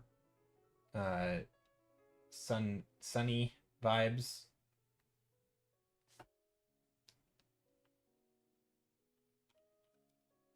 Like little flowers and stuff. Also, social media is super saturated and the loudest voices get heard. Yeah, I mean, I definitely true. I mean, it's there is a very, I mean, I like to use to like try and sort of position myself in a way that I'm not like tunnel visioning my view on something. One thing I like to do is like use extremes. So I will say like the very fact that you can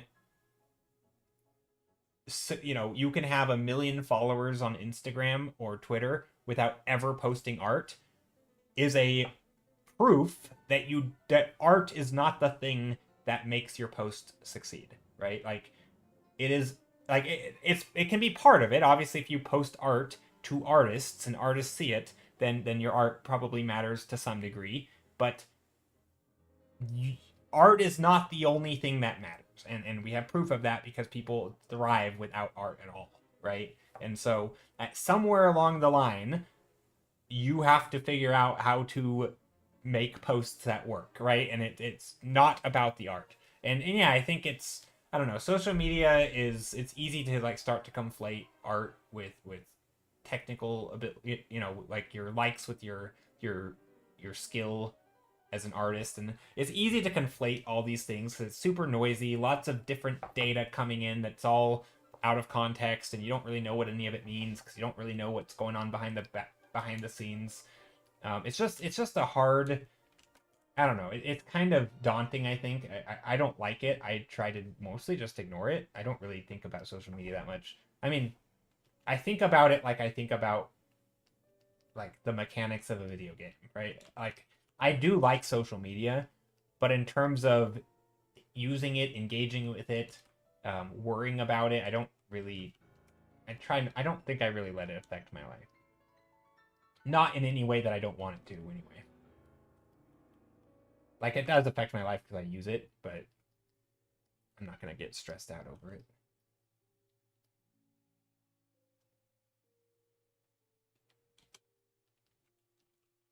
I don't know.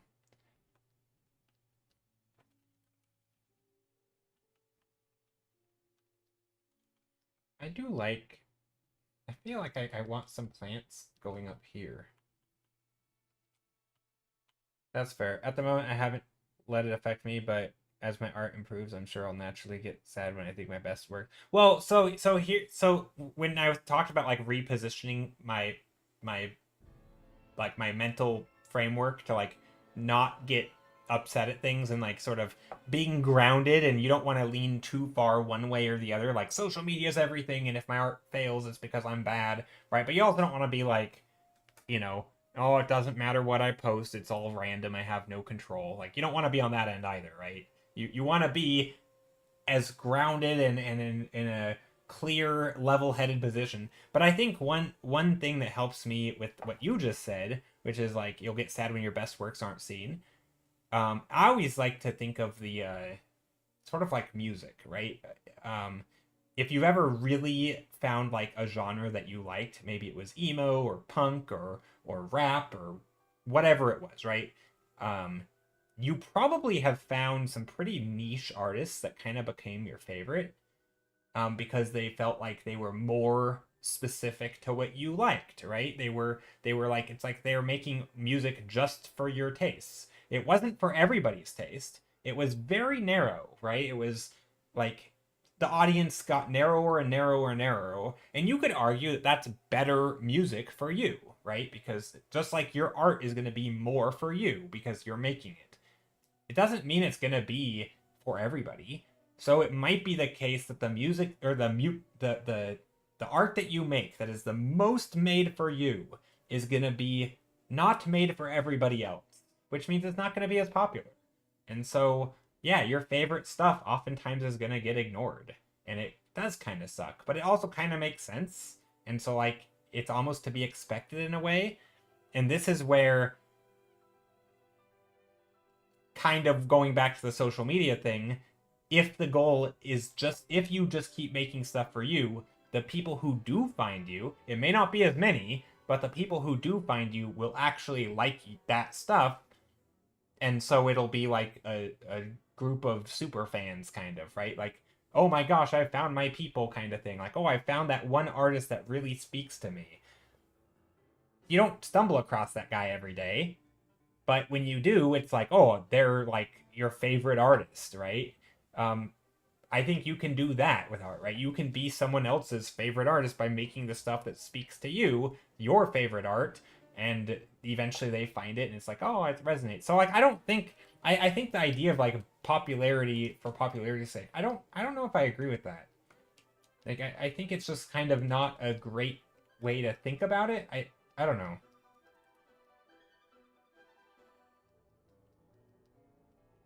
Like I definitely feel it though. Like when my favorite pieces don't do that great. Like I get it. It's not great, but sometimes I have to like remind myself. Like it kind of makes sense though. Even if that's not the exact reason why it didn't do well, because again, I'll never know because it's social media, and social media likes to just do stuff, and you're kind of, you know, I don't know. That's my thought. And again, it's not like that is the fact, and that is why things don't succeed as much when it's your favorite. Um, but that's sort of my rationale and the sort of the logic in my head of like, I don't know. It kind of makes sense to me. Um, and I do know that if you keep posting consistent stuff, the audience that likes that stuff, who follows you and eventually does see it, again, it may not be as many as like the pop music type stuff, but when they find you, they will still like, you know, like you will create the audience around you, right? Going back to Anthony Wheeler, I think he's just a good example of this. he could have a huge following, but maybe because he's been there longer, maybe because he exploded at one point.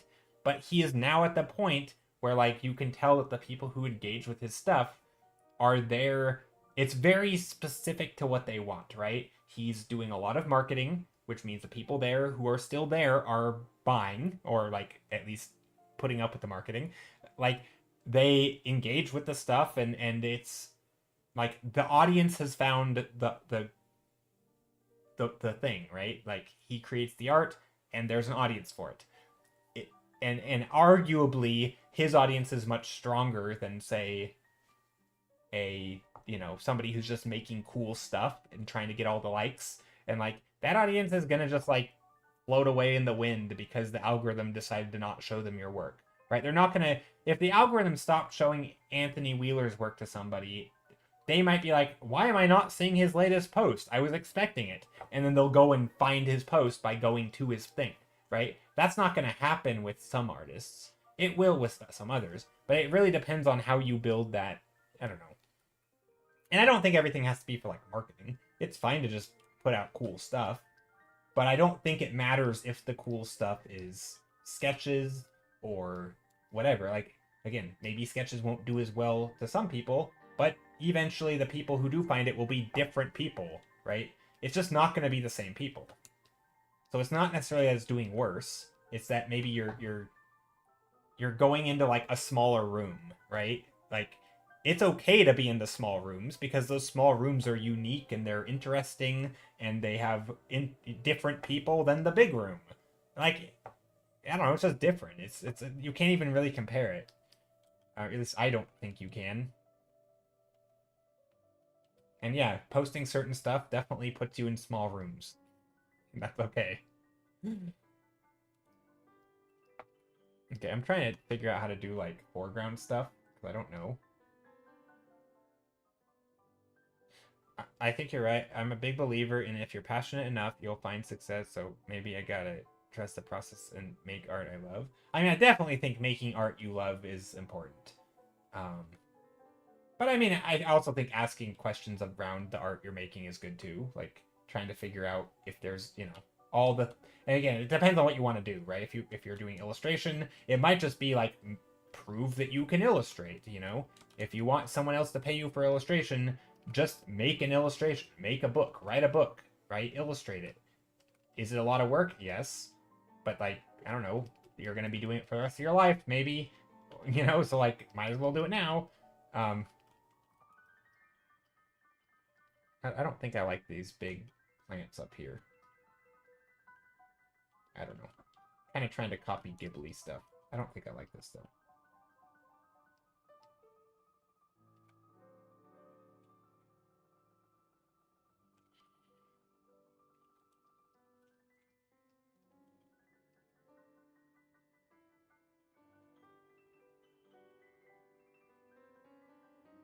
But yeah, I definitely, absolutely 100% think making the things you like. I mean, also, I think it's important to point out that like everybody, and this is, I'm not really speaking to you, Duke Paints, because you probably know this, but I think everybody should start art as a hobby, right?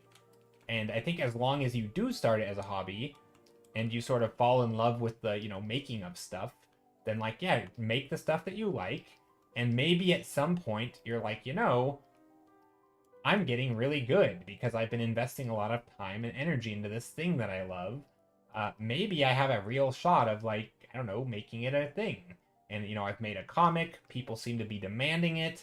Hey, maybe I can reach out to publishers because I'm getting to that point, right? Like, you've already done the work because you actually like the thing. And, like, I don't know, I think that to me is like, I mean, it's not always advice that I follow. I mean, I do make what I like, but, you know, it's not I don't know if it's always marketable, but I, I I've definitely been commissioned and hired to do stuff that I do like to do because of what I'm doing. So there's that. I don't know. It's tricky, I think.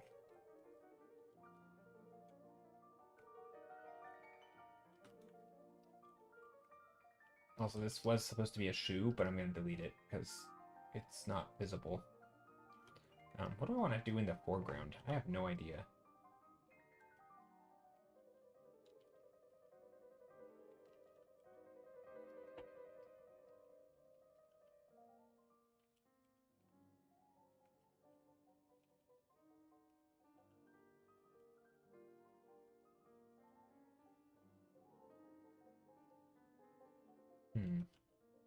was gonna be like a shoreline or something. A little bit of a shoreline.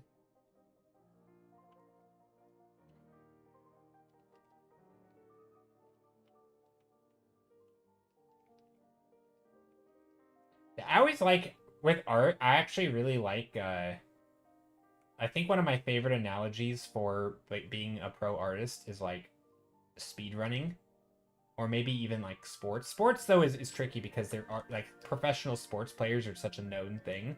But again, even with sports, most people start as a hobbyist, right? Everybody starts playing sports because they love it.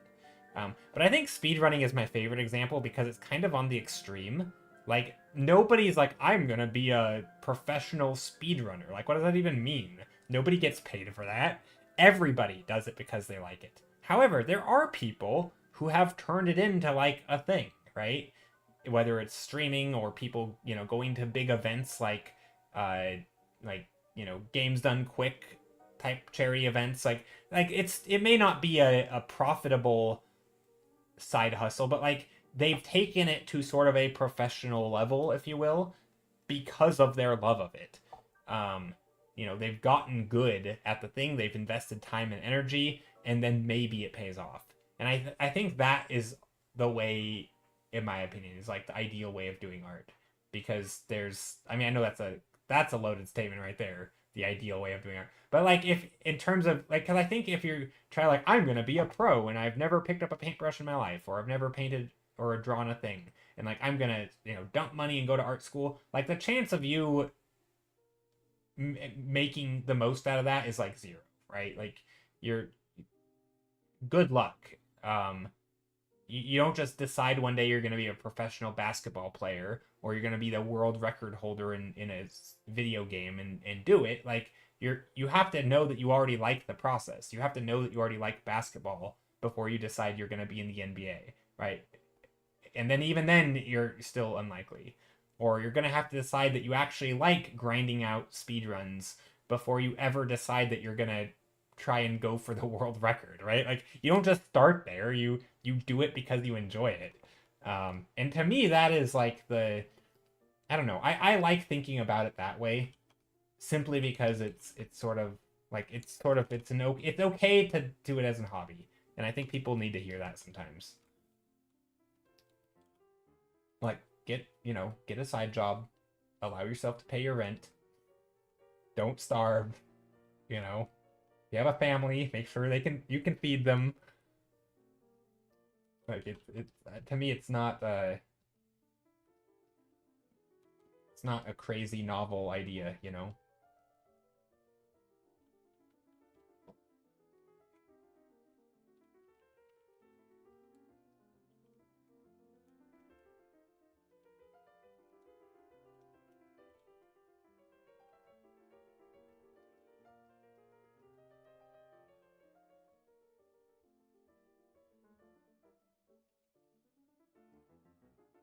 And I think just lots of different colors back here, lots of variety. I think I need more values, more little shapes.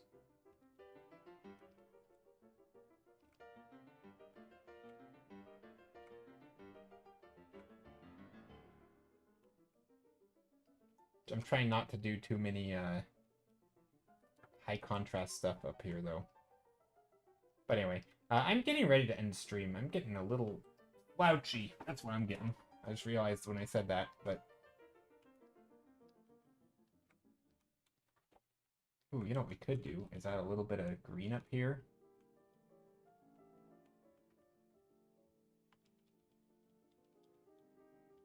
And then a little bit of dark green down here.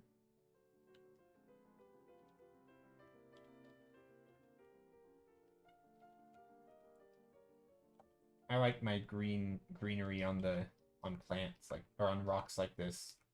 I've always enjoyed that. Little bits of green.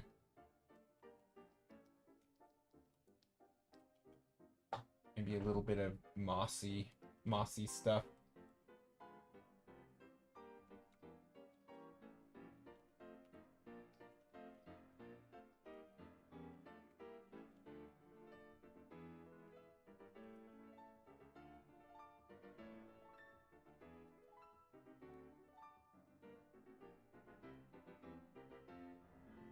something like that's not bad. How's the values? Okay.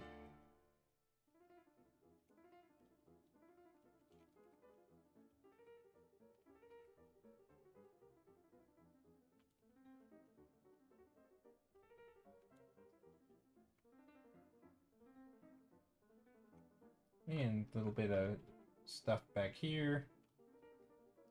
Do I like this? I mean, I kind of do. I feel like these shapes should be broken up, though.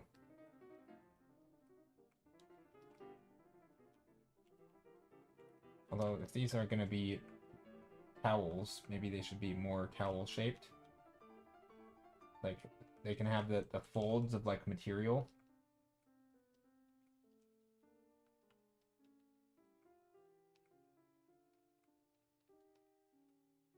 Maybe a little bit of shadow, too.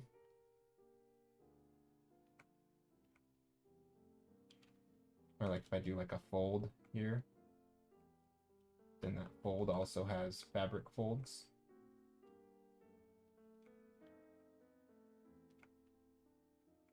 There, something like that. I feel like that's going to help show that it's fabric, right? Is showing... That's something that I don't do a lot.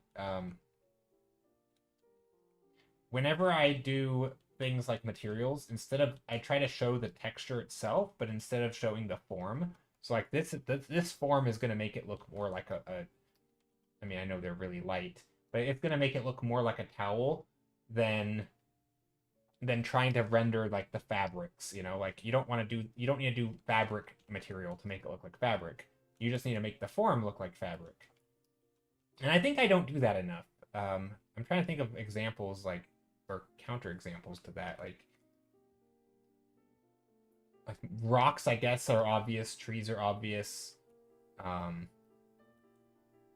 You know, instead of rendering the texture of the rock, you just focus on the form of the rock.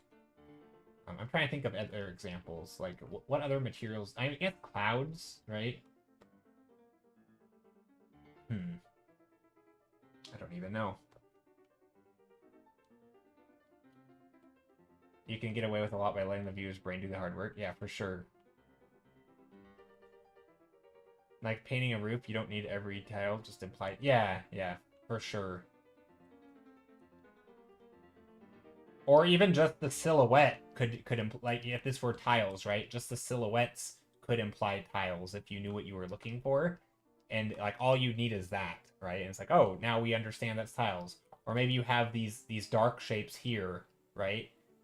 And this between that edge and this edge, and now we know it's tiles. Actually, I kind of, so this doesn't look like tiles, but I actually do like the corrugated thing. Hold on, that's just a nice detail, I feel like.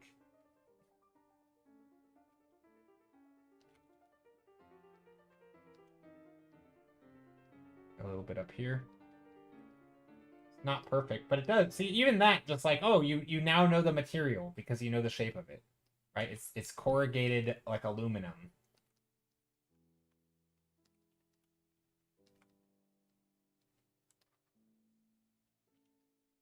Yeah, exactly. Leaves on trees. Yeah. I mean, that's one that I'm pretty okay with doing, right? Like this kind of stuff where I'm not painting the leaves themselves, I'm just painting the big shapes of the trees.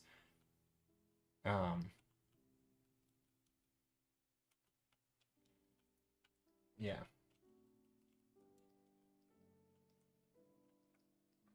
I do wonder if I can put little, like, negative spaces in here, though. Would that look good? Or is it better with a big, thick canopy? I actually don't know. This might look good if I add enough. I don't think I want to, though. I actually think I like the solid black. Or not black, but you know what I mean. Solid dark.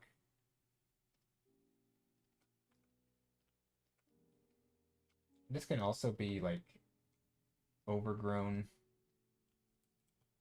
A little bit softer.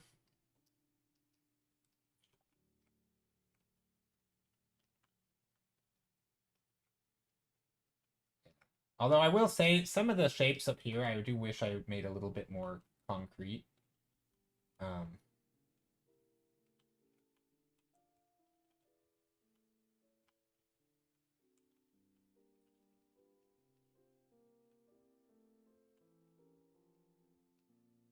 It could just be something like that, or I don't know, just little things that add shapes and textures. I mean, because these things, we're not going to see all of them, but this might be the spot that we look if we do look for these plants. It's going to be right where these darks meet light. I don't know.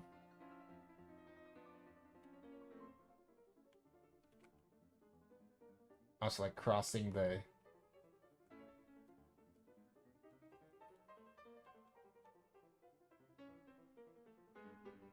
stuff like that, where just little bits of plants that they're like, oh, yep, that's stuff. That's plant material.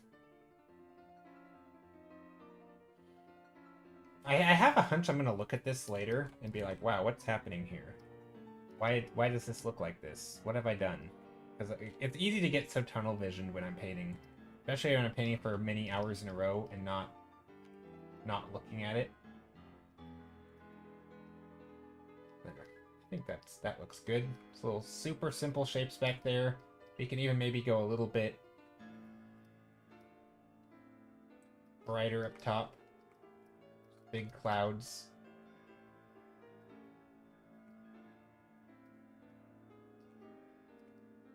There. What else? We could probably go... Ooh, what if there's like a cave under here? I mean, that might be too much, but it definitely some storytelling.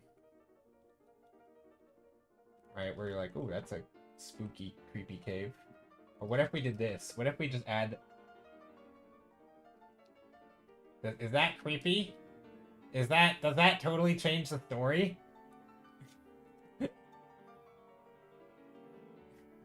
Little eyes. Just creepy, weird. I mean, I kind of like it, because it's so, like, it changes stuff, you know?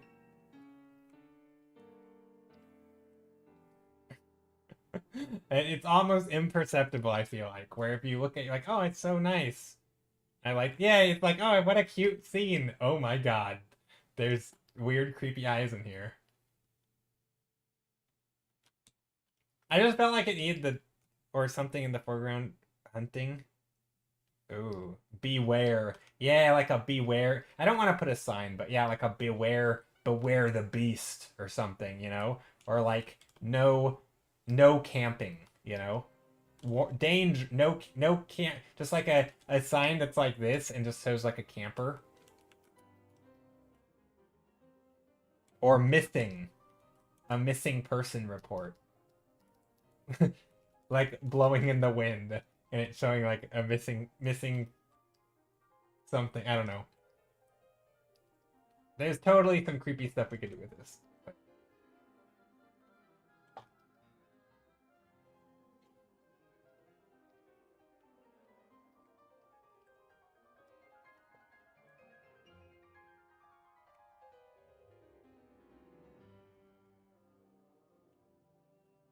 SOS on the rock rubbed out. Yeah, any of those, right? I don't know if I don't think I want to do text stuff. Partly because I'm not good at it, but also because I don't know. I think I would have needed some of those things. Foreground stuff's hard, I find, unless you plan it, because it's such a compositional element. Like, if you want to hide something in like the corner, like if this were all in shadow, then I could put something in here that's in shadow as well, and that says, like, you know, actually this isn't bad. We could put this all in shadow to guide the eye just a little better, right? Then if we were to put something in here, we could make the values match. But like, we don't want it to be so clear. You know, maybe if there was like a bit of an old sign back here that's just like you can hardly even see it, and it says, like, you know, missing or something.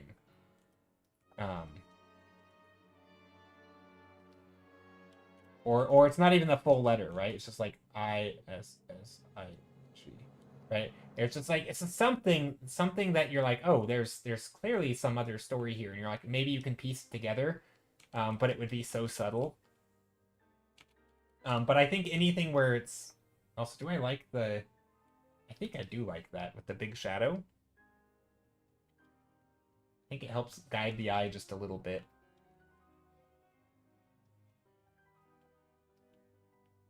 A little bit of a. Oh, thank you for the hydrate command.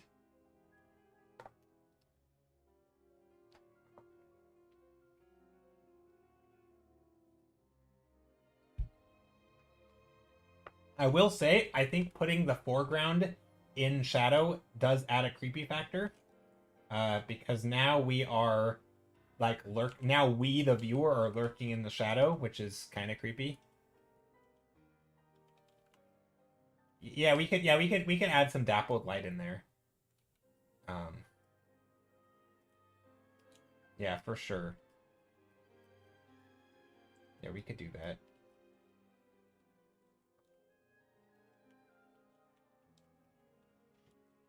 Yeah, I do like the idea of adding some lighting. Even if we just dapple it in. I'm not good at dappled lighting. I know there's some overlay layers you can use. The rock in the midground kind of looked like a rat. Uh-oh. Oh, it kind of does. That's not good. You're not wrong. It does totally look like a rat. Because it even has the pink note. It has, like, the pink on it, even. Azel, how are you?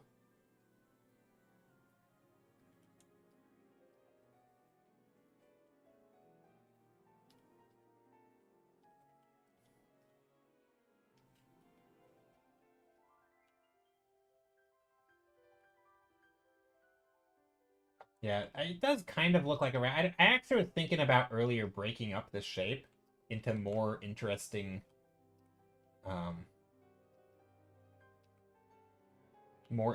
shapes. Like, why is it just one big rock that looks like a potato rat?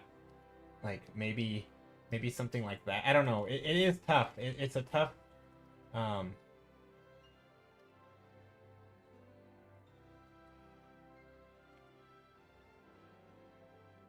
yeah, I'm not sure. Because I do get what you're saying, and I think you're totally right, actually. It does kind of look like a rat. I even said hi earlier, but you didn't notice. Oh no, I'm sorry. I didn't realize that you said hi earlier. Ah, gosh, I hate that when I do that. I never mean to ignore people. I swear, it's not intentional.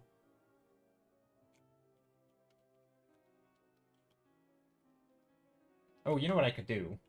It's less rat-like if I put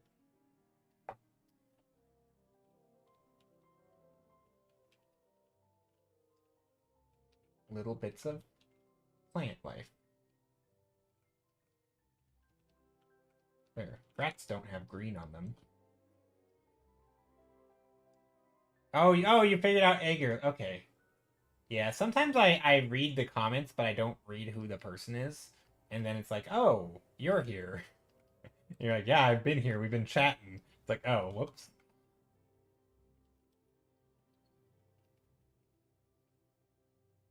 Yeah, I don't know. It still kind of looks like a rat. I don't know. I think it's better, though.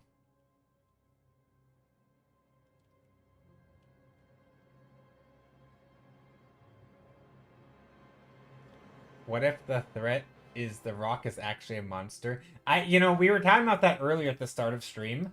Not specifically that, but basically that idea of like, what if, there's a monster and there's just the top of its head, and like underneath the water you can see the arms or something, and like the people are jumping off of the rock that looks like the monster's head. The people are jumping off this rock and cannonballing in. Meanwhile, their hands are below the surface ready to snatch them, something like that, like some crazy creepy like thing like that. I like that stuff, at least in storytelling type ways. I think it makes for a really fascinating story, where you see the image and like at first glance you're like, oh, it's so nice, and then you're like, oh my god, there's something lurking there, and it's like, that's kind of creepy.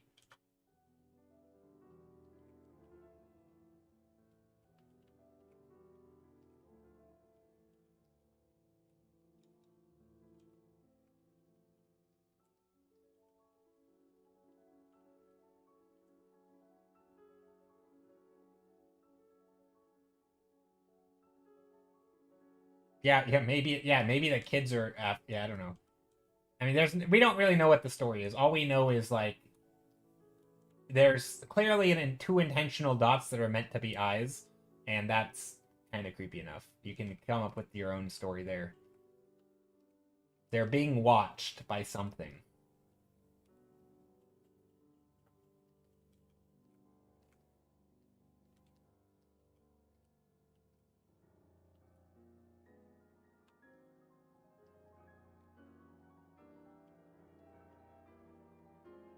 Maybe we go a little more green up here too.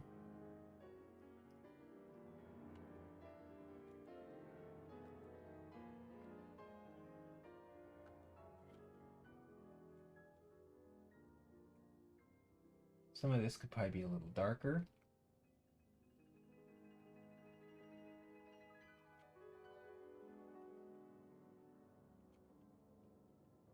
I want to be careful with tangents here, and we do have a tangent on their head. I think it's okay because it's blurry, it's not clear.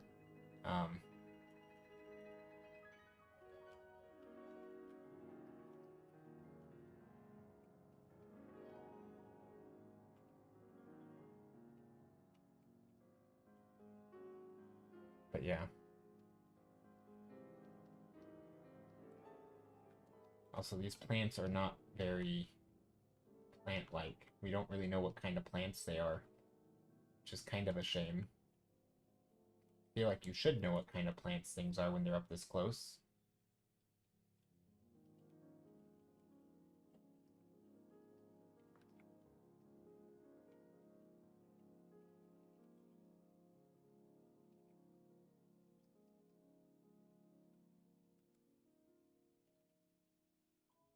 Could also do like water like this, where there's just it's getting into the reeds.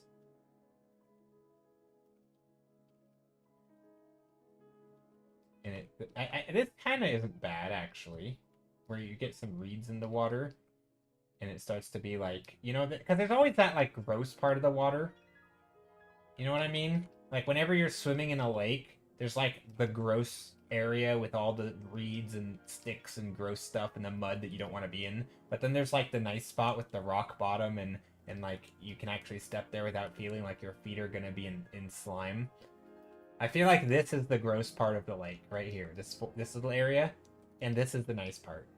Right? This is like sand. It goes down. It's sandy and rocky over here. It's muddy and leafy. I don't know. Or maybe this is...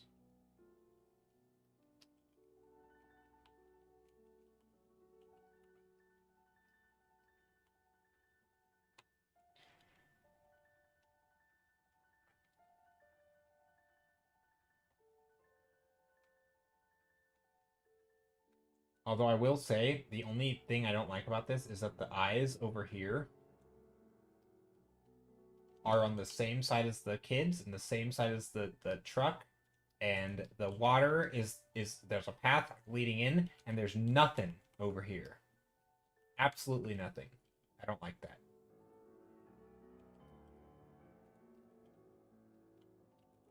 I mean, I guess there's flowers. There's flowers and stuff. But I am a little concerned that this is not the way to set up this composition. But anyway, too late for that. I've already set up the composition. I mean, we're done. We're done with the stream for today. So let's let's go and raid somebody. Thank you guys for being here. I really appreciate it.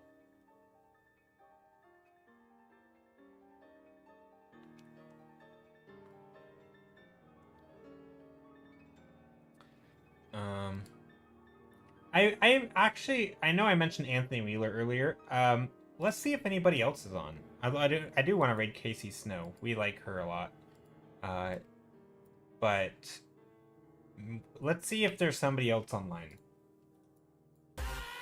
Holy crap, something's happening. Thank you so much, whatever's happening. Oh, it's a raid. Oh, we were thinking about raiding someone ourselves. Welcome in, raiders. How's it going? Thank you so much for bringing your community over. Oh no, you're leaving. Yeah, I was leaving. Where would you like to send the raid? Do you have like a second choice? Night Joe been lurking. See ya, Flick. Thanks for being here. This just look cool, but please don't let us keep you too long.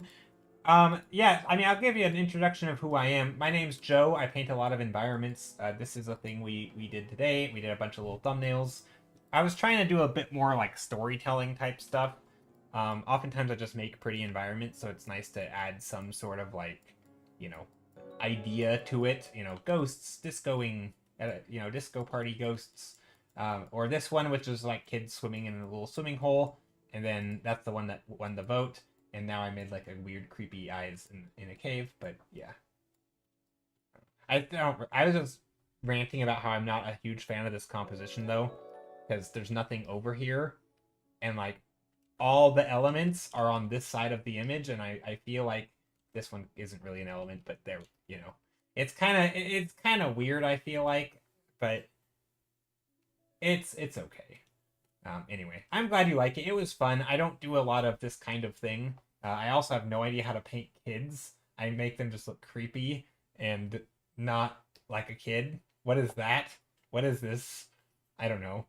It's pixelated terror is what it is. But kind of looks like Beavis and Butthead. Or this looks like one of them. Could we get a 5-minute thumbnail for the Raiders? I could do a 5-minute thumbnail. I mean, I should have ended like an hour ago, but I don't know. I feel like we should end. Yeah, we can. Hold on. You know what we're gonna do? You know, okay, here's what... Who even needs a face? Don't tell me... Please don't feel like you have to. No, we can do that. So a lot of what I do is just thumbnail sketching. I'm not gonna set a timer. Ugh, I'm gonna stretch though. Oh, I just bumped my wobbly stand. 30-second thumbnail while the countdown bar... Oh, okay, I can't do a thumbnail in 30 seconds. I mean, actually, I probably could, but it wouldn't look any good. It would look terrible. It's your fault for jibber jabbering. Yeah, seriously. Okay, let's do a thumbnail. We're gonna take the color of Christy Arts. Also, Christy, share your art tax. While you're sharing your art, I'm gonna slap in some colors, maybe some blues. Ooh, I like those grays. Now we're gonna put light in the foreground, in the background, but not in the midground. And I'm just gonna paint like a thing of trees with blue. I don't know, something simple. Maybe some shapes here. Maybe there's, I don't even know what I'm doing, but something like a little grove, I guess. But maybe it's on like a, ooh, maybe it's not a grove. Maybe it is like a deserty thing. Could be like a desert hideaway. I feel like there's a song in there somewhere. Desert hideaway. Maybe there's tents. Maybe they're red tents or dusty orange. And then maybe there's like sticks. There's like a stuff growing, old trees. You know, stuff like that. That's kind of how I approach it. Sometimes, and then once I get an idea, I'm like, oh, okay, well maybe there's like, you know, maybe this is a little place and there's like, you know, things out here. Maybe there's an old, you know, fence and there's a person who lives here and they like to make wines. There's barrels, because barrels are like an easy go-to thing to put in a painting. I don't know. Maybe there's like maybe it's a cozy little home. So we get the light. There's a fire roaring, or maybe not fire, but lights inside the home. There's a nice warm. Hold on, let me slap in some red. Where's an airbrush? Why can't I find the airbrush? An airbrush. I'm just gonna airbrush in like a light red into the shadows underneath the canopy. That might be too red, but maybe like more orangey. I don't know. I'm all on one layer, so there's no going back. No undo. Something like that, maybe. And then maybe in the shadows, I do put more of that blue.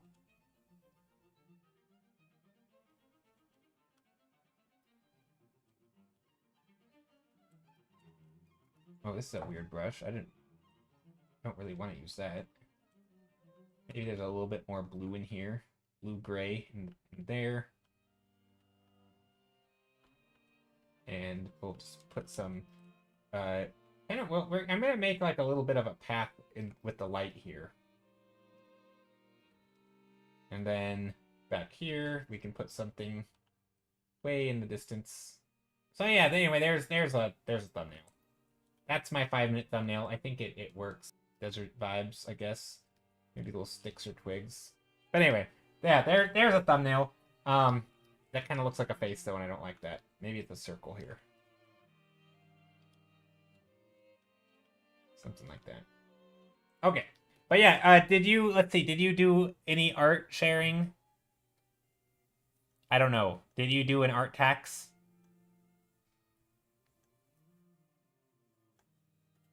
I should save it for later. I could bring it back next stream. Yeah, we could do that. Yeah. Oh, you got a blue sky. Fantastic. Let me share the wonderful work of Kirsty Art. Okay, let's take a look. I don't know what kind of stuff you do. I'm going to go to media. I don't think I'm familiar with your work, am I? I'm going to follow you, though.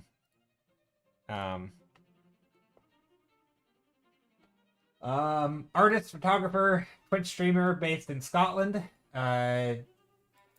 Millennial AF. Nice. Okay. I'm still finding your feet with Clip Studio Paint. Yay, Clip Studio. I like Clip Studio. That's what I use, for anyone who doesn't know. I like this. This is like an extremely sketchy lighthouse location, but I like it. This is really cool. Wait, is this Clip Studio? I love the watercolory look. This is super cool. Ooh. Aw, that's so cute. Look at that. Look at the little boots. Okay, these are awesome. Your art is great. Thank you so much for sharing. What are these called? Are these snowdrops? Is that what those are called? I'm not familiar. I'm bad at flowers. Nah, so much cute stuff. Ooh, good, nice studies. Okay, so yeah, follow Kirsty Arts. I think I said your name wrong when you first rated. I think I said Christy, but it's not. I flip-flopped the R and the I. Kirsty, I'm Scottish. Nice, some Scottish people in chat.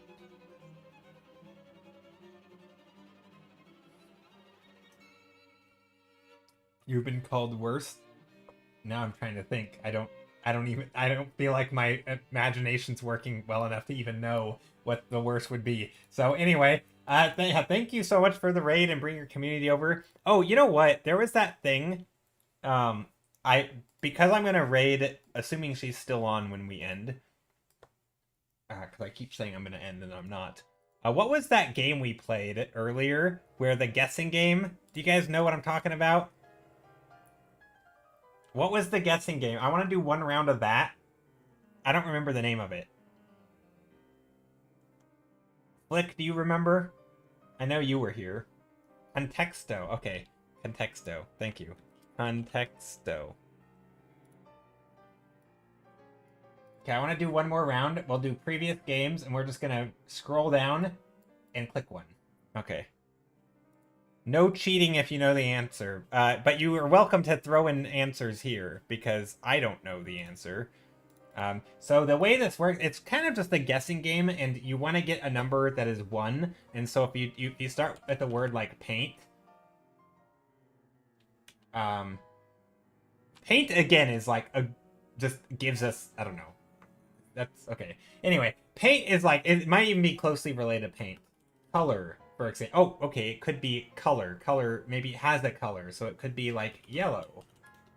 Okay, well, it's farther from that. What about white?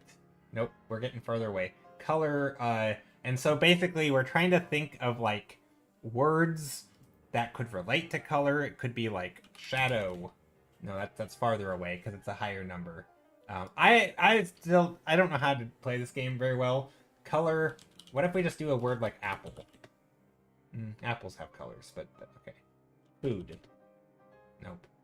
Like maybe it would be good to guess big general concepts like person. Or like animal. Because that would start to give you like if one of those was a big hit and we're like that is a really low number, then we might know maybe that like, oh, it's a person or something. Whereas if I do like fruit, and that's a really like, okay, it's probably not a fruit, right? Because like color, could it be like just an actual color? Ooh, brown. What things that are brown?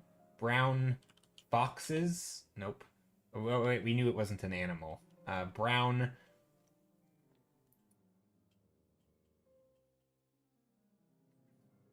Moth. Yeah, moths are brown. But no, we knew it wasn't an animal, right?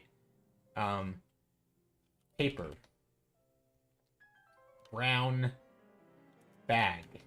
A brown bag. Milk in a bag. If you're if you're Canadian who drinks milk in a bag, maybe that would have made sense. Leather. Yeah, leather could have worked. Ooh, leather, bag. Okay, we're getting somewhere. Leather, down. Nope, down. What? This word doesn't count. It's too common. Okay. Leather, purse. Oh, we got it. Purse. 18. Dang. Okay, that was... Yeah. Purse, bag, leather. Okay. So anyway, that's the best one we've done yet. I mean, I realize there's a lot of luck involved, but... Anyway, so that's the thing. I just discovered this game today, and since I'm the one who found out about it. But it's been...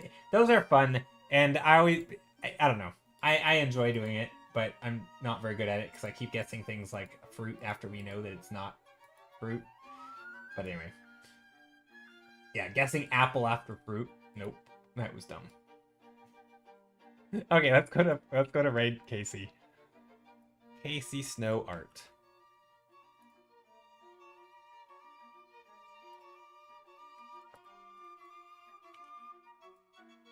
But yeah, thank you guys for being here. Thanks again for the raid.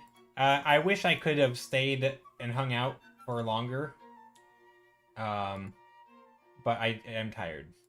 Yeah, okay, I'm glad you know Casey. Okay, great. Everybody should know Casey.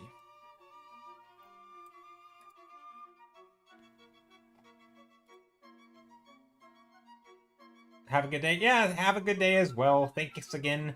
Thanks for the follows, the subs, the things, all the stuff, all the good vibes, hanging out, sharing the arts, and yeah, go follow. If you haven't already, go follow Kirsty Art, but also Casey Snow and anyone else who might do art in here. I don't know. There's a lot of you. Cheerio. Cheerio. Yes, something like that.